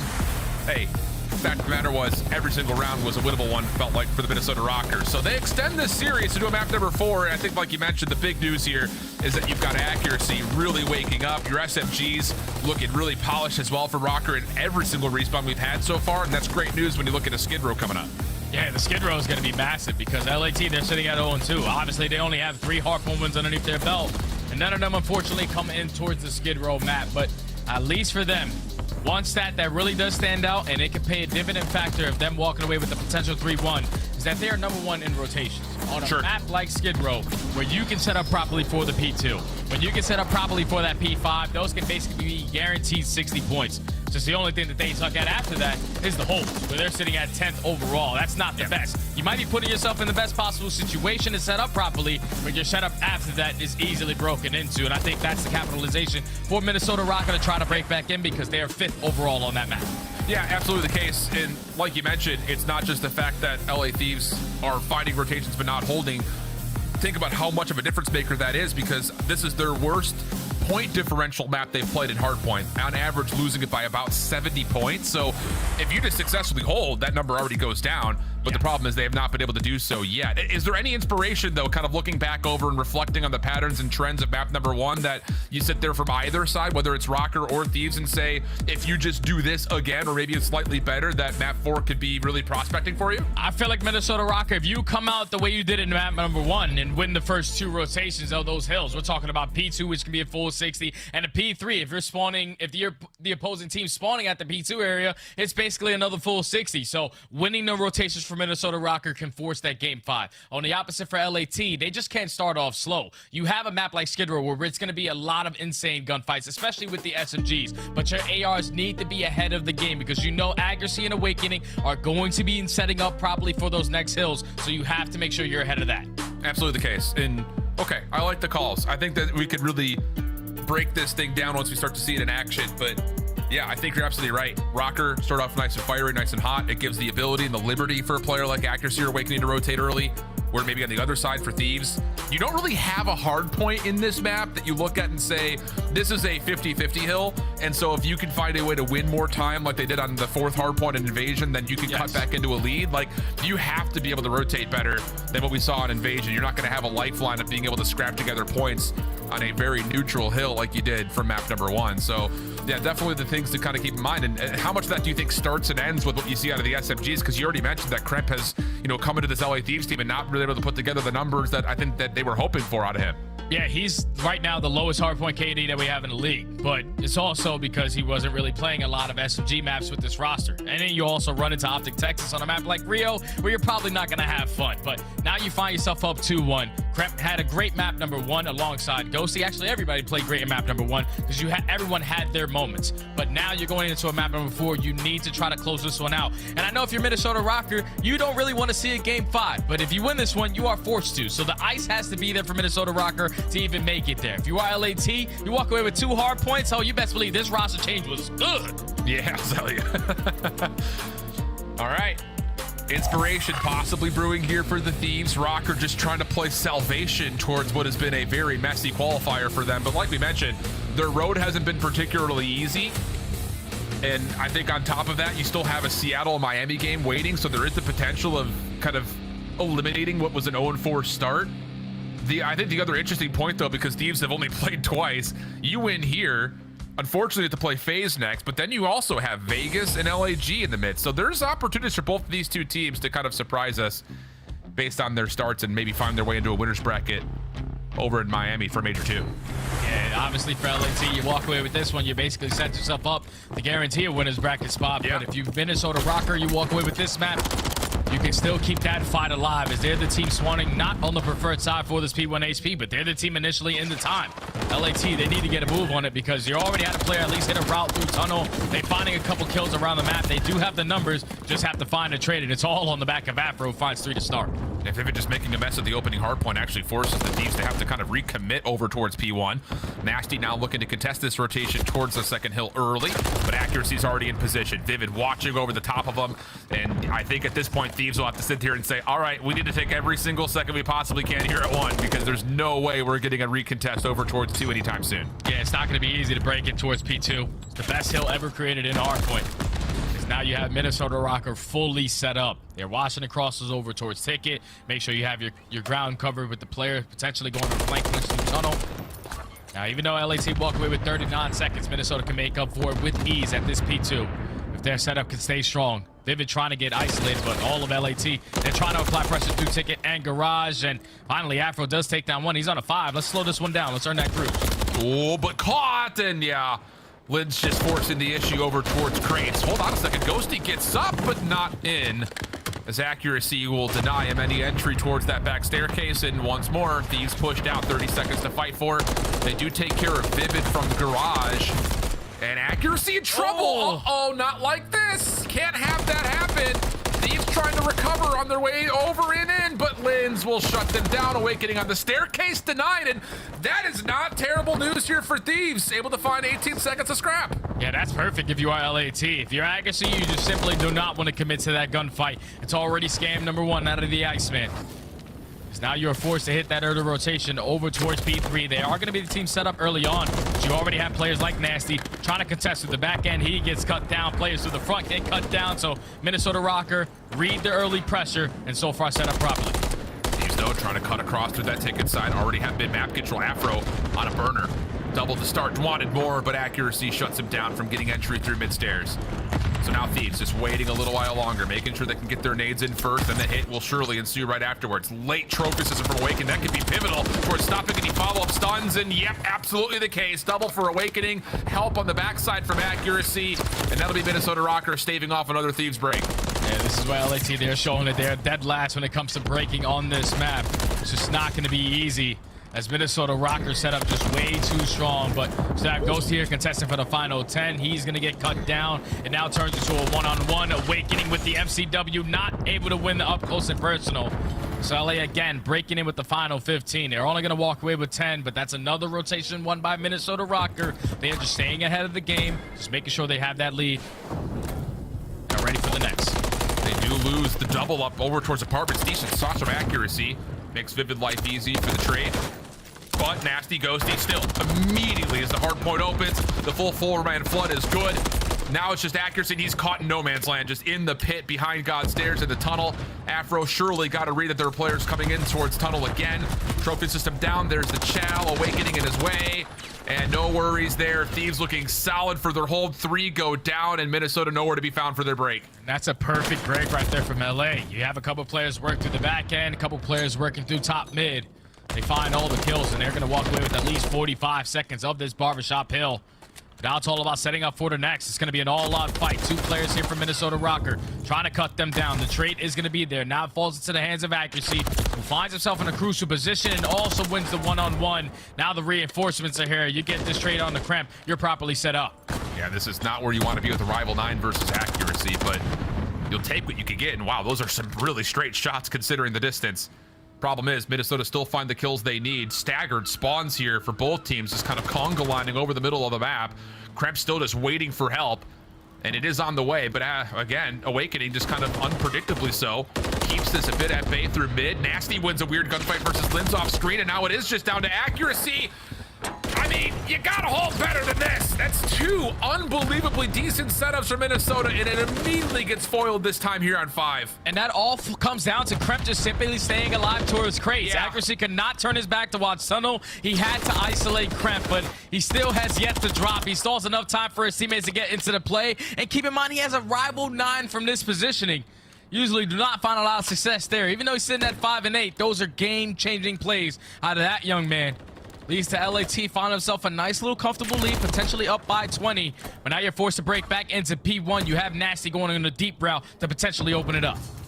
He's going to catch Vivid moving through this back staircase. Easy kill from Kremp.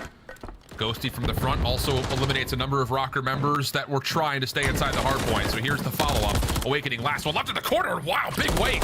Huge double comes through. Trade eventually there, but it's a 3-for-1 exchange favoring that of Minnesota, who will reclaim the lead. Yeah, that double out Awakening was everything, because LAC, they had the numbers. They knew the Swans were still going to be behind them, but the fact that he's able to walk away with 2 and eventually stay alive, at least the Minnesota Rocker taking the lead right on back. And look at how step ahead they are in the game.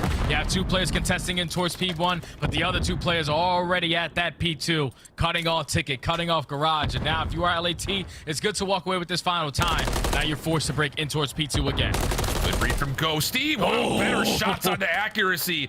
And now you know you've got Minnesota spawning out. Awakening gives himself over towards bottom side P2. Up and over. Ghosty, decent damage, but it's Vivid from behind. Just playing his life until the very last second required. A couple of kills come through, and Rocker will have a 4-man setup here in the second hill. Yeah, that's a good 2-man job right there out of Awakening and Vivid to hold down those rotations for his team. Now they're going to be able to take the lead right on back. All of LAT trying to set up the breakthrough ticket. That trophies down. Do they know the positioning of Linz? Accuracy holding down the garage area, able to take down one, but here come the flying trades from Linz. 30 seconds still remaining. Linz off the double. Thieves looking to try to find a late break again as we swap out over and take a listen to the comms of the Minnesota Rocker. Play in corner, I knew. They could be S2.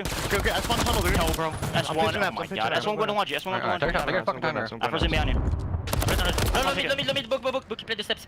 Okay, I'm hiding apps, bro. I have sun. Hiding apps. S2 was looking at my cross. S2 was looking at my cross. Book that. Watch out. Book. Cramp. He's don't book. Down the bookshelf. Top tools. There's two tools. Top tools. One's on German. One's on Go. One was tools. Ghosty. He's watching the cross of old cell. Off hill. I'm gonna go up mid so you guys go around. For sure they're gonna be top mid. He's top water tower. Water tower ghosty. Dead. Water tower ghosty. I want to top mid. Wait, I'm on top. Okay. They're spawning top mid. I'm pretty sure. Top mid spawn. Watch you behind you guys. SU weak Chrissy. SU ghosty. I'm hitting S3. SU ghosty. SU dead. Spawn behind you guys. Look laundry. I made the laundry. I'm pitching SU now. SU played for me, crap. He's gonna go back to SU though. Go see here. One more. The team killed. Two more. We should run. I'm gonna run the new. I'm trying to get the new. Top mid, watch out, crap. I'm gonna hit. You went green or went in the hallway to concepts? I'm trying to get I don't see him green. One's L on me. I got in the new though. Back door. No, bro. Two new. One was L, one was back door. Got the L. You wanna go steps? I wasn't me up, so you were laundry. Hold on to your horses, friends. Minnesota do a decent job finding a late break, but now we've got Thieves on rotation in towards Barber. Couple members still surviving. Kremp over the top of the God Stairs does well to make life a little bit easier here for Ghosty. And they're going to know that this hit chain is coming around the backside. This is just down to who wins this next gunfight. Yeah, this is perfect, because if you win these sides, if you're LA, you can basically hit the rotation. You can sync all 4 kills at the same time, but they want to make sure they keep this a contested match, at least for now. They're just going to wait for the timing to go for the chow. Afro starts it off. He finds one. Ghosty there for the trade. Now you're sending Nasty. That's perfect teamwork right there from LAT to keep Barbershop in their favor. Now with only 20 seconds left, it's all about the rotation. Afro, he was the player to drop. He's going to be the player to spawn up first. He cuts off the proper angle. And them just breaching that 190-point mark, they have an opportunity to close out the game here at P5. And Kremp's so massive on that rotation. Back through 3 into 4. Now earning himself a cruise missile to try to establish a possible full 60 here at the 5th and final hard point. Minnesota right through garage, denied by Nasty. Trophy system comes into place right at the exact moment he needs it to. Lynn's only able to find one, and Thieves will put together the hold, and they're going to call their cruise missile here. They're just trying to create extra space to make sure more time gets soaked. Yeah, they're just trying to allow his teammates who just dropped to come off spawn and try to pick up at least a cross. But Vivid makes Afro pay for it. It's now Kremp getting it done with the cruise, gets it done with the gunny. Able to find another 2. Minnesota getting spawns everywhere. You have a player towards ticket. It's going to be a one-on-one towards the point, and Linz is able to win it. They still have an opportunity to force the game 5 right here, right now, and they might have just done it. Thieves have to find some way to contest or neutralize the hard point. Clean shots from Afro, but do they get there in time? 2:45. They're trying to find the player on the hard point, and they can't quite see him. Boy, would you like to have a cruise missile now? Not gonna happen as Minnesota secure a break in what looked to be another solid rotation from the Thieves, but that lingering stat of rotating as one of the best teams in the league on the map, but not being able to hold is the demise as Minnesota sends us to a 5th map. Oh, Minnesota just iced up. They iced up towards those final moments. Barbershop was not their friend all map long. But the P5s and the P2 is where they were able to make up for it. We said it before the map. You beat LAT in a couple rotations, you're going to be okay because you're one of the middle pack teams in those breaks. You're going to find a couple, and they find the most important at that P5 to close out the game. I thought LAT, they set themselves up perfectly. You had a cruise missile to work with. You find all the kills. You know, all of Minnesota Rock are going to spawn over towards ticket. But when that cruise missile gets invested, now there's only 2 players who are watching an angle. Even though everyone is indoors to simply not die by the cruise missile, when the first engagement comes out, it's Afro trying to challenge in towards the garage area. He gets gunned down. Even though Kremp finds 2, it's just spawns for Minnesota Rocker. They now start spawning towards ticket. They had bottom garage control, and then you also had Accuracy who spawns over towards the tunnel side. So they were blessed with a great pinch to set that one up, close out the break, close out the game. 250 to 231. Such a back and forth hard point that we had, but in those final moments, Minnesota Rocker knew exactly what was needed to close out that game and now force a Game 5. And that's the thing too, just to, I know not to beat the dead horse here, but it is important to know, like, you drop the cruise missile out in the open, you have to know they're coming tunnel and garage side. Yeah. It definitely is one of those things that feels like a major miscue that Thieves were not necessarily prepared for that. Like, we could sit here, we could break down, was that the right time to call in the cruise missile or not? But regardless of that, if you're going to use it, then you better be set up for it. So small miscues lead to a potential for Minnesota Rocker to pull off a reverse sweep. But the problem is that means you have to win a Game 5, and they haven't been particularly great at doing so. It'll be terminal when we come back on the backside of the break to see if Rocker can find themselves a much-needed win here in the second set of qualifiers. We'll be back after this.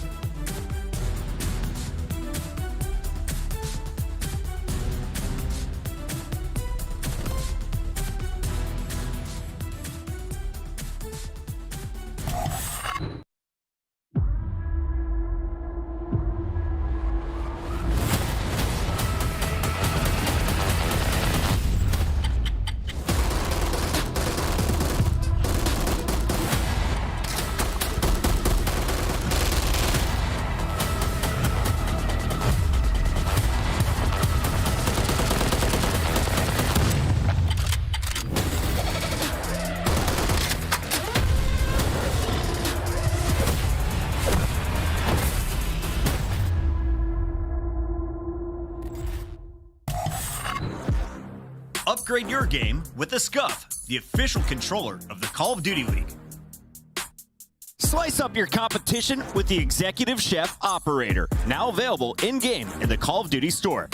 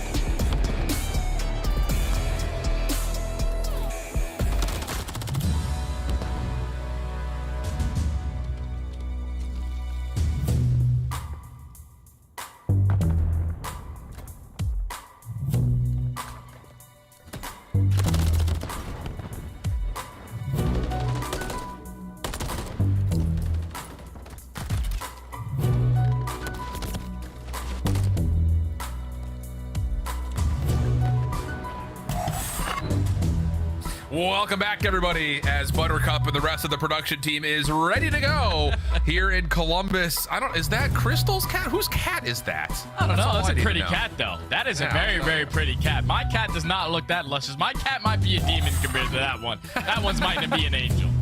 Well, I'll tell you, speaking of angels and demons and not looking at the musical piece, but look, this is just a bizarre series, flat out. There have been moments where both teams could have pulled away and won any of the maps that we've had to this point, but we find ourselves in a map 5 situation. Thieves up 2-0. They were looking calm, convincing. They were going into an invasion control that has been one of their best overall map modes.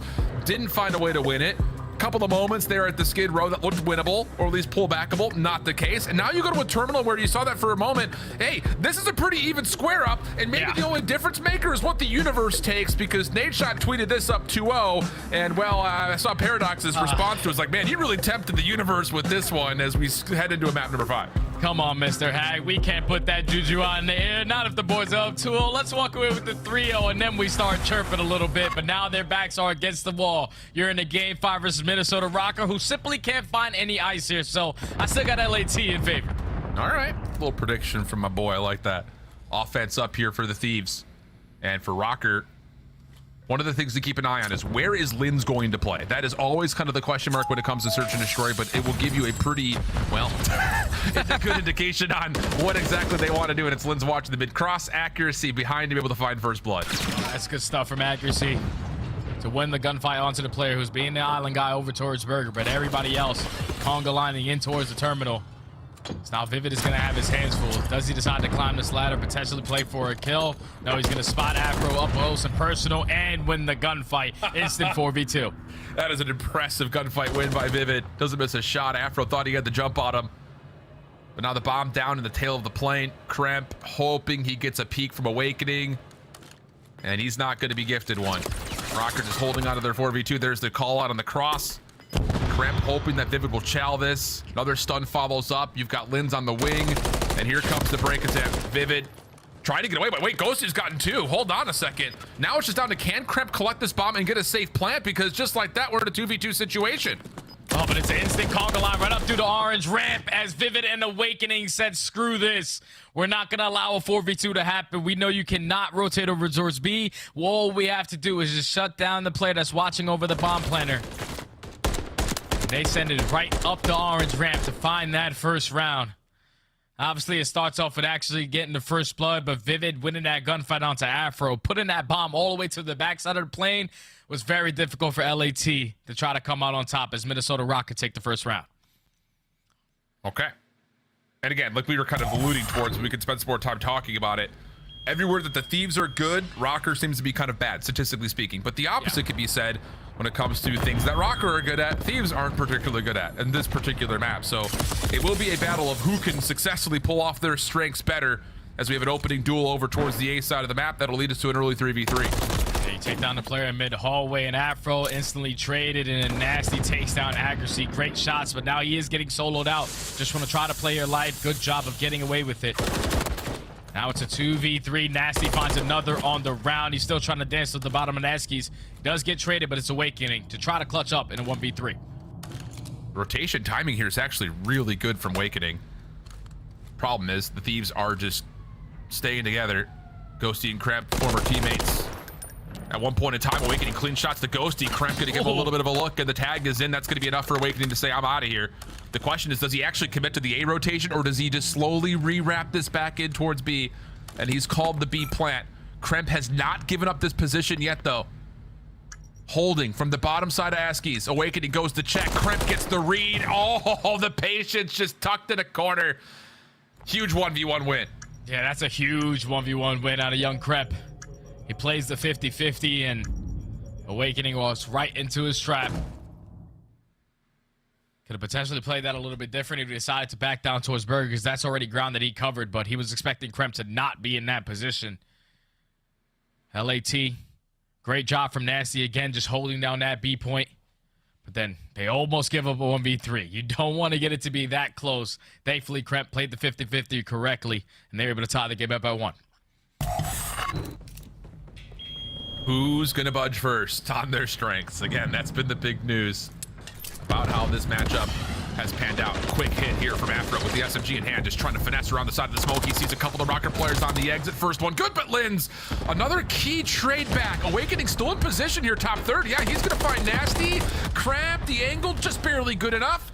And a lot of action over the top of the escalators as we get to a 2v2 over the top of B. Instant 2v2. Left up to Linz and Vivid, the SMGs going up against Ghost and Kremp. Because they're not going to commit towards this B bomb plant. Going to rotate their way on back, but you know that they don't have any info. You can potentially catch a player from Minnesota Rocker, push stuff on your side of the map, but now they get some info onto Linz towards top 3. Rotation is going to come in over towards A, and that's going to be free. Just got to try to send in to get the bomb down.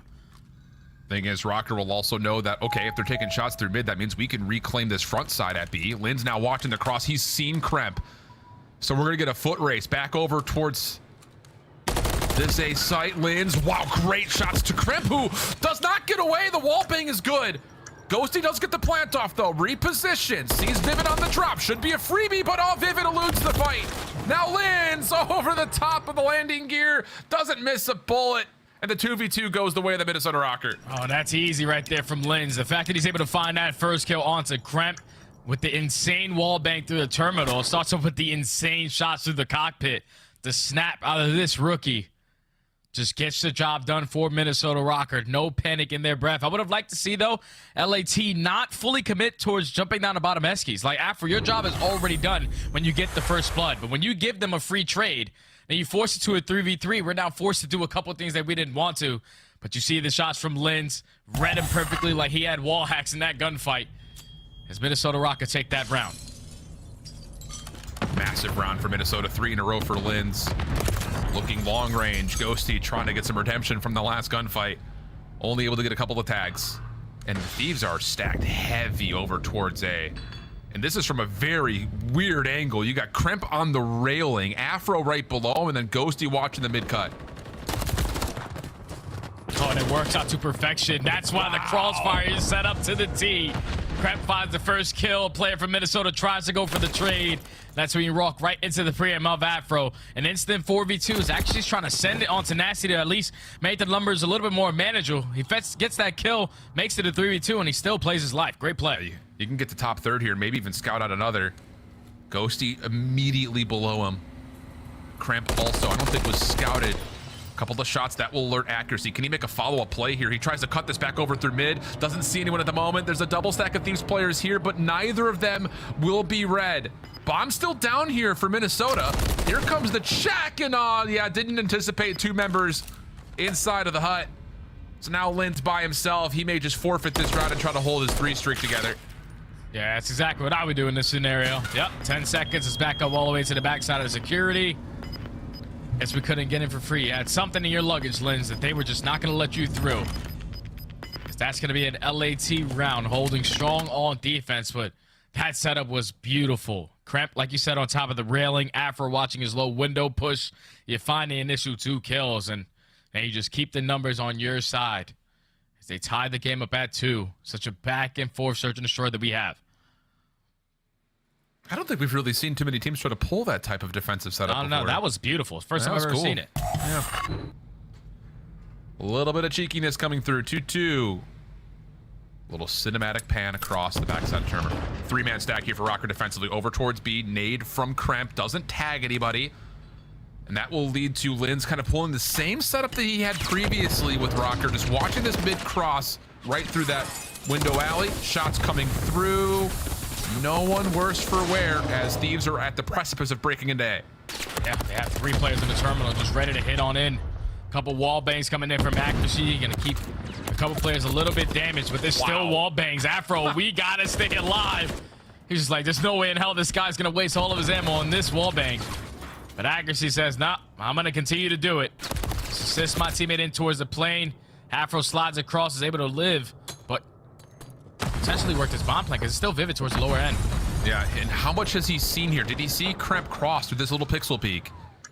That may be the bigger question. Bomb gets planted. Accuracy over to the slide. Here comes the nade, and then the double shell right afterwards. That's a smoke trying to get them through. Vivid making sure no one's just hiding in corners. But the problem is, kills are coming out for the side of the Thieves. Afro just standing right on top of the bomb saying, you have to come through me if you want to get this. And wait, they may actually do that. Awakening shut down Afro. spams him in the rear end, but oh wait, accuracy still up, but not for long enough. Pistol through will finish off the gunfight, and the Thieves will hold the post plant. Oh, actually trying to get it all done right up through the ramp side. He was able to find 3, but the fact that Afro was able to withstand all those bullets to start off with the wall being, even sliding across towards the bomb. Just great plays from Afro. LAT are second overall in post plant scenarios, and that's why they hold strong. You get that bomb, now you put yourself in that setup, you could potentially walk away with the W. The fact that Afro, like I said, was able to stay alive as long as he was in plane, he eventually makes the final play to secure the round for LA. And now Afro, what can he do off 3 in a row? Trophy system down early, smoke already coming through, Rocker going very quickly. Wait, the trophy doesn't actually impact the stun, but it may not make much of a difference. Afro and Nasty combined for 2, only dropping 1 in the process. Krep gonna take away the A side of the map, and Nasty off the regen will even get a couple of tags into Awakening. Thieves looking good for this hold. Just comes down to, can they break down this little do setup between Awakening and Vivid, who are trying to rotate out. Ghosty will read it, but not be able to secure a kill. Rocker able to reset again. Yeah, they're already trapped though. You have Krep, who was able to take a lot of ground through the flank positioning. The team shots coming from Ghosty and Nasty to eliminate Awakening. And now it's Vivid left in the 1v3. Should be able to get a freebie onto Nasty. It's not going to be as free as I thought. LAT withstand the pressure through the top side of the Yeskies. Afro, even if he's stunned, he's still going to win a gunny. Finds the first kill, but then it simply just comes down to the fact that Nasty's able to get one on his traits and play his life. Because Awakening, he tried to send him down to Eskies. He was trying to find that trade. Once he couldn't, and Nasty then gave up his positioning with that Renetti. It's just we cannot commit to the bomb plant. We do not have anything covered. LAT took all map control, and now that's 2 rounds in a row. LAT starting to pull away. Starting to feel a little bit like Invasion, right? Back and forth through 4, and then all of a sudden Thieves start to kind of change the mold a touch. Kremp with a little bit of help from a trophy system, looking to get aggressive over through mid. Doesn't see anything initially, as Rocker have not gotten to top third, nor have they played the mid staircase. So do Thieves try to use this information as maybe a chance to once again isolate this Minnesota defense towards B a bit differently? You know, that accuracy at least is going to be holding down that burger push. We can cross through the hallway. You can get information onto the second player in Lens. You're going to know exactly the setup that they are in, the default that they have been playing basically every single time on defense. Now here comes the push in towards plane again. You make sure no one's underneath you. Gonna shoot the propane, no one in the cockpit. It's only a matter of moments before they slide on them, but this time Minnesota have a team fire set up. Yeah, Awakening is here to help Vivid, who's often been the sole defender over towards A. And the longer this takes, the more you have to clean shots from Afro. Awakening does secure the trade. Kremp not able to follow up, getting tagged through the wall by, again, Accuracy, who seems to... I mean, this plane looks like it was out of an episode of Masters of the Air, dude. This thing's made out of paper mache. Shots landing all over the place. Ghosty finally able to take down Awakening, that you would think would open the door at A. But Linz has rotated over, destroyed by Ghosty. Last one left is Accuracy. And he may find some timing here. Gets the first. Oh, snaps to the second. There's not enough time for them to get the plant. But does Accuracy slip away at the right moment? Oh, it's a 1v3 for Accuracy. And Rocker bring us back to within 1. The Iceman gets it done. He knew that there was only 13 seconds. Ghostly just finished a gunfight, so he's still going to be weak. Someone has to be committed towards the bomb plant. But the repositioning out of the Iceman, you need some ice in a game 5. There's no better person than the Iceman Accuracy. So he gets it done in the 1v3, clutches up in the 1v1 as well. Just reads the play to perfection. Keeps Minnesota's Rockers' hopes and dreams alive in this search to destroy, as now they are down 4-3. Back on the attack. Accuracy can literally do no wrong. Another different setup, though, here for Thieves defensively. Stacked over towards the A side of the map. Kremp actually kind of throwing shoulders in and out of the jet bridge. It's Vivid who's at range with a rival who I'm sure was just going to try to make sure nobody pushes through this angle, but he, with a rival in hand, you would think is going to be part of the play in terms of how do you break open one side or the other. Just comes down to what does Minnesota do first before they try to get Vivid involved. Just playing for early info. Actually going to crawl his way in through Burger. Try to isolate Nasty towards the top side of these Eskies. He's going to be able to spot him again, gets him weak, but the back down is now going to allow the rest of his teammates to reinforce. That's the only player playing over towards B. We're now sending it on him. Wow. Wide open. They have to play for retake, do the Thieves. Vivid, keep in mind, still has a rival 9. He's just playing over towards Dreams. and just making sure the flank stays safe. So you're going to get a 3v3 on site here. Kremp is on the rotation safely over. Afro just bobbing and weaving, seeing what he can see over the top. Rival 9 in. Lynn totally destroyed. Down to the pistol. He's got accuracy spent in the corner. Ghosty will get the kill, and then no chance for Vivid to get there to assist. What a pop-off breakthrough for Afro. That is a perfect retake right there to LAT. He sent 3 players through the bottom Eskies. Last player was ready for that, the last one on Minnesota to come through hallway, but it's all on the back of Afro. The fact that he's able to slide his way up through Eskies, win both of the crossfire gunfights that were set up for Minnesota Rocker, get the info onto accuracy, set up his teammate for the 3rd, and then the final kill in through the hallway. That was just perfect out of LAT to not put them at game point. Wow, I mean, talk about clutch 2 rounds in a row, just in very different ways. Can they put it away? Will map 5s continue to ruin the Minnesota Rocker? Nades up and over. Spam shots from the defense. Deep by Vivid. Not quite able to land, as this has been the exact same setup almost every single time for Minnesota. Lynn's watching mid-hall. Accuracy over the top of him, and then Awakening floating back and forth depending on which side he seems to favor. And then eventually for LAT, the push comes in towards Terminal. So how do you make the adjustments again? Because it's going to be Lynn's at least spotting 1 player on the cross. You're going to invest the stun. You're going to invest the nade, but nothing is going to be able to connect. It's already been 35 seconds knocked off of the game clock, but now you're trying to ISO these players at B. Lynn's is able to get away with his life, but accuracy tries to make up for it, and he gets picked off. First blood to LA. Now the thing is, you have to commit someone else to getting on top towards this B site, which means Vivid once more will be by himself over at A.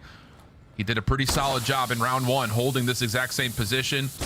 Fire extinguisher gets hit, no one in the cockpit. Here comes the double up the wall. It's a triple up. What the heck? Minnesota full gamble stack over towards A, and it works out near beautifully for him.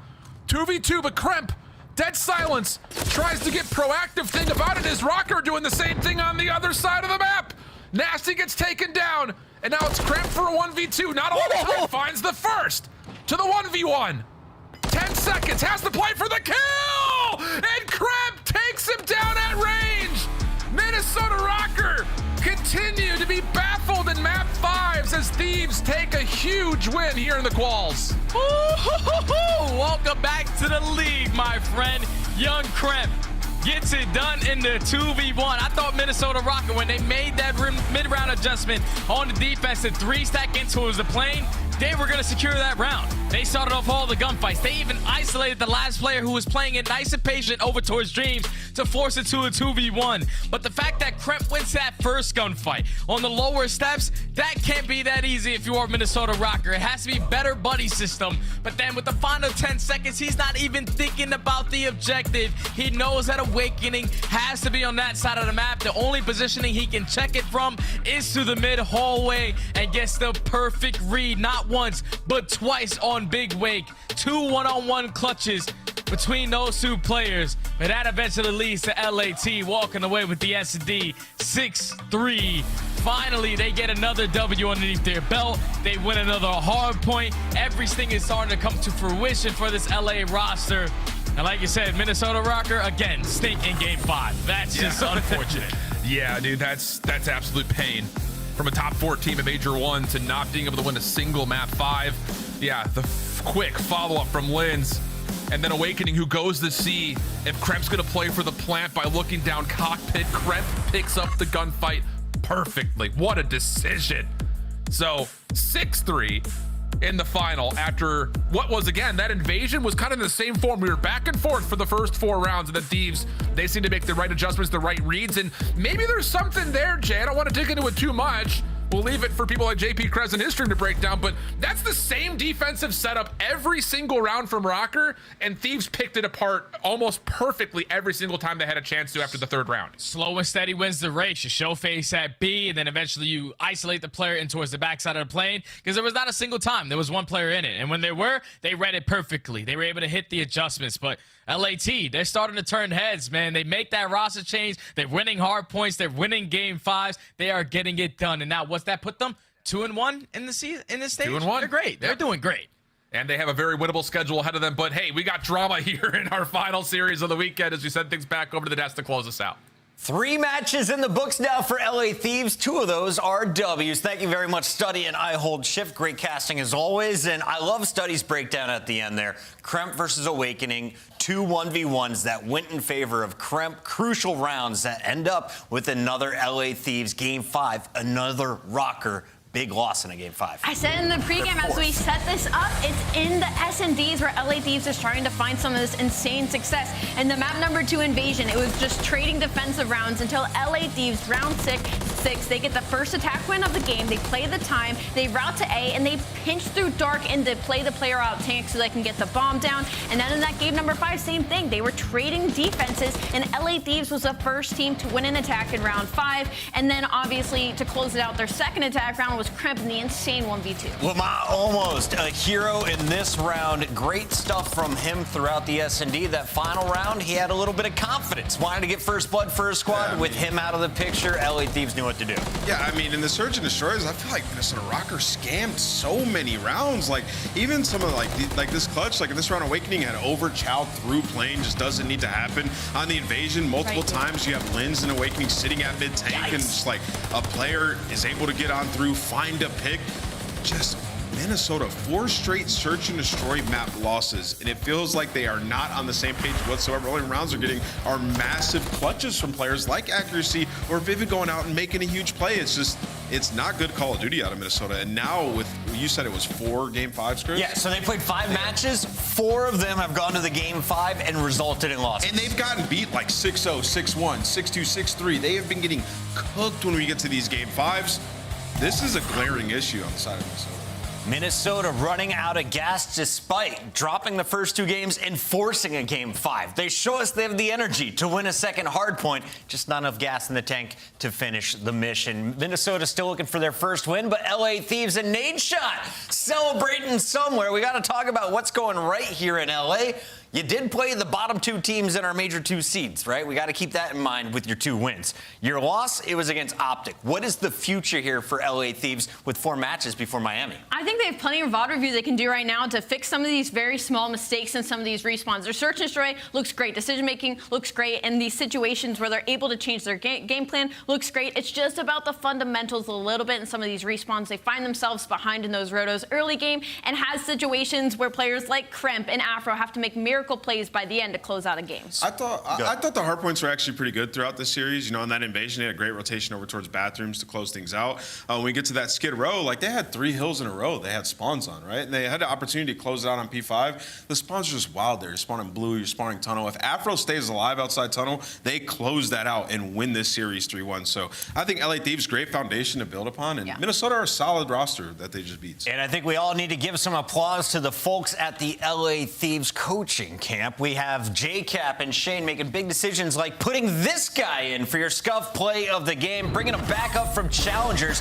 He played for the Royal Ravens in London last year, now wearing red for LA Thieves. And Byron dropping a 10-3 performance on us on that map 2 Invasion S&D. Yeah, it was just an insane search and destroy out Nasty completely through. I believe he ends with over 10 kills by the end. And again, the biggest moment for me was that attack round. You had just seen it in your screen. It was Nasty that made it on site to the A bomb and gets the guy off in the cross so that they can get the bomb down and win that round. So big plays out of Nasty, one of the most consistent players.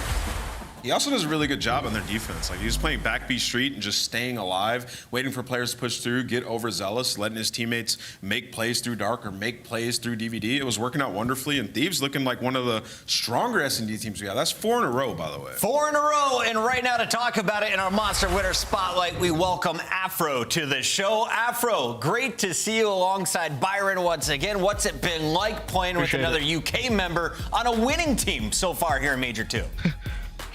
Hey, it's good to have my boy back, man. It's been a long time since we've played together, since Vanguard, I think. And, yeah. Just very happy to have him back.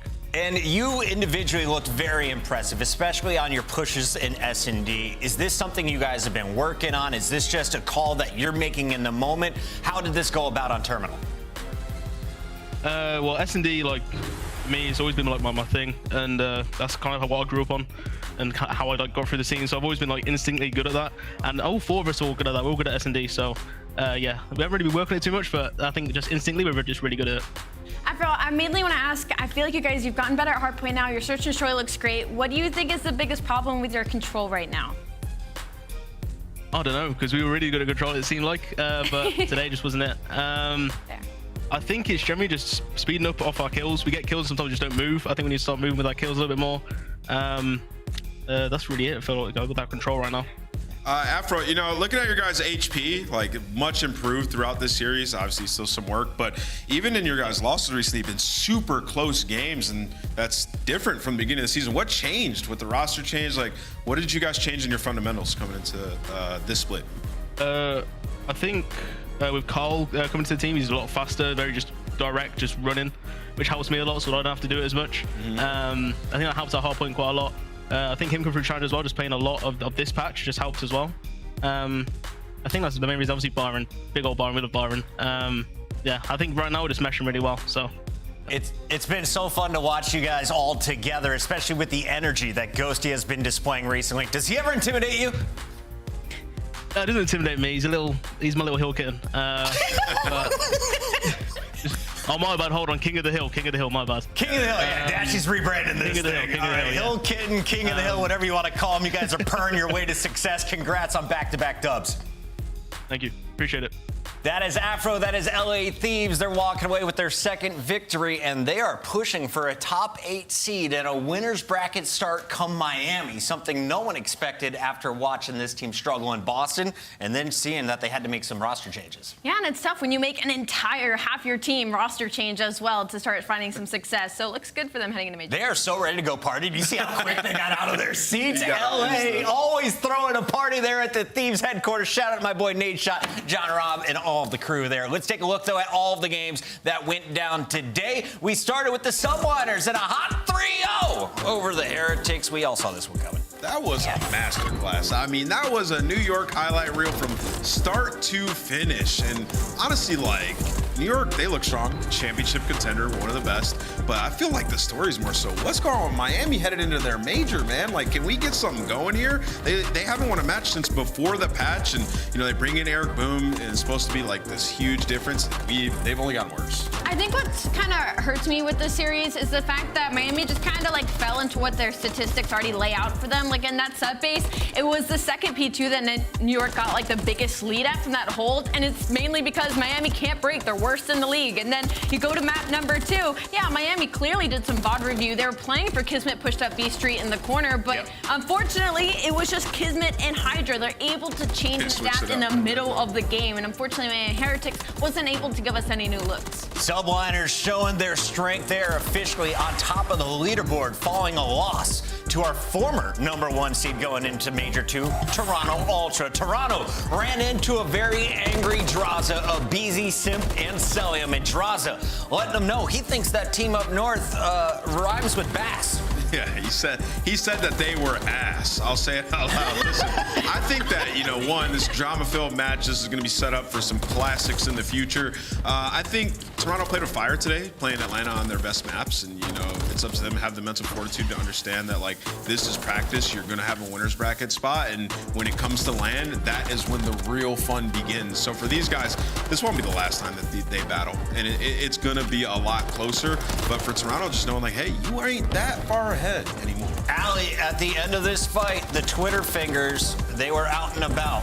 Who do you think gets the last laugh as we head to Miami? I don't even know, man. I don't even have Twitter on my phone anymore, and I'd like to give that advice to the players as well. Let's keep the Twitter fingers to ourselves. Yeah, keep it on the trigger, because you guys need to play at least 4 games for us. Come on, your top 2 seeds. Atlanta, though, getting the job done in 3. They close it out with some very strong control performances as they outslayed Toronto, something that we have not seen in that game mode all season long. Atlanta back on top. Subliners beat them. Toronto still yet to play the Subliners. Nameless in your power rankings. Do we have a top dog? It's tough right now. I still want to put Toronto because I think they played around a little bit with the map vetoes in this series, but Atlanta looks so strong. I mean, 1A, 1B. 1A, 1B. You can catch both of them live in Miami. How do they do it, Allie? You scan the QR code that's been on the screen all weekend long, and you show up to Miami Heretics Major #2. We are now finished with week 3, day number 3. We only have 2 more weekends to go until we all head down south to Florida. That's right. Let's take a look at the battles that continue as we return to the studio Friday, March 8th, and it should be a good one. Boston has been surging up the leaderboard, but they take on a tough challenger in Optic, Texas. We've got subliners Atlanta, FaZe, Vegas, Carolinas, Miami. Everybody's playing basically next week. And I got to ask, Nameless, who do you think has the most on the line? Man, I feel like Boston breached. They're like one of those middle of the pack teams that like they made a roster change, expect them to be good. They need some dubs. They play Optic, they play FaZe. Good luck, Breach. And of course, we close it out with that Optic Toronto battle. Thank you all for tuning in. We will catch you next week for another round of qualifiers leading into Miami.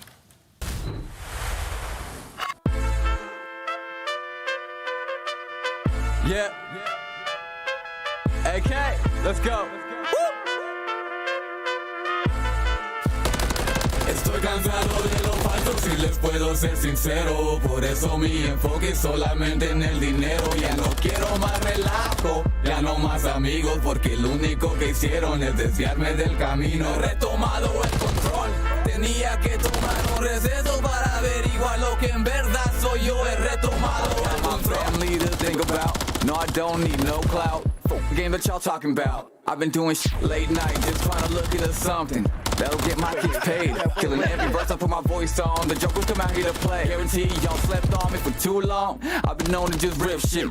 Optimist in my prime. Oh, Bron in Miami. I'm fired up, bringing the heat. It's time to show y'all the new vibe. Show y'all this new wave, this young cat, this my Estoy time. cansado de los falsos y les puedo ser sincero.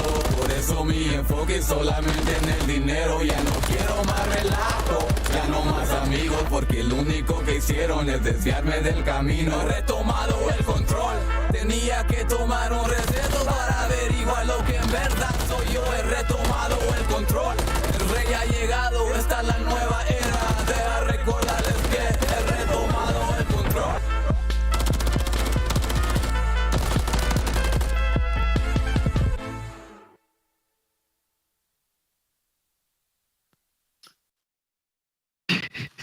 Ah, bro, that fucking hurts. We just done. Everyone's in the cams right now. They're down 0-2. They're spinning the fidget spinners. No. No, not me. You guys get the glass protection?